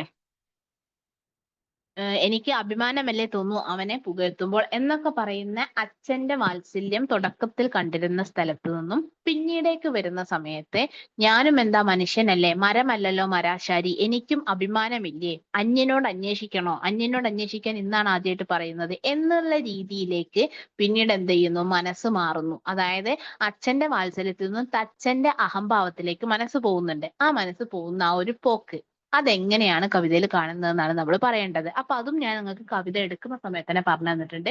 അവിടെ നമുക്ക് എന്ത് ചെയ്യാം, ഫ്ലാഷ് ബാക്ക് സമ്പ്രദായത്തിലൂടെ ഒക്കെ എങ്ങനെയാണ് വരുന്നതെന്ന് നമുക്ക് എടുത്ത് പറഞ്ഞാൽ മതി. അപ്പൊ ഇത്രയാണ് ഈ ഒരു കവിത എന്ന് പറയുന്നത്. നമുക്ക് വേണമെങ്കിൽ അതൊന്നും കൂടെ ഡീറ്റെയിൽഡ് ആയിട്ട് വേണമെങ്കിൽ പറയാം. ഇപ്പൊ നമുക്ക് തുടക്കത്തിൽ പറയുന്ന സമയത്ത് നമുക്ക് എന്ത് പറയാം, കവിത വെച്ചിട്ട് തന്നെ പറയാം. അപ്പൊ തുടക്കത്തില് അദ്ദേഹത്തിന് നിൽക്കുന്നതെല്ലാം തന്നെ എന്താണ്, അദ്ദേഹത്തിന്റെ മകനോടുള്ള സ്നേഹമാണ്. അപ്പൊ അത് പറയുന്നുണ്ട് എന്ത്, എന്റെ മകൻ എന്ത് ചെയ്യുന്നുണ്ട്, എന്റെ മകൻ, എന്റെ കുഞ്ഞ് ക്ഷേത്രധ്വജത്തിന്റെ തുങ്കാഗ്രത്തിലെ പറന്നിരിക്കുന്ന ഗരുഡന്റെ ശില്പം കൊത്തി അതിന്റെ ചിറക് ഇപ്പോഴും ചലിപ്പതുണ്ടെന്നാണ് തോന്നുക എന്ന് മകന്റെ കഴിവിൽ അഭിമാനം കൊള്ളുന്നു ആ മനുഷ്യന്. എന്നിട്ട് അദ്ദേഹം എന്താണ് പറയുന്നത്, എനിക്ക് അസൂയുണ്ടെന്ന് നാട്ടുകാർ പറഞ്ഞു, പക്ഷെ അവിടെ എനിക്ക് അഭിമാനമല്ലേ ഉണ്ടാവുക മകനെ പുകഴ്ത്തുമ്പോൾ എന്ന് അദ്ദേഹം വാത്സല്യത്തോടു കൂടിയാണ് പറയുന്നത്. അവിടെയാണ് പറയുന്നത്, 1000 മണിയുടെ നാക്കടക്കിടാം, പക്ഷെ ഒരുപാട് മനുഷ്യന്മാര് പറയുന്ന ഒരു മനുഷ്യന്റെ വായിലെ നാക്ക് എനിക്ക് കെട്ടാൻ പറ്റൂലല്ലോ. പിന്നെ അതുപോലെ തന്നെ എന്ത് പറയുന്നുണ്ട്, അഷ്ടദിക്പാല രൂപം ഞങ്ങൾ രണ്ടുപേരും ഉണ്ടാക്കി, അതിൽ എന്റേതിനേക്കാളും ശില്പഗുണം കൂടുതലുള്ളത് അവന്റേതാണെന്ന് പറയുന്നുണ്ട്. എന്റെ കരം തോറ്റാലും ജയിക്കുന്നത് എന്റെ മകനല്ലേ, അപ്പൊ അവനിക്ക് കിട്ടുന്ന പെരുമായും പ്രശസ്തിയും എന്റേത് കൂടെയല്ലേ എന്നൊക്കെയാണ് അദ്ദേഹം പറയുന്നത്. അദ്ദേഹത്തിനെ പുകഴ്ത്തുമ്പോഴും മകനെ പുകഴ്ത്തുമ്പോഴും ഞാനൊരു തച്ചൻ മാത്രമല്ല, ഞാനൊരു അച്ഛനും കൂടിയാണല്ലോ, അതുകൊണ്ട് തന്നെ എനിക്ക് അവനോടുള്ളത് പിതാവിന്റെ വാത്സല്യവും അവൻ എന്നിൽ നിന്ന് പഠിച്ച കഴിവിനെ നന്നായിട്ട് ചെയ്യുന്നത് കൊണ്ടുള്ള അഭിമാനമാണെന്നാണ് അദ്ദേഹം പറയുന്നത്. അതിനുശേഷം പിന്നീട് എന്ത് വരുന്നുണ്ട്, ഞായറ് മറഞ്ഞേക്കാം തിങ്കളാലല്ലേ എന്നുള്ള രീതിയിൽ മൂത്ത നായർ പറയുമ്പോൾ, അതായത് സൂര്യൻ ചന്ദ്രൻ വരുമ്പോ മറഞ്ഞേക്കാം, അപ്പം പെരുന്തച്ഛന്റെ കഴിവ് മകനിലൂടെ എന്താവുന്നുണ്ട്, ആ ഒരു പ്രശസ്തി കുറയുന്നുണ്ട് എന്നുള്ള രീതിയിൽ മൂത്ത നായർ പറഞ്ഞപ്പോൾ അത് പിന്നീട് എന്താവുന്നുണ്ട്, അദ്ദേഹം അത് കൊള്ളുന്നുണ്ട്. അങ്ങനെ അദ്ദേഹം എന്ത് ചെയ്യുന്നു, വീട്ടില് അവരൊരുമിച്ചിരിക്കുമ്പോ തന്നെ പിന്നീട് മിണ്ടാതായി. പിന്നീടാണ് ആ ഒരു പാലത്തില് യന്ത്രപ്പാവേനെ ഉണ്ടാക്കുന്നത്. അപ്പൊ മകന്റെ പാവ അച്ഛന്റെ പാവേനെ മുഖത്തടിക്കുന്നത് പോലെ തോന്നുന്നു. അവിടെ മുതൽ അദ്ദേഹത്തിന്റെ ഉള്ളില് അഹന്ത അപമൃത്യു, ഒരു മിനിറ്റ് കേട്ടോ, അഹന്ത അപമൃത്യു. അഹന്ത എന്ന് പറഞ്ഞിട്ടുണ്ടെങ്കിൽ ഈഗോ, അപമൃത്യു എന്ന് പറഞ്ഞിട്ടുണ്ടെങ്കിൽ പെട്ടെന്നുള്ള മരണം. ഓക്കെ ആണോ? ഓക്കെ ആണോ ചോദിച്ച ആള്? ഓക്കെ ആണോ? അഹന്ത എന്ന് പറഞ്ഞിട്ടുണ്ടെങ്കിൽ ഈഗോ, അപമൃത്യു എന്ന് പറഞ്ഞാൽ പെട്ടെന്നുള്ള മരണം. അപ്പൊ ഇദ്ദേഹം ഇത് പിന്നീട് എന്താണ്, മകൻ പിന്നീട് വീട്ടിൽ നിന്ന് ഇറങ്ങി പോകുന്ന സമയത്ത് അച്ഛനായ ഇദ്ദേഹത്തിന് പിന്നെ മകനെ തടുക്കണമെന്നുണ്ടെങ്കിലും എന്താണ്, തച്ചനായിട്ടുള്ള ഇദ്ദേഹത്തിന്റെ മനസ്സ് ഒന്നും മിണ്ടുന്നില്ല. പിന്നീട് അവിടെ മുതൽ ഉണ്ടാവുന്നത് മൊത്തം എന്താണ്, ഇദ്ദേഹത്തിലെ അച്ഛന്റെ വാത്സല്യത്തിനെ മറികടന്നുകൊണ്ട് നിൽക്കുന്ന കലാകാരന്റെ അഹന്തയാണ്, കലാകാരന്റെ ഈഗോയാണ്, തച്ചന്റെ മനസ്സാണ്. തച്ചൻ എന്ന് പറയുന്ന ശില്പി, തച്ചന്റെ മനസ്സാണ്. അപ്പൊ അവിടെ നമുക്ക് പിന്നീട് പറയാൻ പറ്റും എന്ത്, തച്ചന്റെ മനസ്സാണ് നിൽക്കുന്നത്. അദ്ദേഹത്തിന് പിന്നീട് ക്ഷേത്രത്തിന്റെ അല്ലെങ്കിൽ കോവിലിന്റെ പണി ചെയ്യാൻ വേണ്ടിയിട്ട് തമ്പുരാന് മകനോട് ആലോചിക്കണം എന്ന് പറയുമ്പോൾ, അന്യരോട് ആലോചിക്കാൻ ഇന്നോളം എന്നോട് ആരും പറഞ്ഞിട്ടില്ലല്ലോ എന്നുള്ള രീതിയിൽ അതുവരെ കുഞ്ഞ് മകൻ എന്ന് പറഞ്ഞിരുന്ന ആള് അന്യൻ എന്നുള്ള രീതിയിലേക്ക് വരുന്നുണ്ട്. പിന്നെ മോന്തായ മുകളിൽ കയറ്റിക്കോളൂ എന്നുള്ള രീതിയിൽ അച്ഛനോട് പറയുമ്പോൾ മോൻ പറഞ്ഞിട്ട് വേണോ മോന്തായ മുകളിൽ കയറ്റാം എന്നുള്ള രീതിയിൽ മകനെ എന്ത് ചെയ്യുന്നുണ്ട്, ഉള്ളിൽ ഈഗോ വരുന്നുണ്ട് അദ്ദേഹത്തിന്. പിന്നീടാണ് മകൻ താഴെ ഇരുന്ന് ശില്പം കുത്തുന്ന സമയത്ത് മേലെ നിന്നും ഉളി മകന്റെ ദേഹത്തേക്ക് വീഴുന്നത് അല്ലെങ്കിൽ കഴുത്തിലേക്ക് വീഴുന്നത്. അവിടെ തന്നെ എന്ത് ചെയ്യുന്നുണ്ട്, അപമൃത്യു പിണയാതിരുന്നെങ്കിൽ എന്ന് ബോധമനസ്സ് പറയുമ്പോൾ ഉപബോധ മനസ്സ് തിരുത്തി കൊടുക്കുന്നുണ്ട് എന്ത്, അപമൃത്യു പിണഞ്ഞതല്ല പിണച്ചതാണ്, പിണയ്ക്കാതിരുന്നെങ്കിൽ, അതായത് നീ അത് ചെയ്യാതിരുന്നെങ്കിൽ എന്നുള്ള രീതിയിൽ. അതായത് അവനെ അപമൃത്യു എന്ന് പറഞ്ഞാൽ എന്താണ്, പെട്ടെന്ന് ഉണ്ടാവുന്ന മരണം തന്നെയാണ്. അപ്പൊ ആ ആയുസ് എത്താതെയുള്ള മരണം നീ കാരണമാണെന്നുള്ളത് ഉപബോധ മനസ്സ് തിരുത്തുന്നുണ്ട്. അപ്പൊ ഈ രീതിയിലാണ് നമ്മൾ എന്ത് ചെയ്യേണ്ടത്, 2 or 3 വരികളും കൂടെ വെച്ചിട്ട് ഈ രീതിയിലാണ് നമ്മൾ ആ ഒരു ഉത്തരത്തിലേക്ക് എത്തേണ്ടത്. ഓക്കെ ആണല്ലോ? ഇനി നമുക്കുള്ളത് കുറച്ച് പ്രീവിയസ് ഇയർ ക്വസ്റ്റ്യൻസ് ആണ് പറയാനുള്ളത്. അതായത് മുൻവർഷ ചോദ്യങ്ങൾ, എങ്ങനെയാണ് ഈ ഒരു ചാപ്റ്ററിൽ നിന്ന് മുൻവർഷ ചോദ്യങ്ങൾ വന്നിട്ടുള്ളതാണ് നമുക്ക് പറയാനുള്ളത്. ജസ്റ്റ് ഞാൻ ക്വസ്റ്റ്യൻസ് വായിക്കാം. ക്വസ്റ്റ്യൻസ് വായിക്കാം. അപ്പൊ നമുക്ക് പെരുന്തച്ചൻ എന്നുള്ള കവിതയില് 2024 ചോദിച്ചിട്ടുള്ള ഒരു ക്വസ്റ്റ്യൻ ആണ്. 2024 ചോദിച്ചിട്ടുള്ള ക്വസ്റ്റ്യൻ ആണ്. ഉളിയന്നൂർ പെരുന്തച്ചനിലെ പിതാവും, ഉളിയന്നൂർ പെരുന്തച്ചൻ എന്ന് പറഞ്ഞാൽ പെരുന്തച്ചനിലെ പിതാവും കലാകാരനും നേരിടുന്ന ആത്മസംഘർഷത്തിന്റെ ഭാവതലങ്ങൾ ജി ശങ്കരക്കുറുപ്പ് ആവിഷ്കരിച്ചിരിക്കുന്നത് എങ്ങനെയാണെന്ന് അപഗ്രഥിക്കുക. അപ്പൊ ഇവിടെ ചോദിച്ചിട്ടുള്ള എന്താണ്? പിതാവും കലാകാരനും നേരിടുന്ന ആത്മസംഘർഷം, ഇന്നർ കോൺഫ്ലിക്റ്റ്, അത് ജി ശങ്കരക്കുറുപ്പ് ആവിഷ്കരിച്ചിരിക്കുന്നത് എങ്ങനെ? അപ്പൊ ഇവിടെ നമ്മളോട് ആ ഒരു കോൺഫ്ലിക്റ്റും ചോദിക്കുന്നുണ്ട്, ആവിഷ്കരിച്ചത് എങ്ങനെ ചോദിക്കുമ്പോൾ രചനാ രീതിയും ചോദിക്കുന്നുണ്ട്. അപ്പൊ നമ്മൾ പറയേണ്ടത് എങ്ങനെയാണ്? ഈ ഒരു കോൺഫ്ലിക്റ്റ് നാടകീയ സ്വഗതാഖ്യാന രീതിയിലൂടെയും ആത്മകഥ പറയുന്ന പോലെയുള്ള രീതിയിലൂടെയും ബോധധാര സമ്പ്രദായ ഫ്ലാഷ് ബാക്ക് രീതിയിലൂടെയൊക്കെയാണ് ഈ ഒരു കോൺഫ്ലിക്റ്റ്, ആ കോൺഫ്ലിക്റ്റ് നമ്മൾ പറയണം, ആ ഒരു ആത്മസംഘർഷത്തിനെ ജി ശങ്കരക്കുറുപ്പ് അവതരിപ്പിക്കുന്നത് എന്നുള്ള രീതിയിൽ നമ്മൾ പറഞ്ഞു വെക്കണം. അപ്പൊ അതാണ് ആ ചോദ്യത്തിന്റെ ക്രക്സ് എന്ന് പറയുന്നത്. അപ്പൊ ആ ചോദ്യത്തിന്റെ സംഭവം കിട്ടിയല്ലോ, പിതാവ് കലാകാരൻ നേരിടുന്ന ആത്മസംഘർഷം. ഇത് തന്നെയാണ് നമ്മളോട് റിപ്പീറ്റഡ്ലി ചോദിക്കാം. 2023 ചോദ്യം നോക്കി നോക്കൂ. ചോദ്യത്തിന്റെ രീതി വേറെയാണ്, പക്ഷെ ചോദ്യത്തിന്റെ കണ്ടന്റ് ഇത് തന്നെയാണ്. വാത്സല്യവും അഹംബോധവും. വാത്സല്യം എന്ന് പറഞ്ഞാൽ എന്താണ്? പിതാവിന്റെ ഭാവം. അഹംബോധം എന്ന് പറഞ്ഞാൽ എന്താണ്? കലാകാരൻ്റെത്. തമ്മിലുള്ള വാത്സല്യവും അഹംബോധവും തമ്മിലുള്ള ഏറ്റുമുട്ടലാണ് പെരുന്തച്ചൻ എന്ന കവിതയിലെ അടിസ്ഥാന പ്രമേയം. ചർച്ച ചെയ്യുക. ഇതാണ് ചോദിച്ചിട്ടുള്ളത്. അപ്പൊ ഇവിടെയും ചോദിച്ചത് എന്താണ്? സെയിം ക്വസ്റ്റ്യൻ തന്നെയാണല്ലേ. എന്ത്? പിതാവും കലാകാരനും തമ്മിലുള്ളത്. അതാണ് വാത്സല്യം, അഹംബോധം. അഹംബോധം എന്ന് വെച്ചാൽ ഈഗോ. അടുത്തത് വരിയാണ് ചോദിച്ചിട്ടുള്ളത്. അടിക്കുന്നുണ്ടെന്നാലുമേ നെഞ്ചിലാരോ കൊട്ടുവടികൊണ്ടിപ്പോൾ ഏതോ കൂരാണി ഇളക്കുവാൻ. അങ്ങനെയാണ് ചോദിച്ചിട്ടുള്ളത്. അതിന്റെ സന്ദർഭം, ആശയം, സാരസ്യം എഴുതുക എന്നുള്ളത്. അതായത് ഇത് ഭാഗത്താണ് ഏറ്റവും ലാസ്റ്റ് ഉള്ളതാണല്ലേ. എന്ത്? ഇദ്ദേഹം ഉപബോധ മനസ്സ് തിരുത്തുന്നുണ്ട് പിണയ്ക്കാതിരുന്നെങ്കിൽ എന്ന്. പിന്നെയും ഇദ്ദേഹം പറയുന്നുണ്ട് എന്ത്? അങ്ങനെ കയ്യബദ്ധം പറ്റിയതല്ലേ, ഏതെങ്കിലും അച്ഛൻ അങ്ങനെ കൊല്ലാൻ കഴിയുമെന്ന്. അപ്പൊ ഇദ്ദേഹത്തിന്റെ മനസ്സെന്ത് ചെയ്യുന്നു? അടിക്കുന്നുണ്ട് എന്നാലുമേ നെഞ്ചിൽ ആരോ കൊട്ടുവടികൊണ്ട് ഏതോ ഒരു കൂരാണി ഇളക്കുവാൻ. അപ്പൊ പെരുന്തച്ചന്റെ മനോവ്യാപാരങ്ങളുടെ സംഗ്രഹം ഈ വരിയിലൂടെ കവി ആവിഷ്കരിച്ചത് എങ്ങനെയാണ് ചോദിച്ചിട്ടുള്ളത് 2022. 2021 2020 ചോദിച്ചിട്ടുള്ളത്. എങ്കിൽ ഞാൻ മുഴക്കോലും ഉളിയും പണിക്കൂറിൽ പങ്കിടാറുള്ള ആഹ്ലാദം ഇപ്പോഴും നുണഞ്ഞേനെ. സന്ദർഭം വ്യക്തമാക്കി സൂചിപ്പിച്ച് ആശയം വിശദമാക്കി സാരസ്യം വ്യക്തമാക്കുക. അതെന്താണ്? എങ്കിൽ ഞാൻ മുഴക്കോലും ഉളിയും പണിക്കൂറിൽ പങ്കിടാറുള്ള ആഹ്ലാദം ഇപ്പോഴും നുണഞ്ഞേനെ എന്നുള്ളത് തുടക്കത്തിൽ പറയുന്നതാണ് അല്ലെ. അതായത് എനിക്കൊന്ന് നിരങ്ങിയെങ്കിലും പണിശാലയിൽ ചെന്നിരിക്കാൻ കഴിഞ്ഞിരുന്നുണ്ടെങ്കിൽ അവിടെ പണി ചെയ്യുമ്പോൾ ഉള്ള സന്തോഷം ഞാനൊന്ന് ആസ്വദിച്ചേനെ എന്ന് പറയുന്നത്. പിന്നെ മനസ്സിന്റെ നിഗൂഢ വ്യാപാരങ്ങളും സംഘർഷാത്മകതയും വ്യക്തിയുടെ അഹംബുദ്ധിയിൽ നിന്നുണ്ടാകുന്ന ആത്മീയതയും പെരുന്തച്ചനിൽ എങ്ങനെ കാണുന്നു? അപ്പൊ മനസ്സിന്റെ നിഗൂഢ വ്യാപാരങ്ങൾ എന്ന് പറഞ്ഞാൽ എന്താണ്? മാനസികമായിട്ടുള്ള സംഘർഷങ്ങൾ അല്ലെ. വ്യക്തിയുടെ അഹംബുദ്ധി എന്ന് പറഞ്ഞാൽ എന്താണ്? ഒരു വ്യക്തിയുടെ ഈഗോയിൽ നിന്നുണ്ടാവുന്ന വേദനകൾ. അതെങ്ങനെയാണ് പെരുന്തച്ചനിൽ ഉള്ളത്? അപ്പൊ വിളക്കി ചേർത്തിരിക്കുന്നത് എങ്ങനെയാ വെച്ചാൽ എന്താണ്? പെരുന്തച്ചനിൽ അത് എങ്ങനെയാണ് എഴുതി ചേർത്തിരിക്കുന്നത്? അപ്പൊ ആ രചനാ രീതിയാണ് അവിടെ ചോദിച്ചിട്ടുള്ളത്.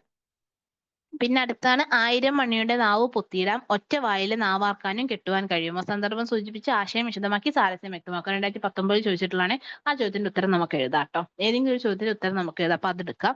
ബോധ മനസ്സും അബോധ മനസ്സും തമ്മിലുള്ള വടംവലിയാണ് പെരുന്തച്ചനിൽ ഉള്ളത്. സൂക്ഷ്മമായി അപഗ്രഥിക്കുക. അപ്പൊ ഇവിടെ എന്താണ്? ബോധമനസ്സ്, ഉപബോധ മനസ്സ്, അബോധ മനസ്സും തമ്മിലുള്ളതെന്ന് പറയുമ്പോൾ എന്താണ്? അച്ഛന്റെ വാത്സല്യവും പിതാവിന്റെ വാത്സല്യവും അതുപോലെ തന്നെ തച്ചന്റെ മനസ്സ്, അത് കലാകാരന്റെ അഹന്ത. പിന്നെ പോരുവാൻ തോന്നി പക്ഷെ പോന്നില്ല, അക്കാലത്തോളം ആരും ഓതാറില്ല അന്യനോട് ആലോചിക്കാൻ. അതെവിടെയാണ്? തമ്പുരാൻ പറയുന്നതാണല്ലേ. മകനോട് ആലോചിച്ച് ചെയ്യണം എന്ന് പറയുമ്പോൾ അദ്ദേഹത്തിന്റെ ഉള്ളിലുള്ള ഈഗോ പുറത്തു വരുന്നതാണ്. അവിടെയും സന്ദർഭം, ആശയം, സാരസ്യം 2017 ചോദിച്ചിട്ടുള്ളതാണ്. ഈ 2017 ചോദിച്ചിട്ടുള്ള വേറൊരു ചോദ്യമാണ്. ഒരു പിതാവിന്റെ കുറ്റബോധം മാത്രമാണോ പെരുന്തച്ചനിൽ ജി ശങ്കരക്കുറുപ്പ് എഴുതിയിട്ടുള്ളത്? പരിശോധിക്കുക. അപ്പൊ ഇവിടെ കുറ്റബോധം മാത്രമാണെന്ന് പറയാൻ പറ്റില്ല. ഒരു കലാകാരന്റെ അഹന്തയും ഒരു പിതാവിന്റെ വാത്സല്യവും തമ്മിലുള്ള കോൺഫ്ലിക്റ്റ് ആണ്.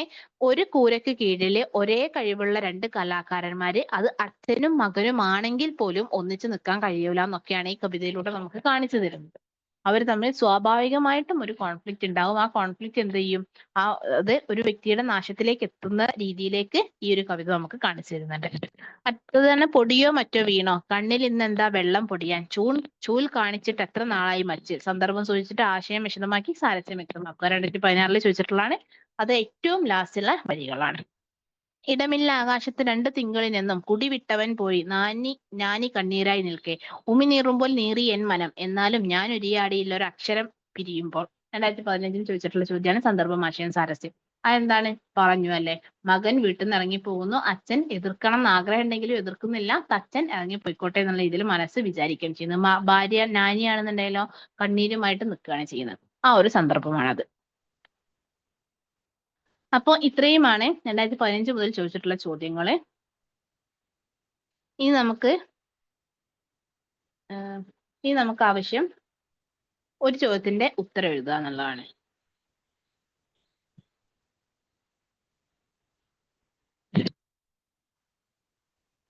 നമുക്കിവിടെ ഏതെങ്കിലും ഒരു ചോദ്യത്തിന്റെ ഉത്തരമായിട്ട് എഴുതാം. ചോദിച്ച ചോദ്യം നോക്കാം.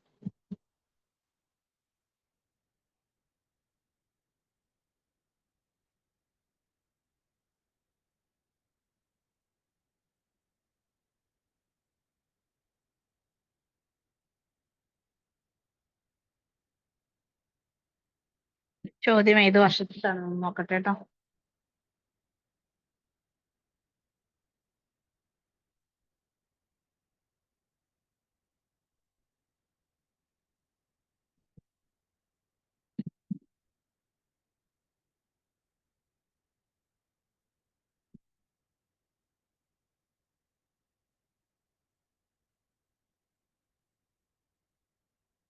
ഓക്കെ, അപ്പൊ നമുക്ക് ഉത്തരം എഴുതാം. ഒരു ക്വസ്റ്റ്യന്റെ 10 മാർക്കിന്റെ ക്വസ്റ്റ്യൻ എഴുതാം. അതാവുമ്പോൾ നമുക്ക് കറക്റ്റ് 2 പുറമാണ് എഴുതാനുണ്ടാവുക. ഇന്നലെ നമ്മൾ 10 മാർക്കിന്റെ, കഴിഞ്ഞ ക്ലാസ്സിൽ നമ്മൾ 10 മാർക്കിന്റെ ക്വസ്റ്റ്യന്റെ ഉത്തരം എഴുതി. നമുക്ക് ആദ്യം ചോദ്യം എഴുതാം അല്ലേ? ആദ്യം ക്വസ്റ്റ്യൻ എഴുതാം.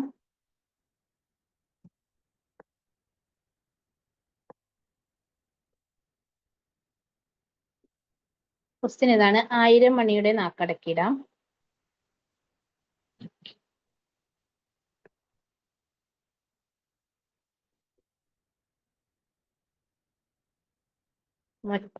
ഒറ്റ വായിലെ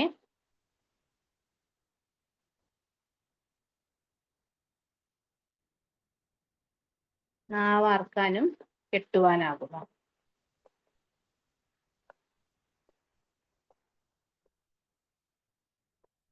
ഇവിടെ ചോദിച്ചത് സന്ദർഭം വ്യക്തമാക്കി ആശയം വിശദീകരിച്ച്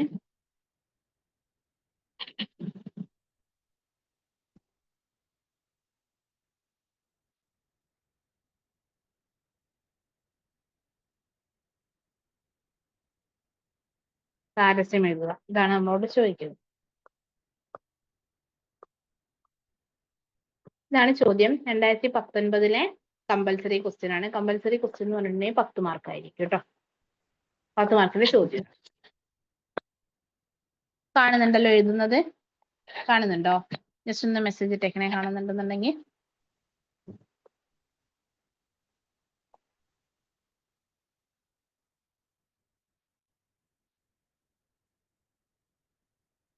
എഴുതുന്നത് കാണുന്നില്ലേ? നമുക്ക്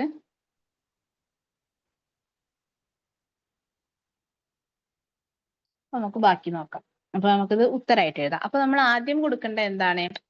നമ്മൾ ഇതിൽ സന്ദർഭം, ആശയം, സാരസ്യം ഇതല്ലേ ചോദ്യം. സന്ദർഭം, ആശയം, സാരസ്യം. അപ്പൊ നമുക്ക് ഈ വരി കാണുമ്പോൾ നമുക്ക് മനസ്സിലായി എന്ത് പെരുന്തച്ചനിലെ വരിയാണെന്നല്ലേ. അപ്പൊ 1000 മണിയുടെ നാക്കടക്കിടാം, ഒറ്റ വായിലെ നാവാർക്കാനും കെട്ടുവാനാവുന്നു. ഇതാണ് വരി. നമുക്ക് ഏത് ഭാഗമാണെന്നുള്ള നമ്മൾ ഓർക്കുക. അപ്പൊ സന്ദർഭം ഓർക്കണം, ഏത് കവിതയാന്ന് ഓർത്തു, എഴുത്തുകാരൻ ഓർക്കുക, സന്ദർഭം, ആശയം, സാരസ്യം ഇത്രയാണ് വേണ്ടത്. നമുക്ക് തുടക്കത്തിൽ ചെയ്യാൻ പറ്റുന്നത് എന്താണ്? ആദ്യം നമ്മൾ എഴുത്തുകാരനും ആ ഒരു കവിതയ്ക്കും വേണ്ടിയിട്ട് ഒരു ഇൻട്രൊഡക്ഷൻ കൊടുക്കണം. ഏതൊരു ചോദ്യത്തിനും ഇൻട്രൊഡക്ഷൻ, കണ്ടന്റ്, കൺക്ലൂഷൻ ഇത്രയല്ലേ വേണ്ടത്.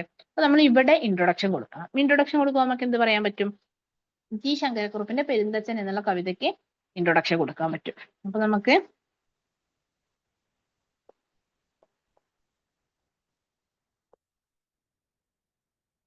ഇൻട്രൊഡക്ഷൻ എഴുതാം കേട്ടോ. ഞാൻ എഴുതിയതിനു ശേഷം ഡിസ്കസ് ചെയ്ത് തരാം.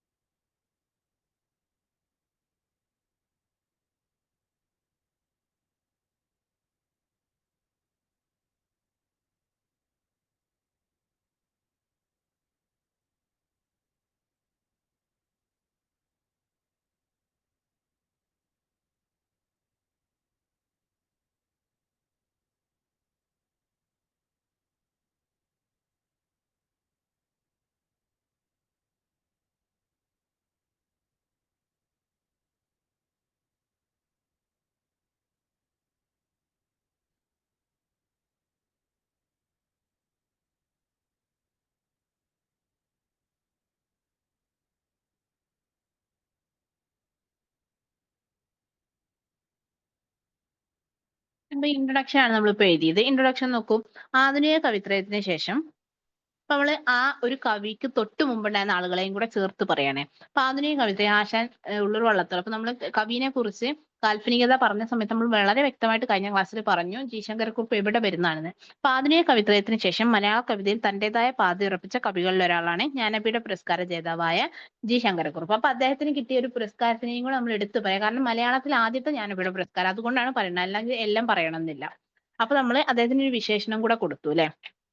ആധുനിക കവിത്രയത്തിന് ശേഷമാണെന്ന് പറയുമ്പോൾ കാലഘട്ടവും കൂടെ ഇവിടെ വന്നു. അപ്പൊ ആധുനിക കവിത്രയത്തിന് ശേഷം ജ്ഞാനപീഠ പുരസ്കാര ജേതാവായ ജി ശങ്കരക്കുറുപ്പ്, അത് നമ്മൾ പറഞ്ഞു. അദ്ദേഹത്തിന്റെ ഭാവഗീതത്തിൽ ഒന്നായ പെരുന്തച്ചനിലെ വരികളാണ് മേൽ പറഞ്ഞത്. അപ്പൊ ഭാവഗീതം ആണെന്നും പറഞ്ഞു, പെരുന്തച്ചനിലെ വരികളാണെന്നും പറഞ്ഞു മേൽ പറഞ്ഞു. അത് അണ്ടർലൈൻ ചെയ്യുന്നത് എന്തിനാണ്? നമുക്ക് ഇവാലുവേറ്ററിന് പെട്ടെന്ന് കിട്ടാനാണ്. അപ്പൊ നമ്മൾ ഈ ഒരു കവിത, ഈ ഒരു ക്വസ്റ്റ്യന് ഇൻട്രൊഡക്ഷൻ കൊടുത്തു. ഇനി നമ്മൾ സന്ദർഭമാണ് പറയേണ്ടത്. സന്ദർഭമല്ലേ പറയേണ്ടത് ഇനി.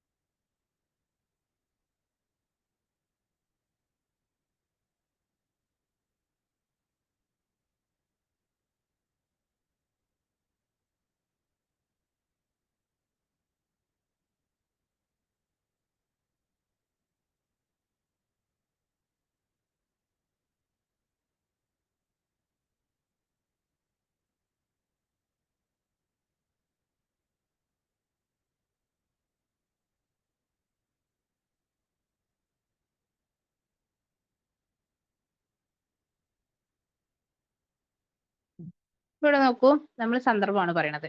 വാർദ്ധക്യ സഹജമായ അവശതകളിലാണ് ആരുള്ളത്? പെരുന്തച്ചനുള്ളത്. തന്റെ ഭൂതകാലത്തെ ഓർക്കുകയും മകന്റെ കഴിവിനെ കുറിച്ച് ചിന്തിക്കുകയും ചെയ്യുന്നു.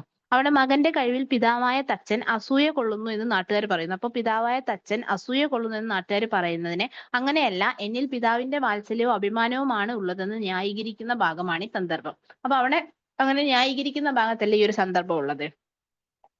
ആ സന്ദർഭം പറഞ്ഞതിന് ശേഷം നമ്മൾ പിന്നീട് ആശയം എന്ന് പറഞ്ഞാൽ എന്താണ്? ആ വരികളുടെ അർത്ഥം എന്നാണ് ആശയം. അപ്പൊ നമ്മൾ ആശയമാണ് ഇനി പറയാൻ പോകുന്നത്.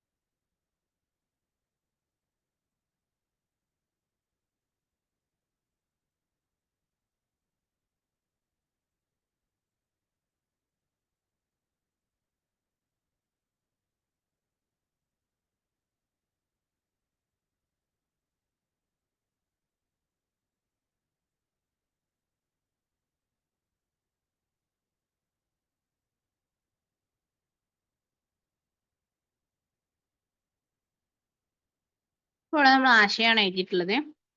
നാട്ടുകാരുടെ വാക്കുകളെ പിടിച്ചു കെട്ടാനാവില്ലല്ലോ എന്നുള്ളതാണ് പെരുന്തച്ചൻ പറയുന്നത്. അപ്പൊ 1000 മണിയുടെ നാക്ക് കിട്ടിയാലും ഒരു മനുഷ്യന്റെ വായ മൂടി കെട്ടുന്നത് എങ്ങനെയെന്നാണ് അദ്ദേഹം ചിന്തിക്കുന്നത്. അതാണ് ഇവിടെ ഈ ഒരു വരികളുടെ ആശയം എന്ന് പറയുന്നത്. അല്ലെങ്കിൽ ആശയം എന്ന് വെച്ചാൽ അർത്ഥം. ആ വരിയുടെ അർത്ഥം അതല്ലേ, 1000 മണിയുടെ നാക്ക് കെട്ടിയിടാൻ ഒറ്റ വായിലെ നാവാർക്കാനും കെട്ടുവാൻ കഴിയും. അപ്പൊ എന്താ, 1000 മണിയുടെ നാക്ക് കിട്ടിയാലും ഒരു മനുഷ്യന്റെ വായ മൂടി കെട്ടുന്നത് എങ്ങനെയെന്നുള്ളതാണ് അദ്ദേഹം ചിന്തിക്കുന്നത്. അതാണ് ഈ വരികളുടെ അർത്ഥമായിട്ട് വരുന്നത്. അതിനുശേഷം നമ്മൾ ഇതിന്റെ സാരസ്യമാണ് എഴുതുന്നത്. സാരസ്യം എന്ന് വെച്ചിട്ടുണ്ടെങ്കിൽ എന്താണ്, ആ വരികളെ സുന്ദരമാക്കുന്നത് എന്ത്, അതാണ് സാരസ്യം എന്നതുകൊണ്ട് അർത്ഥമാക്കുന്നത്. സാരസ്യം എന്ന് പറഞ്ഞാൽ എന്താ, അപ്പൊ നമ്മൾ ഇവിടെ സന്ദർഭം എഴുതി, ആശയം എഴുതി. അപ്പൊ സന്ദർഭം പറഞ്ഞു, അപ്പൊ ഇൻട്രൊഡക്ഷൻ പറഞ്ഞു, ഇതെന്താണ്, ഇൻട്രോ ആണ് അല്ലേ. ഇൻട്രോ പറഞ്ഞു, അതിനുശേഷം നമ്മൾ ആദ്യത്തെ പാരഗ്രാഫിൽ സന്ദർഭം പറഞ്ഞു, ഇൻട്രോ കഴിഞ്ഞിട്ടുള്ള രണ്ടാമത്തെ പാരഗ്രാഫ് സന്ദർഭം പറഞ്ഞു, പിന്നത്തെ പാരഗ്രാഫിൽ നമ്മൾ ആശയം പറഞ്ഞു. ഇനി നമ്മൾ ലാസ്റ്റ് പാരഗ്രാഫിൽ എന്താണ്, സാരസ്യമാണ് പറയാൻ പോകുന്നത്. അപ്പൊ സാരസ്യം എന്താണ്, ഈ ഒരു വരികൾ എന്താണെന്നുള്ളതാണ് പറയേണ്ടത്. അപ്പൊ നമുക്ക് പറയാൻ വേണ്ടി നാടകീയ സ്വഗതാഖ്യാന രീതിയിൽ എഴുതിയിട്ടുള്ള, അല്ലെങ്കിൽ ഒരു ഡ്രാമാറ്റിക് മോണോലോഗിന്റെ രീതിയിൽ എഴുതിയിട്ടുള്ള കവിതയിൽ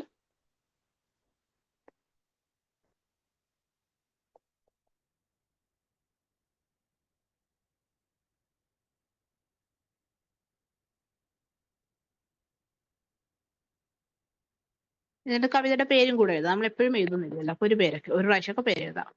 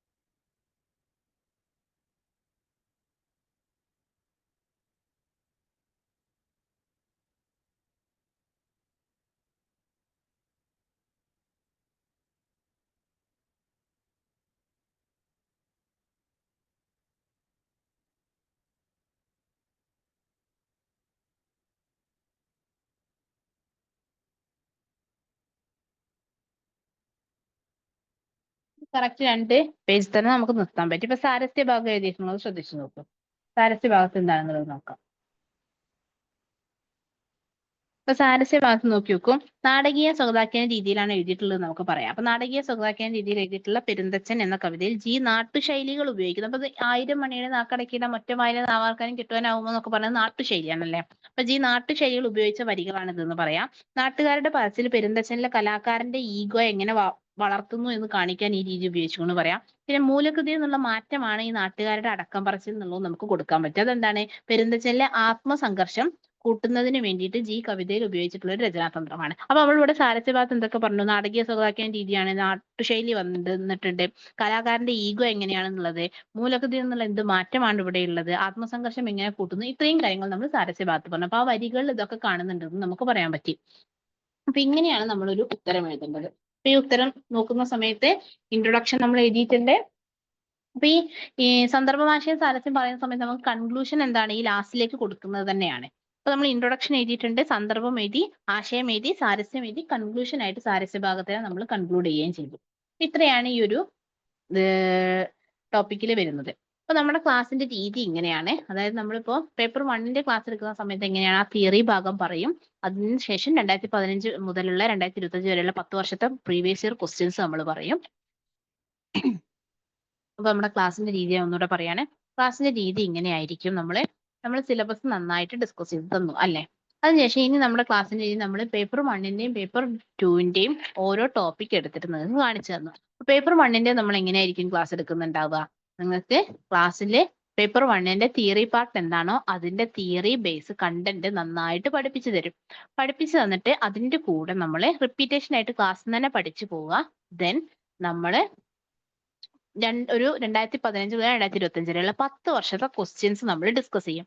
ക്വസ്റ്റ്യൻസ് ഡിസ്കസ് ചെയ്തതിനു ശേഷം ആ ക്ലാസ്സിന്റെ അവസാനത്തിൽ ഞാനൊരു ഉത്തരം നിങ്ങൾക്ക് ലൈവായിട്ട് എഴുതി കാണിക്കും. അപ്പൊ ഇങ്ങനെ ലൈവ് എഴുതി കാണിച്ചത് എന്തിനാണ്? ഇങ്ങനെയാണ് ഉത്തരം എഴുതുന്നത് എന്നുള്ളതും ആ ക്ലാസ്സിൽ പഠിച്ച കാര്യങ്ങളെ നമ്മുടെ ഉത്തരത്തിൽ എഴുതേണ്ടതുള്ളൂ എന്നുള്ളത് കൊണ്ടാണ്. അപ്പൊ ഞാൻ പഠിച്ച കാര്യങ്ങൾ മാത്രം എഴുതാനുള്ള ഒരു ഉത്തരം എടുത്തതല്ല, മുൻവർഷ ചോദ്യമാണ് ഞാൻ എടുത്തിട്ടുള്ളത്. അപ്പൊ ആ ചോദ്യത്തിന് ഉത്തരം എഴുതുന്ന സമയത്ത് അന്ന് ക്ലാസ്സിൽ പഠിപ്പിച്ച ആ പോയിന്റുകളെ ആ ഉത്തരത്തിന് ആവശ്യമുള്ളൂ. അപ്പൊ പഠിപ്പിക്കുന്ന പോയിന്റുകളെ വൃത്തിയായിട്ട് ഉത്തരത്തിലേക്ക് എങ്ങനെയാണ് കൊണ്ടുവരേണ്ടത് എന്നുള്ളതാണ് നിങ്ങൾക്ക് ലൈവ് ആയിട്ടുള്ള ഒരു ആൻസർ റൈറ്റിംഗിലൂടെ കാണിക്കുന്നത്.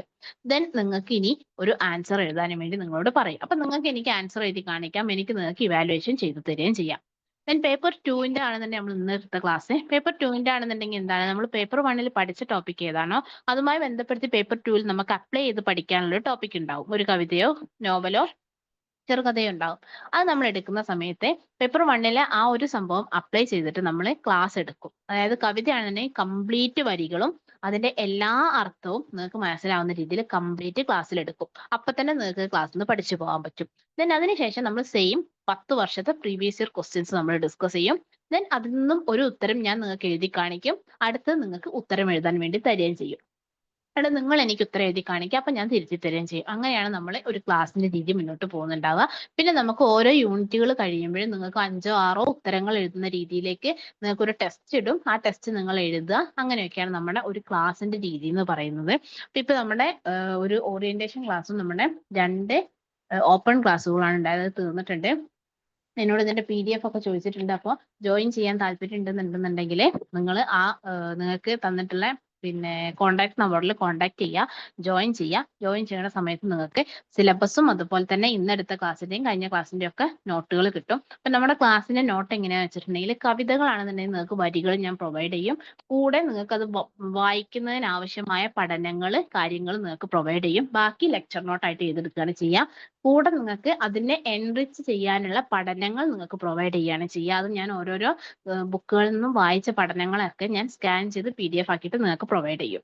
പിന്നെ പേപ്പർ 1നാണെന്നുണ്ടെങ്കിലും ലെക്ചർ നോട്ടിന്റെ കൂടെ ഒരു നോട്ടായിട്ട് തന്നെ നിങ്ങൾക്ക് അല്ലാണ്ട് പ്രൊവൈഡ് ചെയ്യും. ഇത്രയായിരിക്കും ക്ലാസ് ഉണ്ടാവുക, ക്ലാസ്സിന്റെ നോട്ടുകൾ ഉണ്ടാവുക. അതർവൈസ് ഒരുപാട് പുറത്തുനിന്ന് വായിക്കാനുള്ള നോട്ടുകളൊന്നും നിങ്ങൾക്ക് ഒരുപാട് റഫറൻസ് മെറ്റീരിയൽ ഒന്നും നിങ്ങൾ യൂസ് ചെയ്യേണ്ട. പകരം ആ റഫറൻസ് മെറ്റീരിയൽ യൂസ് ചെയ്തിട്ടായിരിക്കും ഞാൻ ക്ലാസ് എടുക്കുന്നുണ്ടാവുക. കൂടെ ആ റഫറൻസ് മെറ്റീരിയൽ എന്നുള്ള നല്ല നല്ല ലേഖനങ്ങൾ നിങ്ങൾക്ക് പ്രൊവൈഡ് ചെയ്യുകയും ചെയ്യും. ഇങ്ങനെയായിരിക്കും ക്ലാസ്സിന്റെ രീതി പോകുന്നുണ്ടാവുക. അപ്പൊ ക്ലാസ്സിന്റെ നോട്ടിനെ കുറിച്ചും ക്ലാസ് എടുക്കുന്ന രീതിയെ കുറിച്ചും നിങ്ങൾക്ക് ഒരു ധാരണ ഉണ്ടായെന്ന് വിചാരിക്കുന്നു. ജോയിൻ ചെയ്യാൻ താല്പര്യമുള്ളവരെ കോൺടാക്ട് ചെയ്തിട്ട് എത്രയും പെട്ടെന്ന് തന്നെ ജോയിൻ ചെയ്യാം. അപ്പൊ ഇന്നത്തെ ക്ലാസ് നമുക്ക് ഇവിടെ തീരുകയാണ്. ക്ലാസ് മനസ്സിലായി എന്ന് വിചാരിക്കുന്നു. എന്തെങ്കിലും ഡൗട്ട് ഉണ്ടെങ്കിൽ ചോദിക്കാം. ഇതുവരെയുള്ള കാര്യങ്ങളിൽ ഈ 2 ക്ലാസ്സിൽ എന്ത് ഡൗട്ട് ഉണ്ടെങ്കിലും ചോദിക്കാം. ഇന്ന് ക്ലാസ് എടുത്തതിന്റെ PDF ജോയിൻ ചെയ്യുകയാണെന്നുണ്ടെങ്കിൽ നമ്മൾ അതായത് ഇത് അറിയിക്കുക. അപ്പൊ എന്താണെന്നുണ്ടെങ്കിലും PDF അയച്ചു തരാം. അതായത് ഈ ഒരു ഉത്തരം എഴുതിയതും അതുപോലെ തന്നെ പെരുന്തച്ഛൻ എന്നുള്ള കവിതയുടെ വരികളുമാണുള്ളത്. അതെന്തായാലും അയച്ചു തരാം. ബാക്കിയുള്ള നോട്ടുകൾ ഞാൻ പറഞ്ഞു തരുന്ന സമയത്ത് എഴുതിയതൊക്കെ നിങ്ങൾ ലെക്ചർ നോട്ടായിട്ട് എഴുതിയെടുത്തിട്ടുണ്ടാവും എന്ന് വിചാരിക്കുന്നു കേട്ടോ. ഇത്രയുമാണ് ക്ലാസ്. ക്ലാസ് മനസ്സിലായി എന്ന് വിചാരിക്കുന്നു. ടോപ്പിക് ഒക്കെ കറക്റ്റ് ആയിട്ട് മനസ്സിലായി വിചാരിക്കുന്നു. എന്തെങ്കിലും ഡൗട്ട് ഉണ്ടെങ്കിൽ ചോദിക്കാം. അതർവൈസ് നമുക്ക് ക്ലാസ് വൈൻഡ് അപ്പ് ചെയ്യാം. എന്തെങ്കിലും ഡൗട്ട് ഉണ്ടോ? Thank you for your feedback. And മനസ്സിലായിട്ടുണ്ടാവും എന്ന് വിചാരിക്കുന്നുണ്ടോ എല്ലാ വരികളും? അപ്പൊ താങ്ക് യു. ക്ലാസ്സിന്റെ ടൈമിംഗ് എന്ന് പറയുന്നത് നിങ്ങൾക്ക് മോസ്റ്റ് ഓഫ് ദ ക്ലാസ്സുകളും റെക്കോർഡിംഗ്സ് ആയിട്ട് പ്രൊവൈഡ് ചെയ്യാവും ചെയ്യാം. അപ്പൊ നിങ്ങൾക്ക് ഏതാണോ സൗകര്യം ആ സൗകര്യത്തിനനുസരിച്ച് നിങ്ങൾക്ക് ക്ലാസ് കേൾക്കാൻ പറ്റും. ഇനി ഓൺലൈൻ ആയിട്ട് ക്ലാസ് വേണമെന്നാണെന്നുണ്ടെങ്കിൽ നമുക്കൊരു ടൈം ഫിക്സ് ചെയ്യാം. മോസ്റ്റ് ഓഫ് ദ ടൈമും 7 to 9 ഒക്കെ തന്നെ ആയിരിക്കും. 2 മണിക്കൂറുള്ള ക്ലാസ് ആവും. എല്ലാ ക്ലാസ്സുകളും 2 മണിക്കൂറുള്ള ക്ലാസ്സുകളായിരിക്കും. നിങ്ങൾക്ക് ക്ലാസ്സുകൾ റെക്കോർഡിംഗ്സ് ആയിട്ട് പ്രൊവൈഡ് ചെയ്യുകയാണെന്നുണ്ടെങ്കിൽ നിങ്ങൾക്ക് നിങ്ങളുടെ സമയത്തിനനുസരിച്ച് കേൾക്കാവുന്നതാണ്.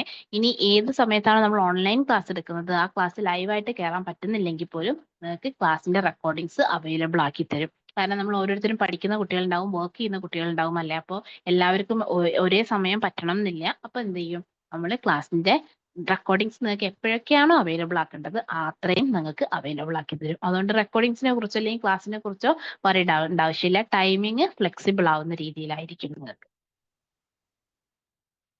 ഓക്കെ ആണല്ലോ?